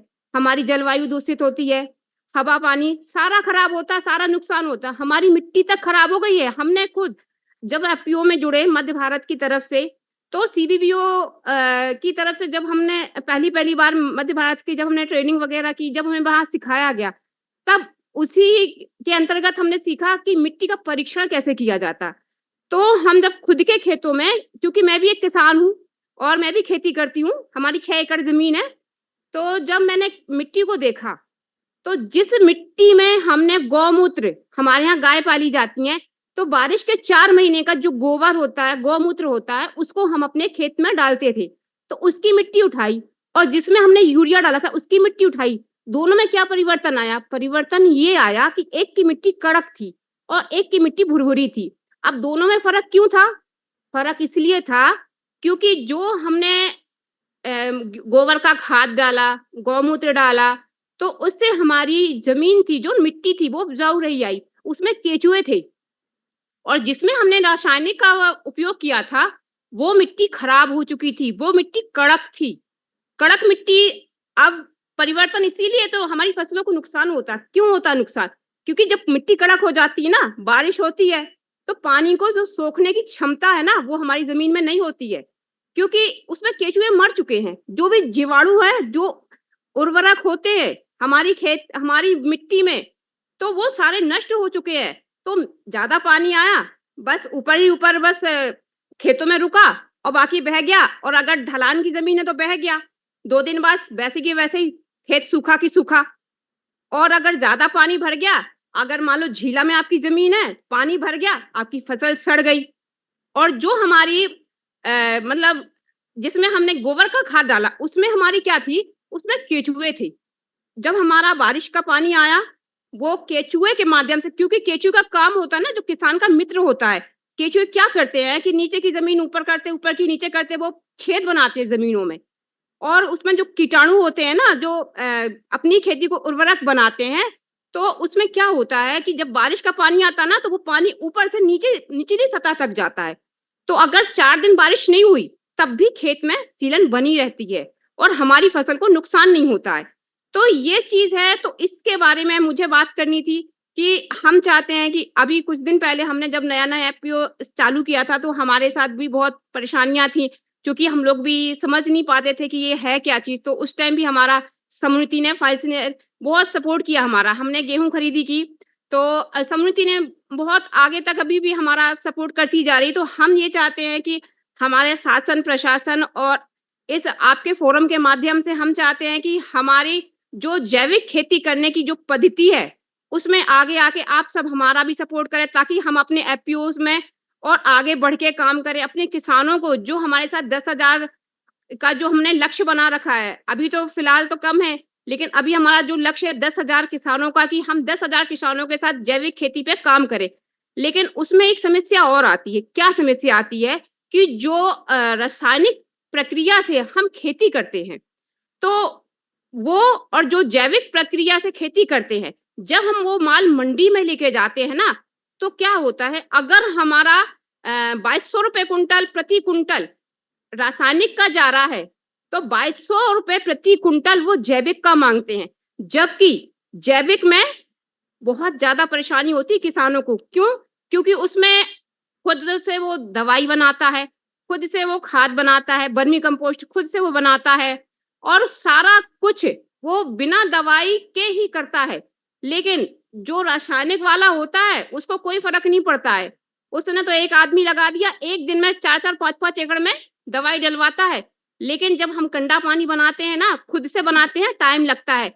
जब हम उसके लिए टॉनिक बनाते हैं ना, तो हमें टाइम लगता है। जब हम चने में डालने के लिए दवाई बनाते हैं ना, अग्निशास्त्र वगैरह, तो वो सब जैविक के चक्कर में, तो उसमें बहुत समय लगता है और बहुत सी पत्तियों को इकट्ठा करना पड़ता है और यहाँ-वहाँ जाना पड़ता है, तो हमारी मेहनत ज़्यादा होती है। लेकिन रीज़न क्या आता है कि हमारा दोनों का मोल एक ही होता है, तो हमें बहुत परेशानी होती है। और दूसरी चीज़ ये होती है, रासायनिक की वजह से उसमें अनाज की उपज ज़्यादा होती है, लेकिन हम जब जैविक करते हैं ना, तो उपज उसमें घट जाती है।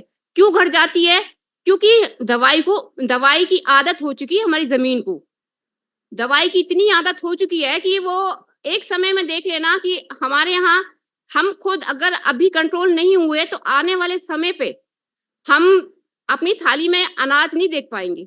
ऐसा समय आएगा। तो अभी हमारे पास बहुत अच्छा समय है और अच्छा फ़ोरम है कि हम अपनी बात आपके समक्ष रख रहे हैं और कम से कम आप सबका सपोर्ट मिल जाए थोड़ा-सा कि एफपीओज़ में जो भी हम काम कर रहे हैं, तो थोड़ा-सा हमारे प्रति भी आप लोग ध्यान दीजिए कि हम लोग अच्छा काम कर रहे हैं, तो थोड़ा-सा हमें भी सपोर्ट करें आप सबसे।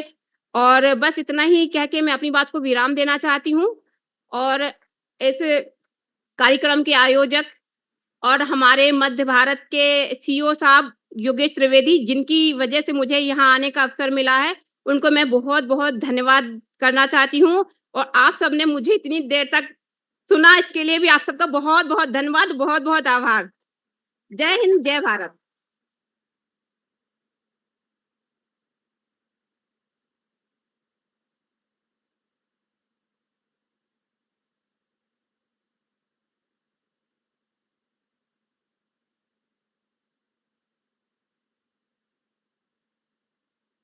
Over to you, Mr. Sishodia. No, there's no more FPC. All the panelists will speak for 7 minutes each, and then we open up the next session. Great. Thank you so much for this opportunity.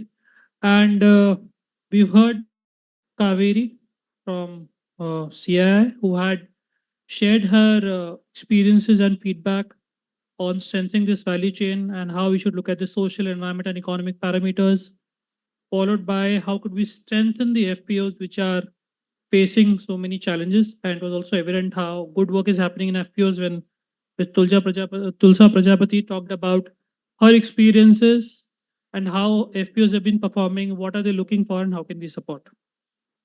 Now, talking about FPOs, and since they are the backbone of the Indian agriculture, which has to succeed in future, I would like to go to Mr. Nikhil Toshniwal, Vice President of the Digital and Network Initiatives at DHEART. Nikhil, given your experience with the exposure to the farmers and FPOs especially, what according to you are the opportunities that exist for FPOs to become more commercial and profitable? Because I think that's one of the challenges FPOs have been facing. That although the government had set up a target of 10,000 FPOs, however, only very few have become, commercially viable or profitable. And what are the opportunities and challenges you see in these business models? How can companies like you, which are working a, farm to fork model, how can you work with FPOs to make them, aware of such climate resilient practices and make them more profitable? Over to you. Yeah, thank you so much, and thank you so much for the having us on the panel. So, just to briefly, set a context for the question which you have raised, that so DeHaat, I'm representing DeHaat, which is a company. it's been around 12 years since we have been providing seed to market solutions, targeting with the farmers, setting up micro entrepreneur centers, uh, through which we can see that, okay, farmers can have access to last mile inputs, while whenever they are ready with the harvest, we aggregate from them and supply to much of the primary processors, secondary processors, as well as FMCGs and exporters, so as to provide, seed to market solution along with the advisories. Not talking about the FPOs, it's been around 4 years since we have been focusing on the FPOs perspective. Uh, and so far we have got 700 FPOs. But as Dr. Kaveri said, we need to look beyond numbers. And that's very much true. That, and very truly speaking about, if we talk about those 700 FPOs, how many of are we are proud of in saying that, okay, we have really added value end to end? Those are very, very few. Now, what are the challenges? What are the silver lining and why we are here? So I'll give a context, like, and extending for the nicest experience and the very layman experience, which was being shared by the farmer FPC before. That foreign FPO, if I talk about challenges first, and then I will talk about solutions and the road to profitability. So first, talking about the challenges, the first thing is that, what was covered into by the Dr. Kaveri, that social structure. They are very least FPOs which are having a social connect with their farmer members. Much of those membership is being limited to a shareholding pattern. While we see that a regular interaction between them, where somebody speaks to them that, okay, this is as per our community, what is the average organic carbon content of the soil, what we are losing, what is the total porosity. So that is itself is a missing. There has been least connect between the FPOs and the farmers, where we see that they are not being governed by having a very aspirational leader. So the any of the FPOs which we have onboarded, where the CEO or the executive have not been, I would say, that much of polished or that much of aspirational, we have found that the FPO getting into no business after just the ground being utilized. So first level is that the disconnect between the farmer members and the FPOs, and that disconnect makes it impossible for any of the parties to be able to percolate that, okay, what are the best farming practices to get them as a group. And the only value which an FPO makes it way more lucrative for a business perspective is that it's an aggregation. And without having that social structure, the aggregation get lost, making no sense for a very sustainable business to flourish over with the FPOs. Second challenge which we see is that in current period, when we talk about FPOs, and when we interact with the first level with the farmers of those FPOs, is indeed the climate change and very least amount of I would say data reports, where we see that, as she mentioned, that soybean has become infeasible crop onto number of blocks. That's very much true. But do we have enough kind of research, enough kind of data points to be able to see that which are the other cropping patterns which can prevail over here? What are other cover crops which can prevail over here? Though there are practices with the government as a disaster management plan, as a fallback plan, but simplification to them, or simplification method of disseminating to them with the FPOs and to the farmers, is something which we are still struggling to find an adoption. That's in second area. And third part is, as was highlighted, that even if the FPO work upon the best practices and try to work upon the best practices, there are certain interventions. For example, if you have to go for direct seeded rice, you require to have seed drills. Currently, when we ran a survey across our 700 FPOs, how many have an access to DSR, even equivalent to the amount of serving their own farmers? Because every each of the farmers going to get to the sowing in a particular period of time. Uh, we saw that merely 10% of them have an access or have a knowledge about how to procure. So that was something. Then we moved out to the custom hiring centers and the other players which are being over there. Though, since the time sensitivity of agriculture is for everybody, right? It doesn't stop. The time it requires the sowing period to align as a company, right? With all the custom hiring centers from top to the bottom takes a lot amount of time. And till the time the FPC is always like, sir, do we want to do DSR? So how do we do it? So will you get DSR? Will you get Citadel for us? Similarly, is something which we have been trying with the spring corn over here. We are looking for pneumatic planters in Madhya Pradesh. So they are very least, access to such kind of things. And That's where having a, I would say a centralized repository of those service providers is now a need, a very much need, which should be accessible. This could cover the digital public infrastructure or whatever, so but that's a need. So that was the second part. Now coming to the third part, the FPC have, say, for a moment, adopted those practices, DSR, using nurseries in ratun plantation and sugarcane, raised bed sowing, nursery planning in Bihar, in tomatoes. Now, when they have the harvest, who is the where, who can, I would say, differentiate between what has been done with the best practices and what has been done with least or less sustainable practices? Where's the differentiation? If you talk about paddy or rice, we see that only a, a very small percentage of the partners are being currently paying premium for the SRP rice, for the rice which is being developed through various sustainable practices, and that's where the need of certification come. Though we have SRP, which is a global framework, we have global gaps, which are local framework. Having domestic framework of certification is very much required, something which is acceptable. So that is say where I would say the policy has to come in to define that those frameworks either are being driven by local agriculture universities, which is translated via the digital systems which people can use and just adopt to. So supposedly if I am an FPC who wants to get to sustainable practices of sugarcane, there's a system or I say app or something which defines, so these are 6 steps. And if I register the farmer with those steps, it gets a score. And that domestic score is what can certify.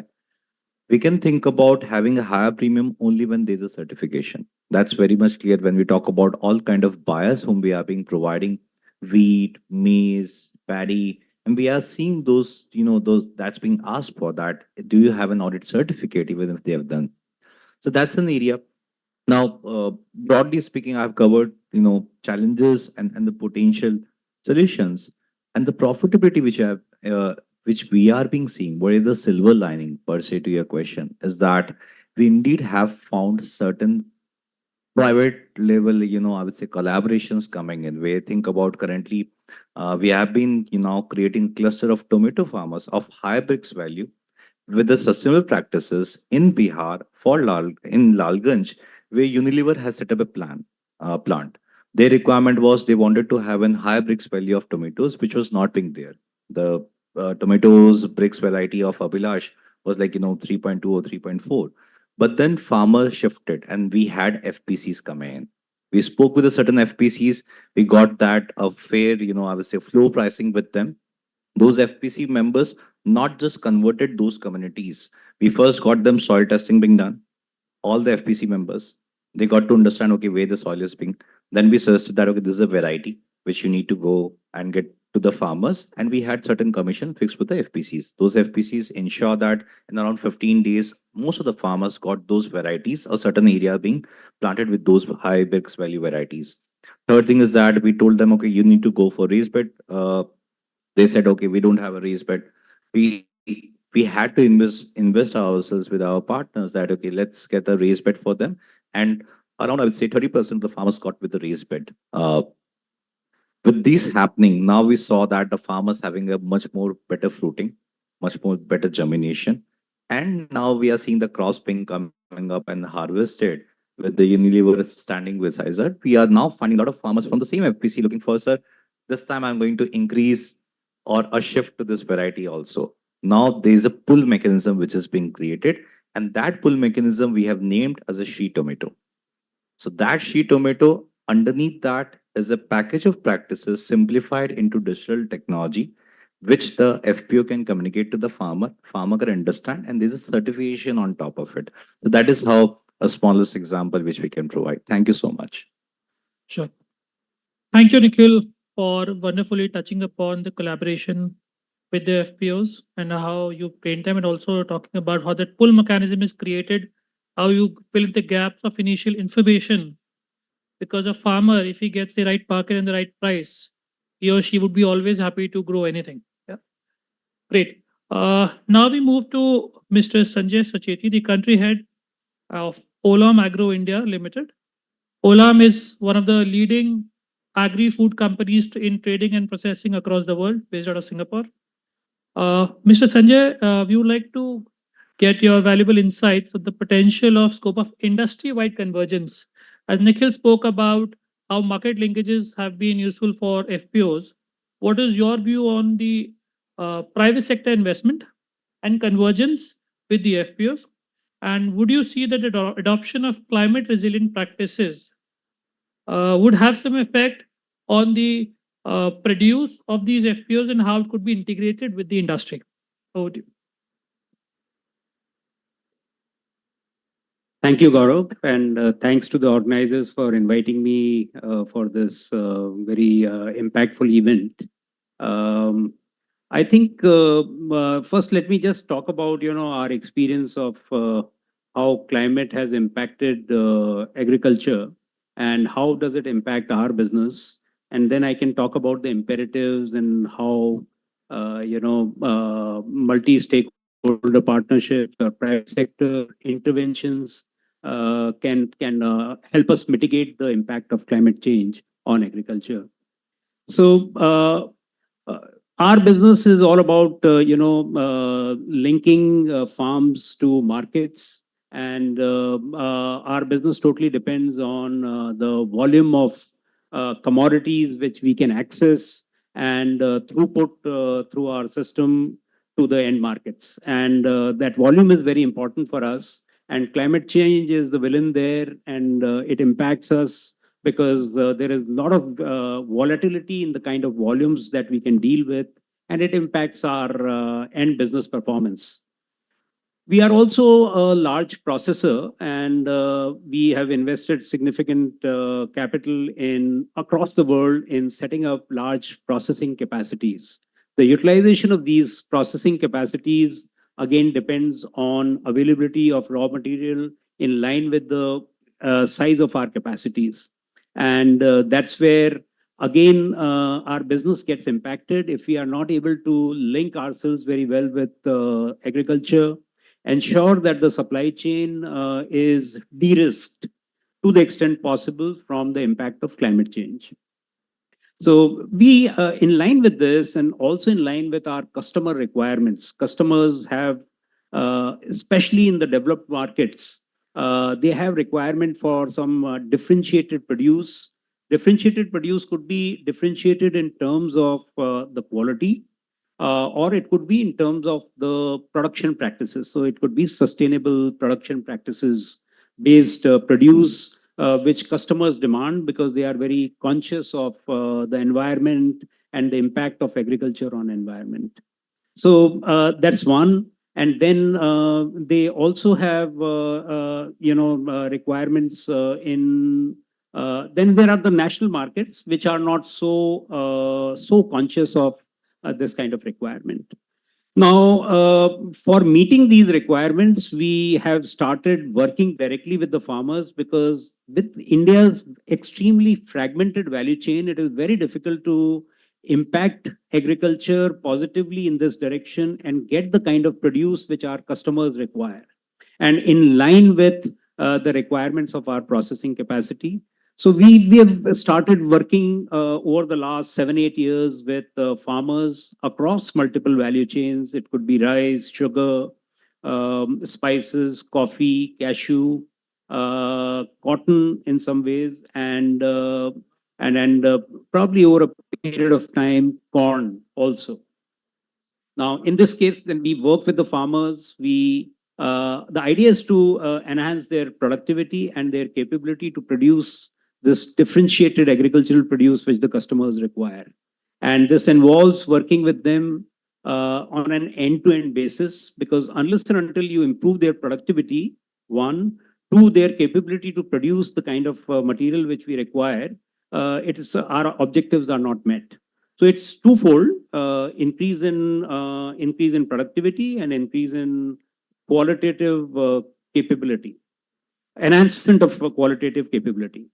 This involves multiple. Typically, our experience is that if we are able to create a multi-stakeholder partnership which supports farmers end to end, it could be through financing institutions, through supply of inputs, through insurance, through various agriculture-related services, access to market, harvesting and transport, all kind of activities which a farmer, which otherwise is challenged due to lack of resources and capabilities, would require if they have to meet the two requirements which I mentioned. So this is where we bring in, our endeavor has been to bring in multiple stakeholders across this entire spectrum and ensure that the productivity is increased and their per acre profitability gets enhanced through better realizations and better yields. This our experience is that these multiple stakeholder partnerships are effective only if we have somebody like us who are at the end of the value chain, facing the market, being the anchor of these multiple stakeholder partnerships. Unless and until these multi-stakeholder partnerships have a glue in the form of this kind of an anchor, they tend to fall apart. And that's where we try and bring all of them together, give them a high degree of assurance that their business model in this kind of a ecosystem would be stable and successful. And that's where we find that the stakeholders are able to confidently invest resources, commit to these partnerships, and ensure that farming is facilitated in the right earnest, and the farming returns are enhanced. So that's what we try and do. And I find that as the size of production capacities in this country increases. So I talked about the differentiated produce market, but that's a very niche market, and the impact of that across the agricultural ecosystem probably would not be as profound as the production capacity utilization oriented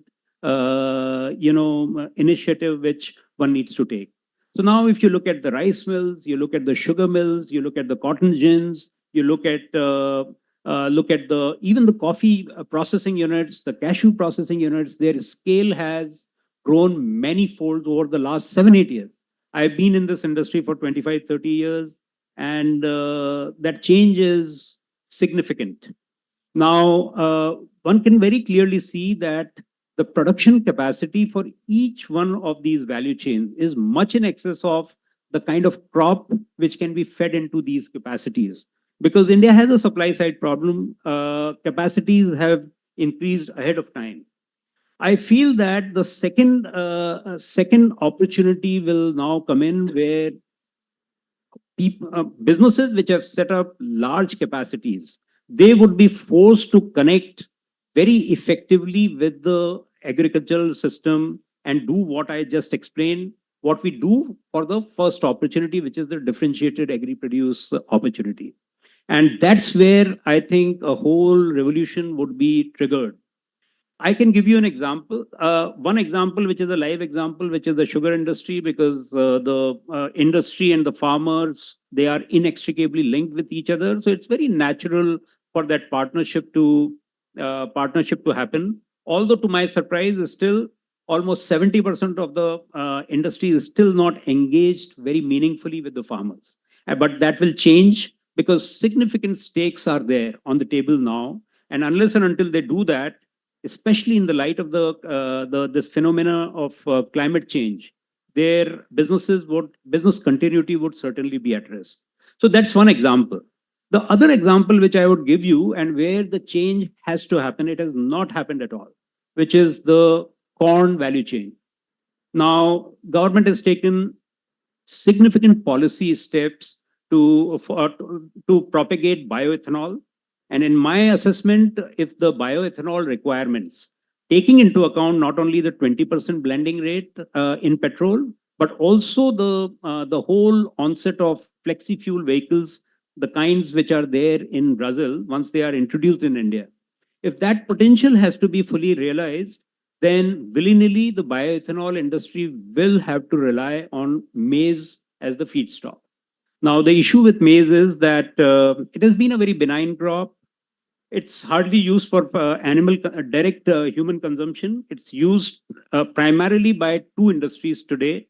One is the starch industry, and the second one is the animal feed industry.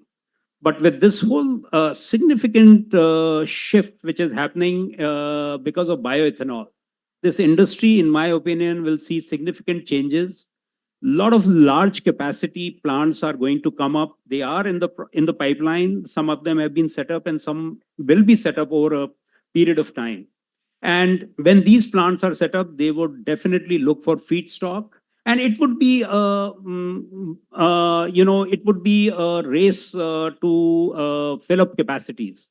And unless and until the industry links up with the agricultural system, ensures that the productivity is increased and supply chain is very efficient to very productively utilize the capacities, it would be very, very difficult to realize that dream. So I think that the stage is very well set, and the collaboration between private sector and the agricultural system would increase as we go along. Thank you. Thank you, Mr. Sanjay, for highlighting that industries cannot operate in isolation. Industry will have to ultimately work with the agri-food system entirely and develop those value chains. As we move forward, I would request all the speakers, in the interest of time, to be cognizant of your speaking time. We've heard about the issues and challenges of the FPOs, how market linkages have been created, and how industry is dependent on working directly with the farmers at the farm gate level. Now, bringing in another perspective of financing and social investments. Financing was discussed in the last session, so I would not touch upon that. Talking about social investments, today we have Mr. Girish Mohan, Operations Manager of Social Investments at ITC Limited. ITC needs no introduction, and the kind of work they have done with each opal and these are to 4 million farmers. So Girish, we would like to understand your perspective on climate resilient value chains and how CSR or social investment could be utilized for such projects. Thank you. Good afternoon. Thanks to FAO for inviting us to this forum. In ITC, we have been working with farmers since many, many years. In fact, farmers have been part of our value chain. Long back, when we were defining value, in fact, we tried to redefine a value creation where we thought, why not to broaden it to make a stakeholder value creation rather than just focusing on shareholder value creation. And that's how our social investment program was born in the year of 2000. Now it's called CSR, but for us, it was never CSR. We always looked at farmer issues as very well as a value chain issues and started investing on those issues. The Didi who came from Damo, basically, she very beautifully articulated the challenges that farmers faces, and the challenges, these problems are at two levels. One is a macro level, which we heard in earlier sessions, especially in the morning session, where the challenge is how to develop a agri-food system that not only meets the growing demand, but also remains profitable and sustainable in the face of climate change. So that's one part. And second part where I would like to focus more is on the challenges that farmer faces. We all know India has a small and marginal farmer, which limits their capacity to invest, which is actually required for building climate resilience. And second is the whole issue of emission in agriculture. And we also heard how these agriculture is impacted by climate change, and it also contributes to agriculture. So we decided to work on these issues and started working on a program called Climate Smart Agriculture Program to create inclusive and green value chain. So it was not just that we want to do good with the farmer, but it was in our interest to invest on those areas. The challenges we heard in the morning and others have also highlighted. I would like to focus more on the solution part, and that's what we are trying to do. there are these solutions which we discussed since morning, and some of them, are also highlighted by the co-panelists here. I'd like to categorize them into four bucket, I'll say. Number one is uh, farmer capability building.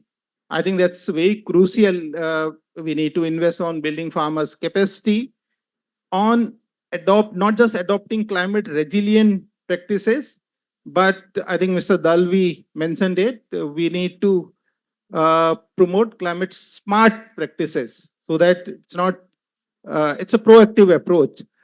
So the objective there should be that farmer can maximize the gain in a good year and minimize losses in a bad year, because bad year and good year can't be similar. So how do we do it is actually the issue of building capabilities for adopting climate smart practices comes in. So that's a bucket number one. Bucket number two, again, is, brings the holistic issue of addressing climate change.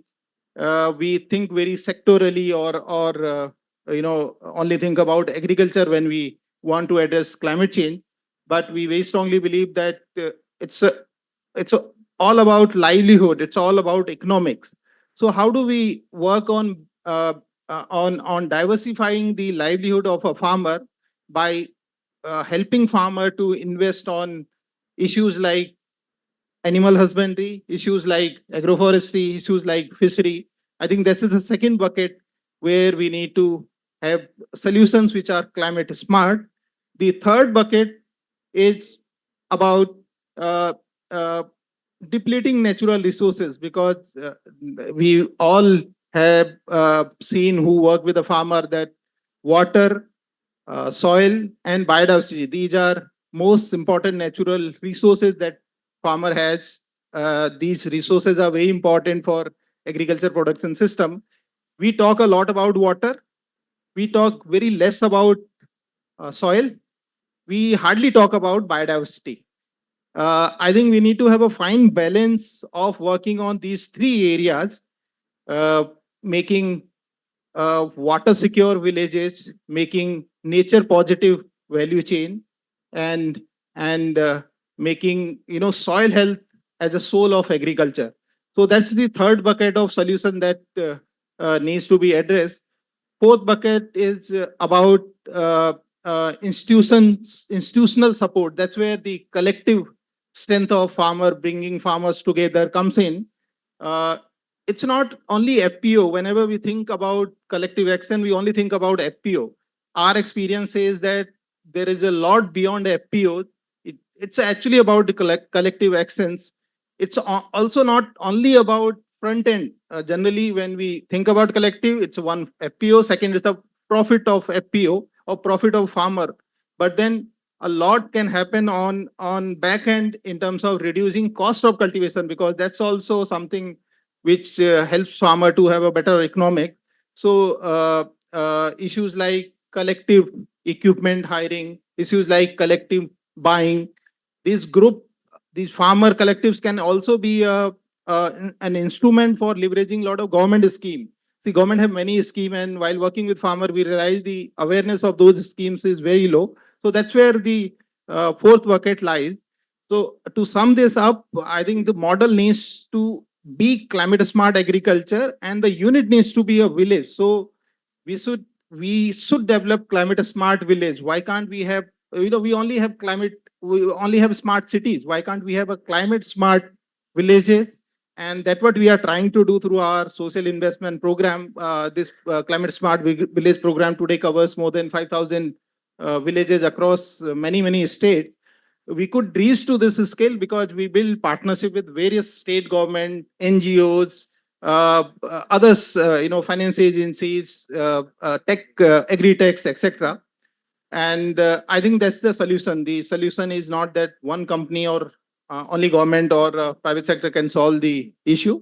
I think it's a collaborative effort which can be taken up in a large landscape level, not just a small village level. So village can be a planning unit, but the solution should move to a landscape level. So I'll pause here because my time is over. Maybe we'll be happy to discuss later. Thanks, Grisha. And it was a mind-provoking thought of climate smart villages. For doing all of this, I think technology and R&D plays a key important role. And so today we have Ms. Anuja Kadyan, who's also the chair of FICCI Task Force on Sustainable Agriculture and also the Government Industries Affairs Director for Corteva Agri-Science.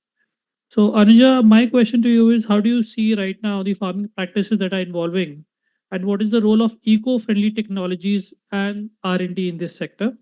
What impact do you foresee these technologies would have on the overall agricultural landscape and farmer ecosystem? Over to you. Thank you. And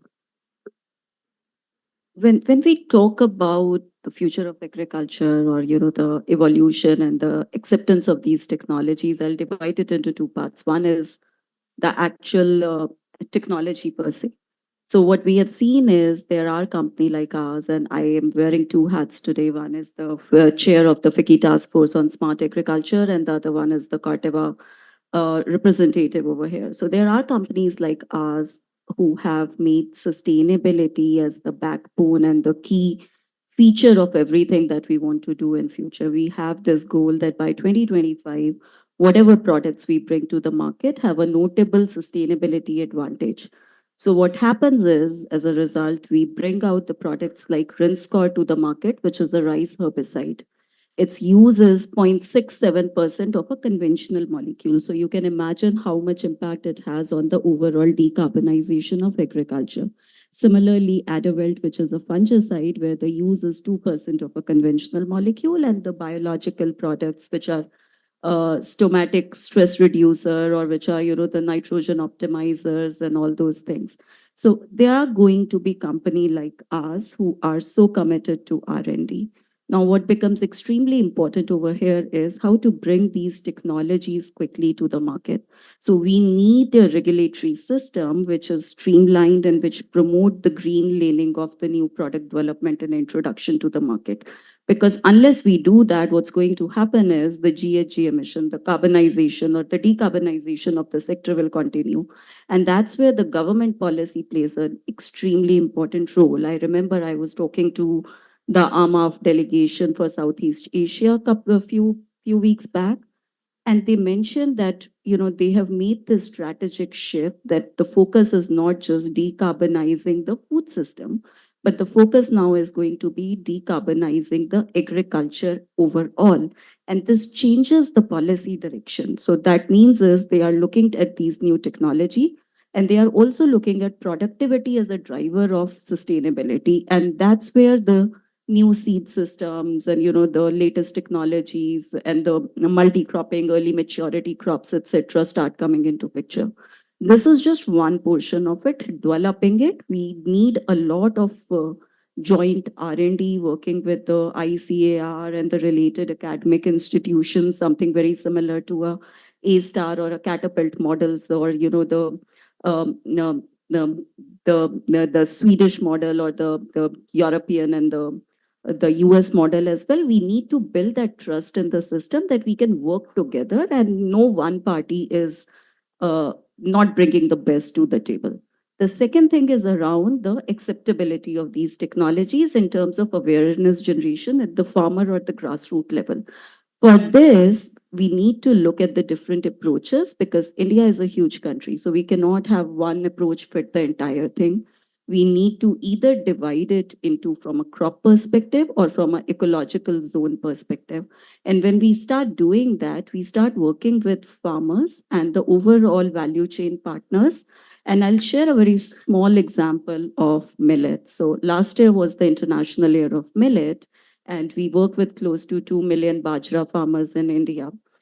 We noticed that to make sure that the international year of millet is also, redeeming and prosperous for farmers, we need to work on that entire value chain. So we set up a committee with FICCI where we had ag input provider like us, the farmers, the FPOs, then also the buyers and consumer and the nutritionist as well, because we wanted to cover that entire value chain. And this resulted in so much of the success. We got a lot of issues, and these issues were something very simple like the shelf life. or the rancidity problem, how to make sure that the food processing comes up with a product which is not just nutritious, but is also affordable and is also, flavorful, and the kids are willing to eat it. Similarly, we work with mustard farmers in Haryana, and this is again where we have demonstrated the doubling the farmer income. And mustard is a oil content crop. We worked with few of the startups to build these oil testing machines, which are portable, so that the farmer can test the quality of its crop or produce, and then accordingly can go and negotiate it with the buyer that my produce has a higher oil content and I should get a better price for it. And and this required a lot of awareness generation at the farmer level and at all the levels in that value chain. But we were able to demonstrate that, if we follow these kind of practices, the farming or agriculture as a sector or as a profession retains a better remunerative value for the farmer or the producer. And these are the things that we have been looking at. Now, when we talk about the further acceptance, I'll just share a small example around the behavior change. Me and a lot of other companies, we have been focusing on DSR. But when we talk about DSR, I find that it's more like a behavior change exercise where we have to constantly work with the farmer around the good agriculture practices, about the continuity of those agriculture practices. And it cannot be a single person or a single company job. A multi-stakeholder approach is required. So while all of us talk about healthcare, WASH initiatives, or education from a behavior change perspective, we need to also look at the good agriculture practices and these kind of initiatives from a similar kind of thing. Because unless we do that, it's going to be a spurt kind of initiative, which will come depending upon where someone's focus is, and it will just lose the shelf life, and it will just, the impact will be lost. We need to maintain that sustained impact. And one thing that we have in a couple of our meetings with Vicky as part of the Sustainable Agriculture Task Force, we have discussed that we need to utilize the digital dividend that has been created over the years in different isolated fractions. So this data is available in isolated island format. We need to bring this data together, utilize it to find that where the climate and the microclimate vulnerabilities exist, what are the impact and what are the interventions are required. So that risk assessment to certain extent has already happened. And then we can start working together to start creating infrastructure from a risk mitigation perspective. Because unless we do that, the future of the food security will always going to be a question mark that will have a spiral impact or a multiplier impact on something like your biodiversity, your sustainability, the rest of the SDG goals, etc. Thank you, Anuja. And you highlighted the importance of use of technology to promote climate resilient value chains. AI is also an upcoming tool that would also change the face of agriculture in the future. So we've talked about FPOs, we've talked about the role of the industry, market linkages, R&D and technology.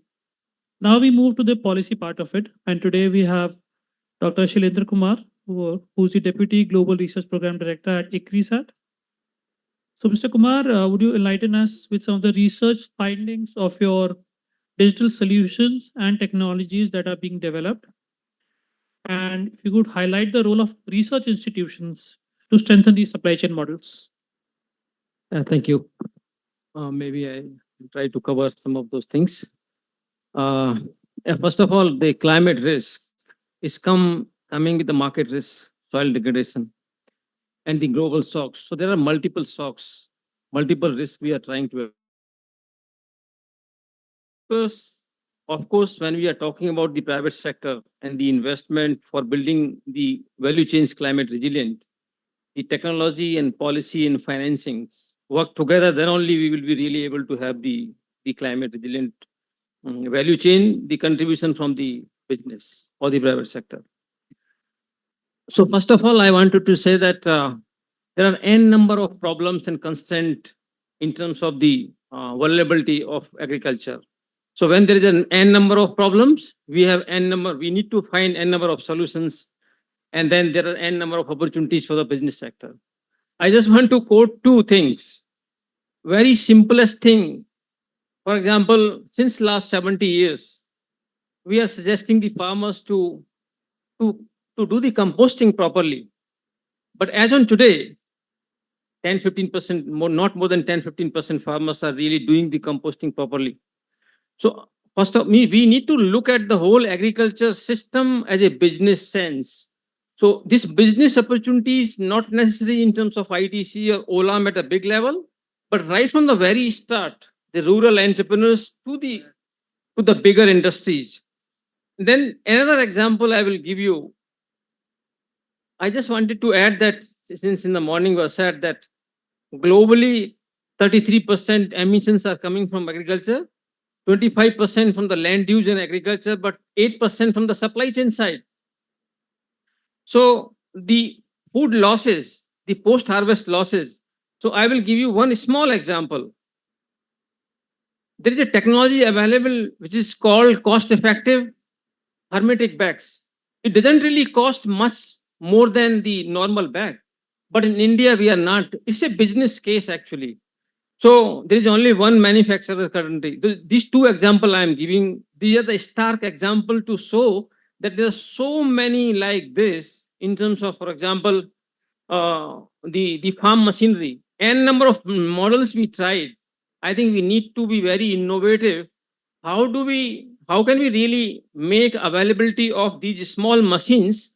Maybe the multi-commodity approach, federated approach, convergence among different the enterprises or the entities, because the market, because it's a small kind of farmers. I think we have to be very innovative to find context-specific solution. It's not like something works somewhere, it will work. So these are something, but the another part I would talk about the supply side. Again, some of the things which are really private sector. I would say that today, a lot of technologies, a lot of research available which need to be tailored. But unless large number of entrepreneurs, large number of business people who are following business for agriculture, we will never be able to really achieve or address our problems, because government has tried different kind of institutional setup, but this is missing unless we have that kind of business oriented the approach for agriculture. So then I am coming to the another very important thing when we want to, but before that I want to say that I would focus not on climate resilient or climate smart villages, which I have been working for last 15 years, but I would say that we should focus on smart villages. So under the smart village, climate smart comes in, but you also address other issues in terms of other resource optimization, whether it's water or household. Then at that level, we will be able to address or whether green energy. Now I'm coming to another point, which is again supply side, the climate information. So there are the forecasting from IMD available. Then the new tools, we were talking in the previous session on digital tools. So institutions like ICRISAT has developed new, I think filled some gap where you can automate automated system to generate context specific climate information. But you need the IT or digital, those industry or those entrepreneurs or the entities which have strong in the digital infrastructure. So I think this is another area where we can. Another thing which industry or the private sector is a one-stop shop kind of solutions. But I would say that it not come a model where something and somewhere work. It will be again context specific, one-stop shop. Other thing again on the demand side, supply side also. I would like to say this one-stop shop also. In doing that, I think the government institutions or research institutions has to be very open to really share the knowledge and work with the private sector, because ultimately that knowledge is going to benefit the farmers or overall ecosystem. On the demand side, one is the post-harvest losses where private sector can really work, and the other is uh, uh, when we are talking about the ecosystem services or the sustainable produce, I think can we create a big market? So one is that we are able to create market and sell sustainable produce. Unless so, if narratives need to build like for X, the industry created a big market over the last 30 years. So people started eating eggs a lot for the health, lot of campaign. I think we need to work with the industry and with the government and other stakeholders. How can we create a bigger market and narrative around among the consumers for the sustainable produce, which enhances the ecosystem services? But at the same time, we work with again with the technology or the research institutions and the private sector and digital. How can we really develop tools which can quickly and cost effectively monitor and identify those sustainable produce? Another part, I just wanted to say few things on the FPO part because the aggregation. Yeah, I will maybe take a few seconds. The recent study shows that there are around 24,000 FPOs, and out of that, 85% the paid up capital is the less than acceptable level. And there is a great issue of the trustworthiness or credibility of the FPO among the FPO members. So here again, as the panelists, co-panelists mentioned, that unless there is some anchor, so if not anchor as such, I think until now the government is promoting or given responsibility to SAFC and the NABARD, but need to seriously review this process, how the private sector can really play a role in anchoring these FPOs, and but we can really decide some of the indicators which can evaluate the performance of these anchors, and then some support also can come from the government, some support can also from CSR. I think it's a big area where we can make a dent and use this whole, because ultimately in the long run, transaction cost cannot be reduced unless we are aggregating, unless we are collectivizing. So I will stop here. Thank you. Thank you so much. And I think you also summarized the discussion which we had. So I'll not repeat and do that. Now we'll open the floor for questions from the audience, please. We'll start from there and then continue. Can someone give me my mic, please?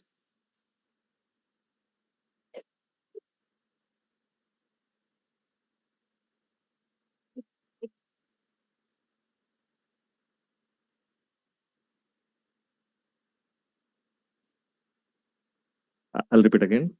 Very good evening to everyone. My question is about the supply chain over here. And in every supply chain, vendor is very important. For this, I will give one simple example. For example, the organic cotton.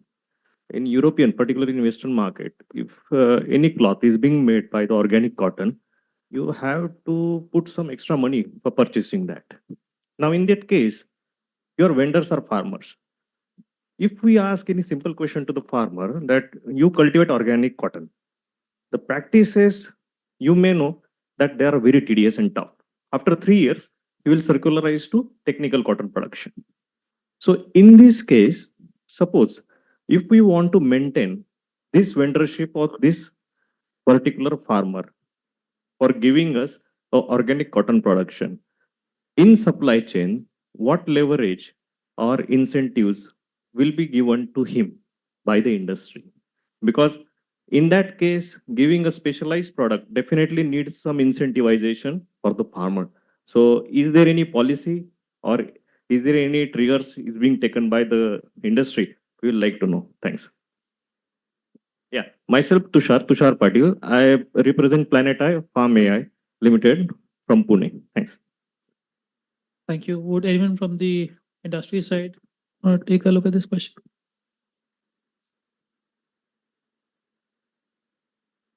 So in such cases, see, we have to keep in mind that ultimately it's the market forces which would determine prices.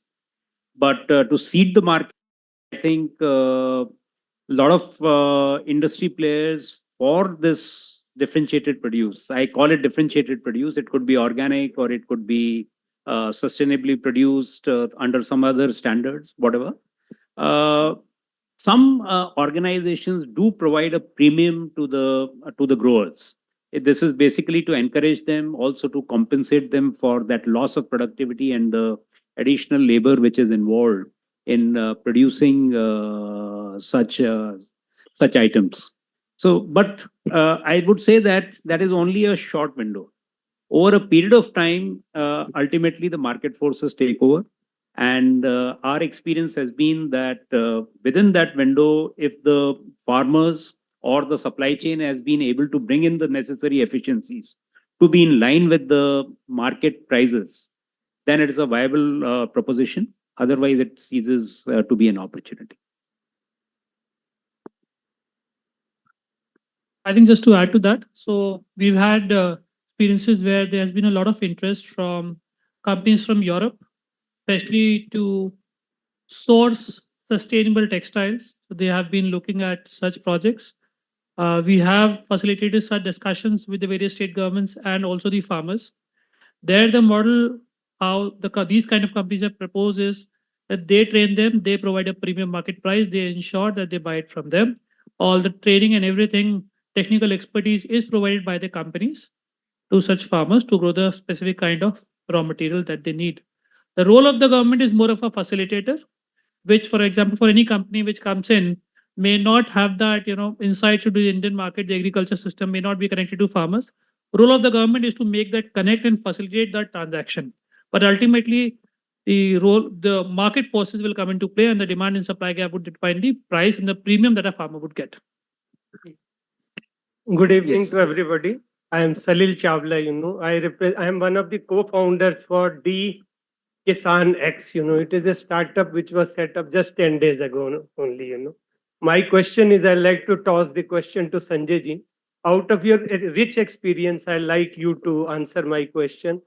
That you said that, and which is true, largely true. That if we were to de-risk Indian farming, what would be the magic bullet in terms of A, de-risking the Indian farming, B, make it more climate resilient, and borrowing what your co-panelists said, that make the best year to optimize, the worst year to minimize the losses, or something called, climate smart solutions. Given that we are battling, the Indian farming is battling the two hazards, one in terms of the climate change, which is for real, and second is, I would say, the weather vagaries, which is increasing every day. It is a growing concern. Thank you. That's a very profound question. You see, I'm already guilty of overstepping the time limit which was given to me. So very difficult to answer this question, because you are asking that how do you make agriculture more productive, more remunerative, more interesting for generations to come. I think there is a multi-pronged approach which is required. We always look at the government in our country. We have always this tendency to look up to the government for any and everything which we want to change. So government has a role to play there, and I think that is in terms of the policies and the support, infrastructure, or I would say the kind of extension support which is required, policy support for export. I think policy support for exports as well. Then we have the whole FPO movement. I think I am a firm believer that this can be transformative, because farming at smallholder level, the world over, has been a challenge. And unless and until you collectivize it in true sense, not only for market access, but beyond that, going backwards, it is very difficult that this would become interesting. I think there is a need for consolidation there. We have far too many farmers in this country. A country having 40% of its population, let's say 35, 40%, whatever be the number, it's a humongously large number. So first, to make farming productive, I think we have to move people away from farming, do some kind of consolidation there in terms of land aggregation. Then I think the private sector, I talked about it a lot.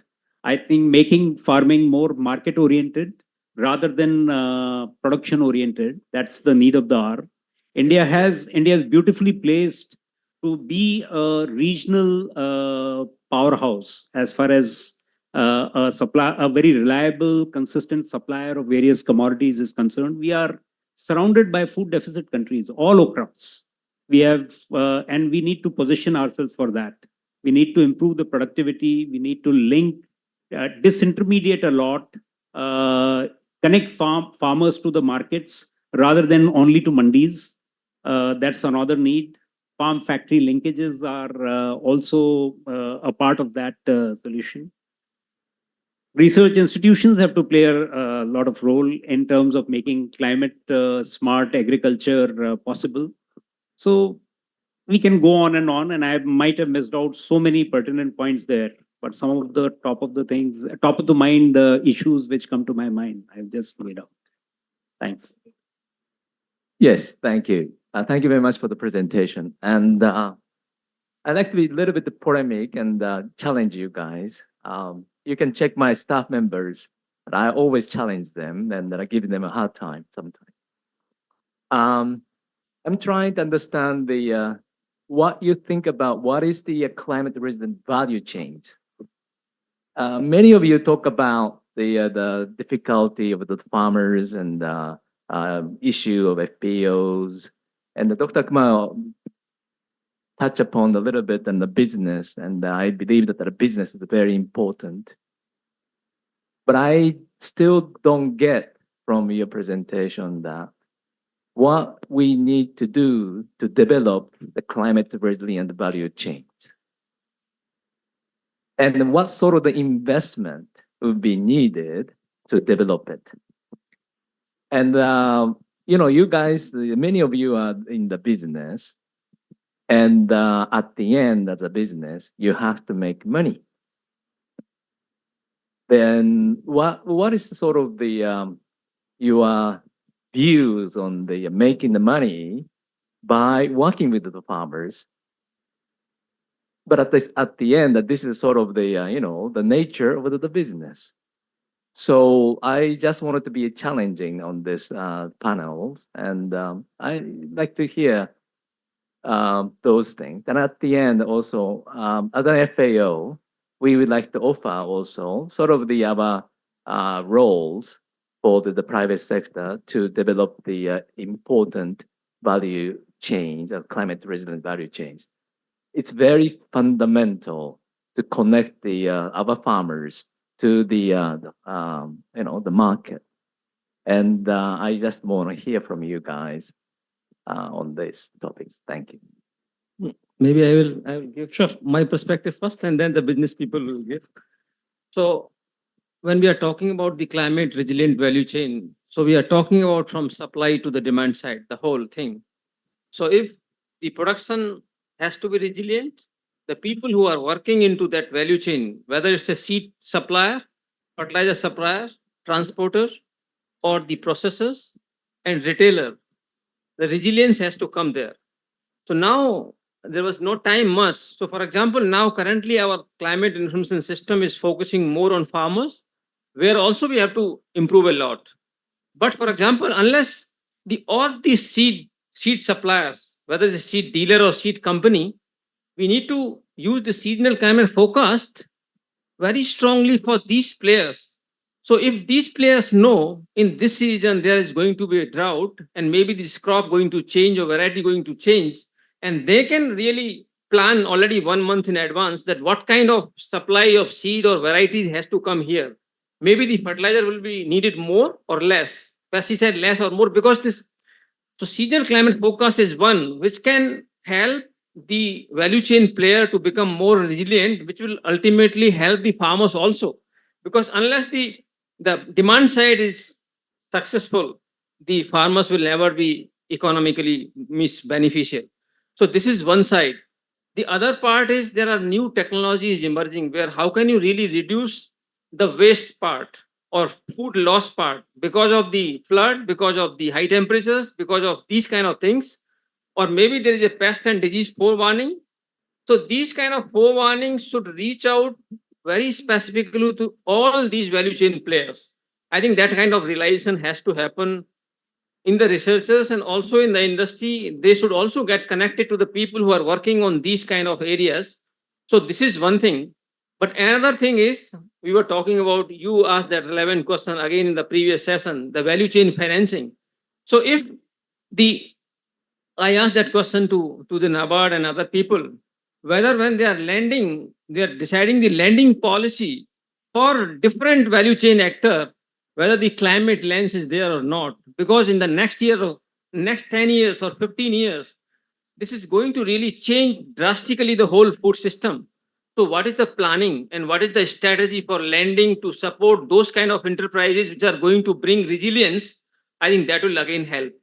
So I think multiple things we have to work, and also I would like to suggest all the economists, whether they are working on the demand supply side or the demand side, when we are looking at the climate change aspect, we need to really look at least 4 to 5 or 6 year time horizon when we are looking at the cost benefit ratios of particular interventions or enterprises. One more thing I would say again, we did a recently climate risk assessment using the 30 years data at the mandal level, that block level, sub-district level. So different kind of parameters, whether it's a overall climate index, variability index, but the cyclone frequency, drought frequency, temperature variability, and those hot spots, we need to really identify and share with all these stakeholders.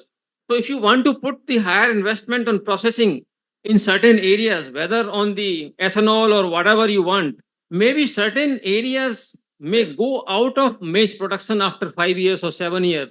So if you put more investment on ethanol processing in the areas where maize is going to reduce, I think those kind of parameters and analysis has to become part of whole thing, which will improve the overall resilience. Maybe other people can add. Thank you. Anyone would like to add?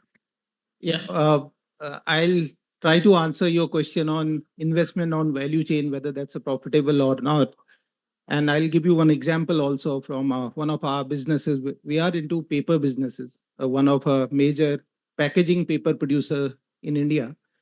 So as part of developing value chain, we worked a lot on R&D of trees. Many people want to know that some of the clone known in this India are actually developed by our scientists, where we modified them genetically so that their productivity is higher. And then we worked with a farmer, in very remote area of India where our plant lies. This is in a place called Bhadrachalam. Many of you might not have even heard about that name. So these farmers had a wasteland. They were not putting to much of agriculture use. We said, why not you try this clone, and then you can sell it to anyone after 4 and 5 years. So in this process, what happened that we created a large chunk of supply chain around in a 100-kilometer radius of our plant, which is not only helped us but also helped many other paper mills. In this entire value, in this process, we have also trained the middlemen and the traders, the contractors, etc., and finally got this project certified under FSC, Forest Steward Council certified project, became first project, private sector forests, which got certified. And finally, this helped us to have a differentiated product, which help us to have a better business. So in my opinion, it's not a question of either or. You can't have a long-term business unless you invest on value chain. And if you invest on value chain, you will have result in long-term. I think we are a profitable company more than 100 years now. The answer lies there. We have a view from one more panelist, the same. Thanks. And I don't have an answer to that, but I was just thinking aloud on few of these and double clicking on it, and probably also get a rap on my knuckle from my media team. What I find is missing is a clear priority from the country's perspective of what we want to achieve. Are we talking about food security? Are we talking about national security from food and the civil society and democracy perspective? Are we talking about the export value chain, or are we talking about farmer? Because unless we have that primary priority and secondary priorities set, we are unable to build a system dynamic model of what is driving what. And this is what is creating delays in it. We need that mind map. For example, we have spoken so much about in last, with the India being the Sherpa of G20 last year, we heard a lot about biofuel alliance. But when we go and we want to, as the ag input provider, when I want to go and talk about it, there is no clarity.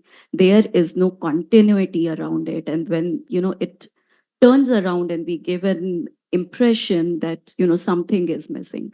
Because if we need an early maturity maize, if we need to find in which ecological zone we need to sow it and produce it, as an ag input company, I need to start working 7 years from that deadline.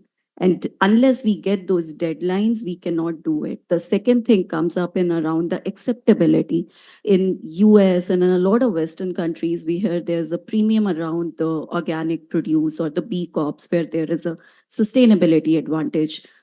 We need to have those kind of mechanisms as well. Right now, the only mechanism we see is from a carbon trading or the green credit system.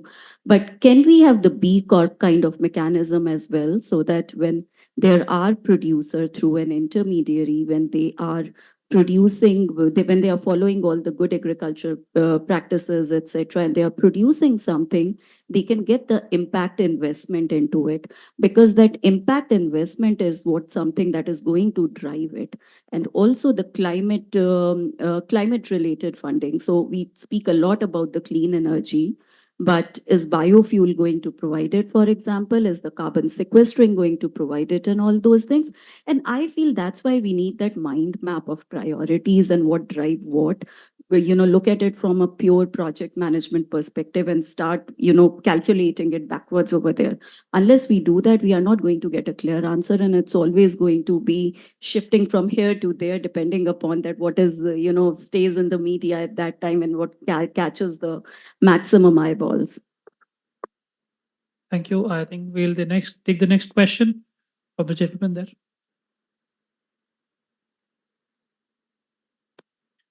I'm Ajit, founder Kushigram, and I chaired two smart villages conferences at Pragati Maidan 2016 and 17. So it's a good idea, but how we'll do it is a challenge. And then we always talk of all these climate resilient agri-food systems and whatever ecosystem we are talking. It covers, I think, more than 50% of the sustainable development goals and targets that are relevant to India also. So why don't we plan entire sustainable development goals and targets that are relevant with all the stakeholders and partners and see what can be done? We can have good solutions and good clusters, and we can do it in small clusters, taking entire India in one go and seeing that India saturates all the sustainable development goals and targets is not possible for any country that way, such a big country. So why don't we take sub-districts, maybe few villages, few panchayats, few blocks, and do it? Thank you. Thank you, and I think that's a very good suggestion, although some work has been happening already across several parts of the country. Even at the state level, for example, Sikkim has been declared as the organic state. So a lot of work has been happening at the village level and panchayat level and at various district levels also. But yes, of course, there's a need to also do a collective planning across the country and utilize that stakeholder network to understand the best practices so that they can be again inculcated in various project programs. Anyone more has any inputs on this? Okay. Next question. Sure.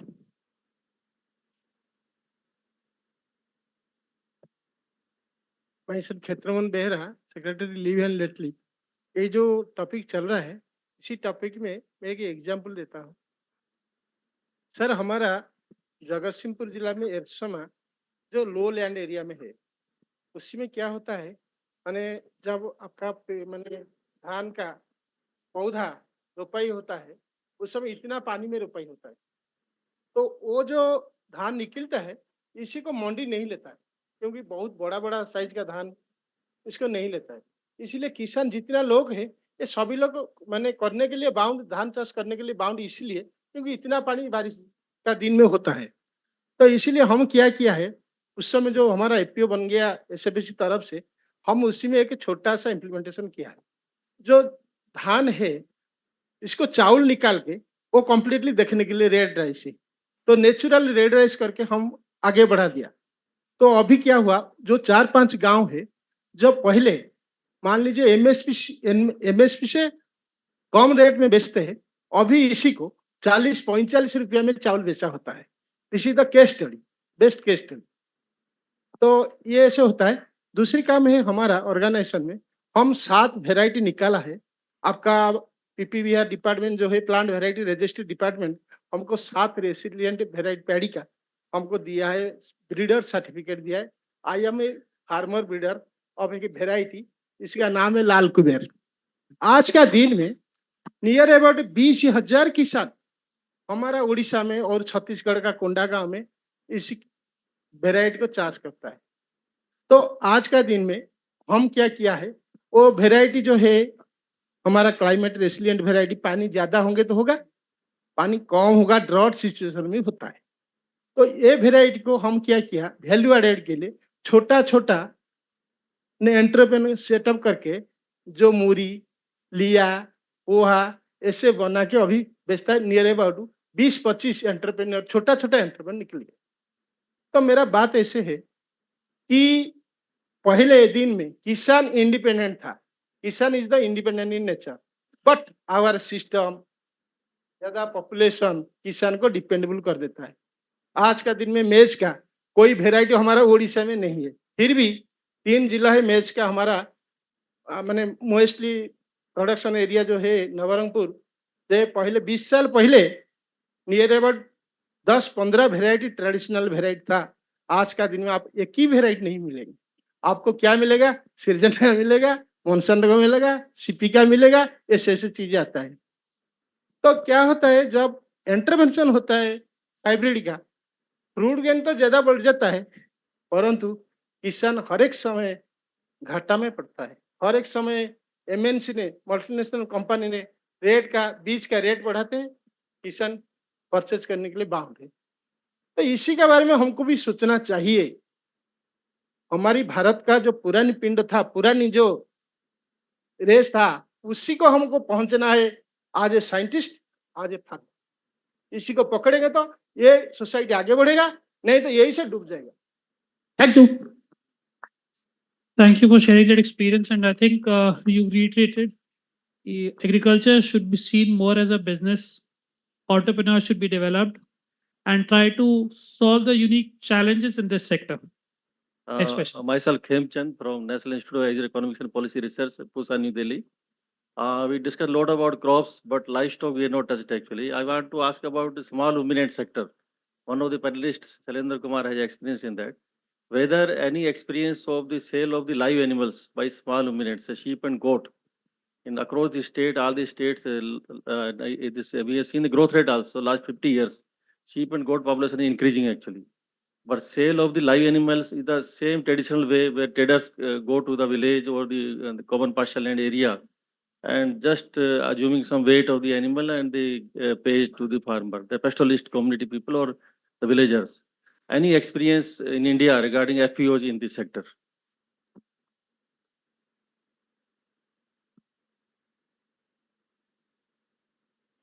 So we don't have FPO per se, but we do have experience of working on small ruminant as part of our CSR social investment program, because these are also people deep in our value chain.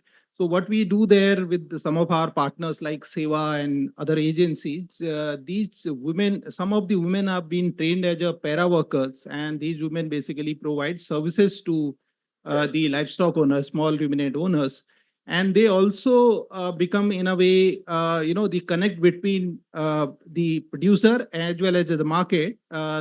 So the idea is that these women they make a producer group, and a lot of training handholding is given them on what are the fair market practices, how do you sell your goat, and then they not only negotiate with the local player, but also being able to negotiate with the big market. Like this project is in Munger, and the suppliers are, the goats they are supplying today is in Calcutta, because they have access to market and access to knowledge. I think these two are very important thing. If you provide them, whether it's a FPO or informal collective, the fruits will be there in the ground.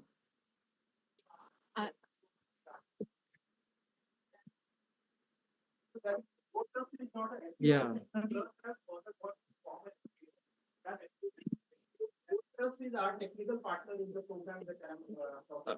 I just would not go in detail. I have a lot of experience. Miss, there are some people, entrepreneurs, who are connected to number of farmers and trying to promote, but marketing is a problem.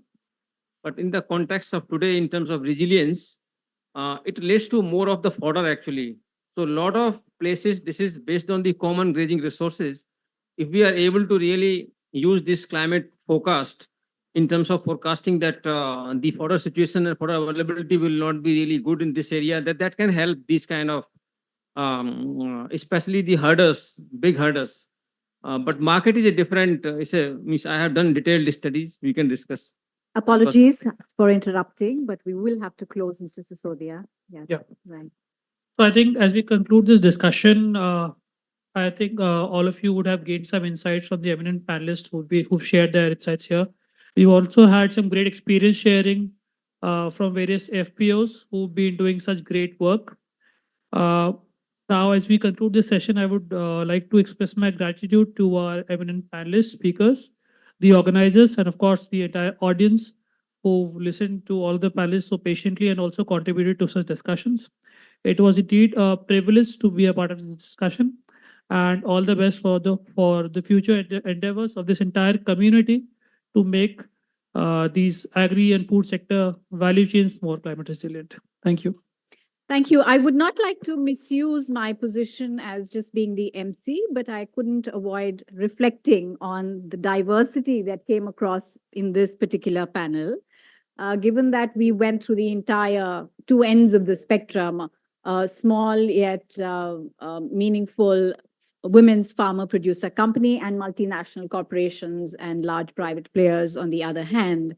And I think it's just a reminder of the kind of work that lies ahead with this investment forum going forward in terms of strategizing, creating partners and space for each other. Because clearly in a value chain, the bottom line is also about value systems. You know, even though we are trying to develop a common vocabulary of climate resilience, there are clearly very different value systems and entry points that are coming in here in terms of well-being, wealth and wealth creation and wealth generators. So clearly there's a lot of work to do, but we've had a long day today. And I'd like to thank this panel very much.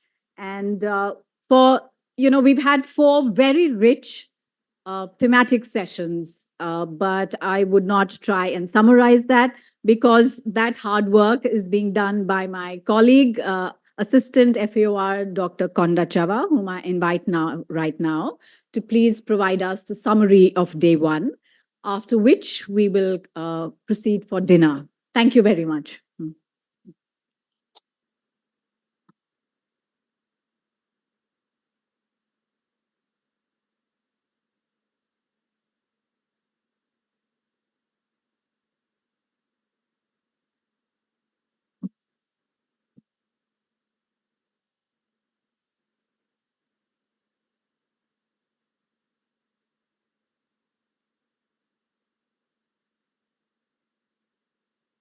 Thank you, Shalini. First, I wish to compliment the facilitators and panel members of the various sessions for this extremely rich and enlightening discussions, and also sharing your innovative thoughts, ideas, and way forward.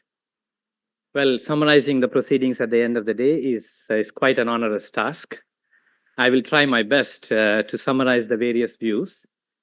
Given the short turnaround time, kindly forgive me if I have missed any points or the summary is inadequate. Yeah.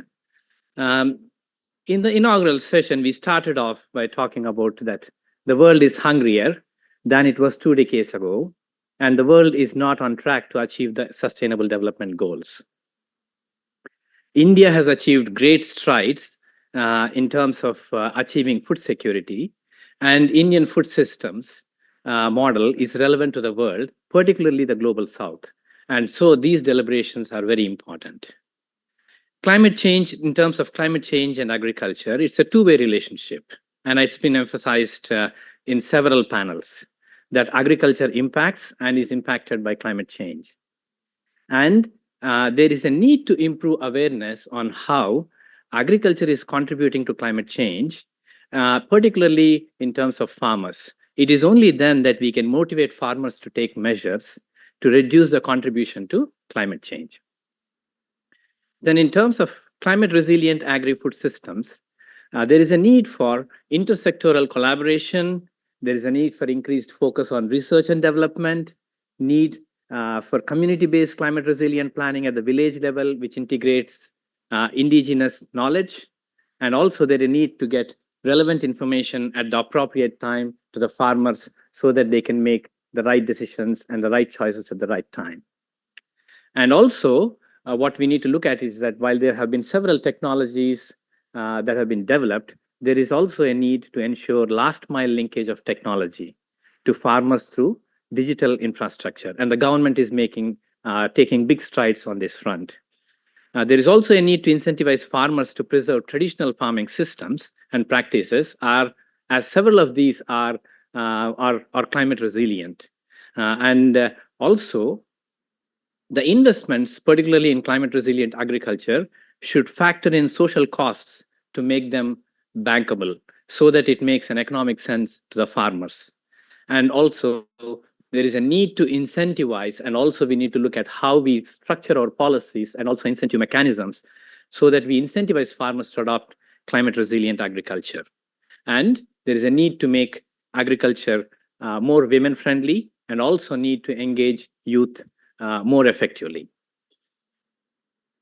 Then going on to the next panel, the panel called for the importance of resource use efficiency in agriculture. And given that the resource use efficiency in agriculture, given that, as I've said earlier, that climate impacts and is impacted by, agriculture impacts and is impacted by climate. And the parameters for resource use efficiency must also have ecosystem considerations. And so there is a need to look at the entire system from farm gate to the food plate. And also look at incentive mechanisms and policies that disincentivize farmers to adopt climate resilient agriculture. And particularly, like, for example, the example that was given was that there is no minimum support price for organic agriculture produce. So we need to look at these things as well. The institutional finance needs to take into account landscape management and improved land use planning. And there is a need to decentralize technology, investment, knowledge systems, and make them bottom up. There is also a need to focus on smallholder systems, which are diverse and complex, given that more than 80% of India's farmers are smallholders. There is a need to give greater importance to secondary agriculture to enhance farmers' incomes, given that while we look at primary produce, we also need to look at the co-produce and use all the components of the agriculture system so that farmers are able to derive greater income from agriculture. And agriculture should look beyond crops, as we all know, to include livestock, aquaculture, fisheries, and also in terms of the natural resource management, the base on which agriculture functions. Climate smart agriculture calls for improved agronomic practices combined with climate forecasting that helps protect agriculture against the climate vagaries or the weather vagaries. Then coming to the digital infrastructure and solutions, there was a call for increasing the investment in climate resilient agriculture and private sector investment in the digital technology. Digital innovations play a major role, but deployment of digital innovations is the key. That is one thing that we need to be really mindful about. There is also a need to invest. So there is a need to invest in digital public infrastructure to make it attractive and interesting to the private sector. There is also a need to build accurate weather advisories to the farmers. And so, the another thing that we need to be mindful about is that as we are going about in terms of promoting the digital infrastructure, we need to be monitoring particularly in terms of the data that we are collecting, the quality of the data that we are collecting, and also the consistency of the advisories that we are providing to farmers. So the focus should be on data use. So that is where we need to be really paying attention. And digitization should be an enabler. Digital interventions cannot yield results unless we engage with local institutions. So it's important that we engage with local institutions at the local level, and to also engage with them in a way that it is easy that they were able to support in further disseminating them to the farmers. And data alone cannot generate revenue. So there is a need for us to develop applications and services which are relevant to farmers. Given that digital applications are very important, there is a need for co-learning amongst countries, and India has much to offer in this particular area. Then coming to in terms of financing climate resilient agri-food systems, first thing is that the one that was discussed is that the importance of developing climate risk index and linking lending rate to this index, and sensitizing farmers and farmers' collectives on climate risks.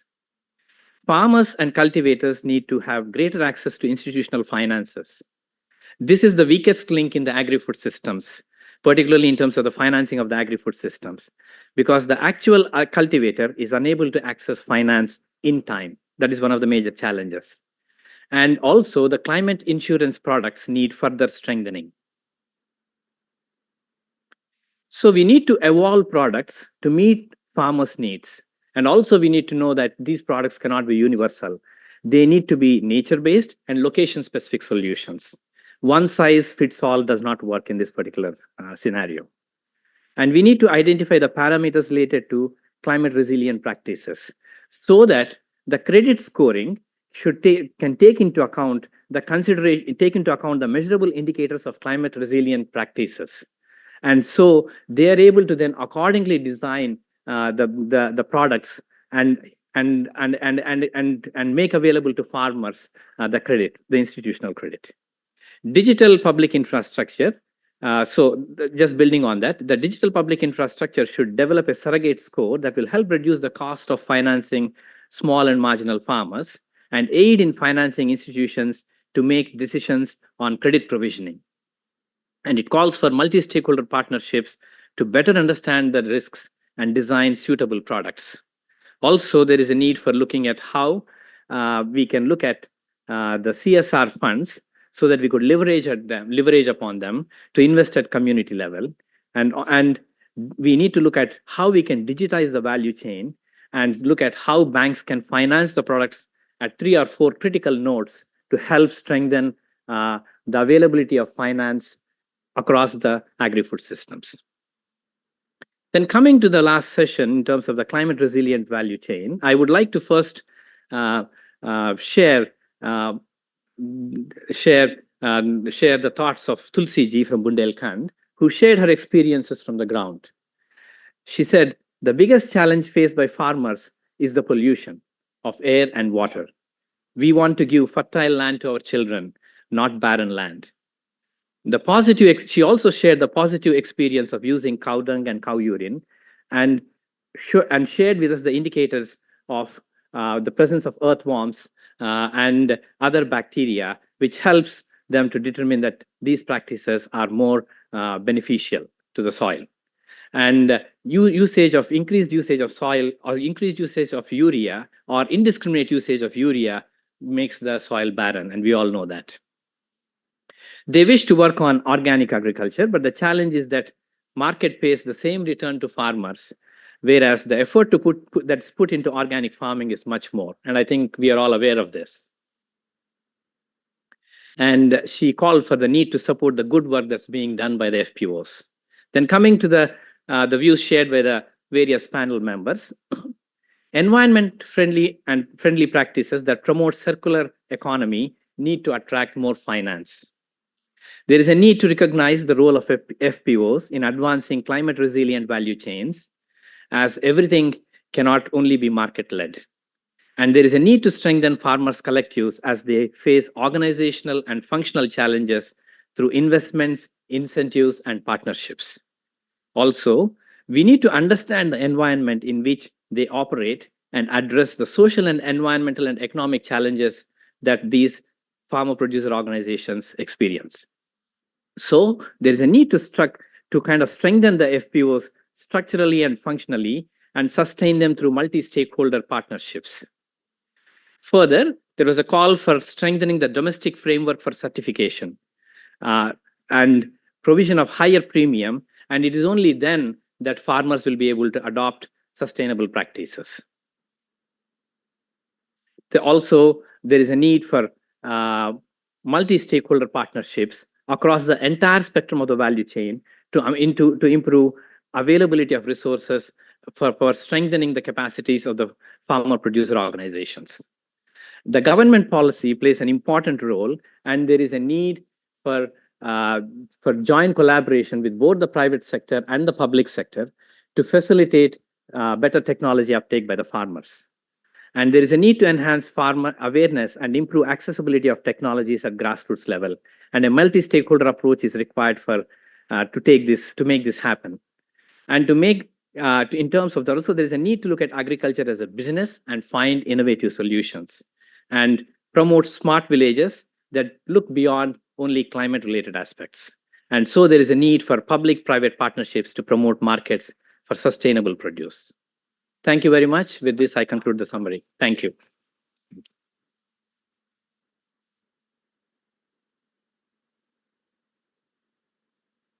Thank you, Konda. Ladies and gentlemen, we come to the close of today's program, at least the thematic sessions. You are cordially invited for dinner in the Rose Garden behind from the left exit, the rear door. And we will also have the pleasure of a live music group, that is the Sarthak Collective. So please enjoy and bon appetit. Tomorrow, the sessions will resume at 9 a.m. See you again. Thank you very much.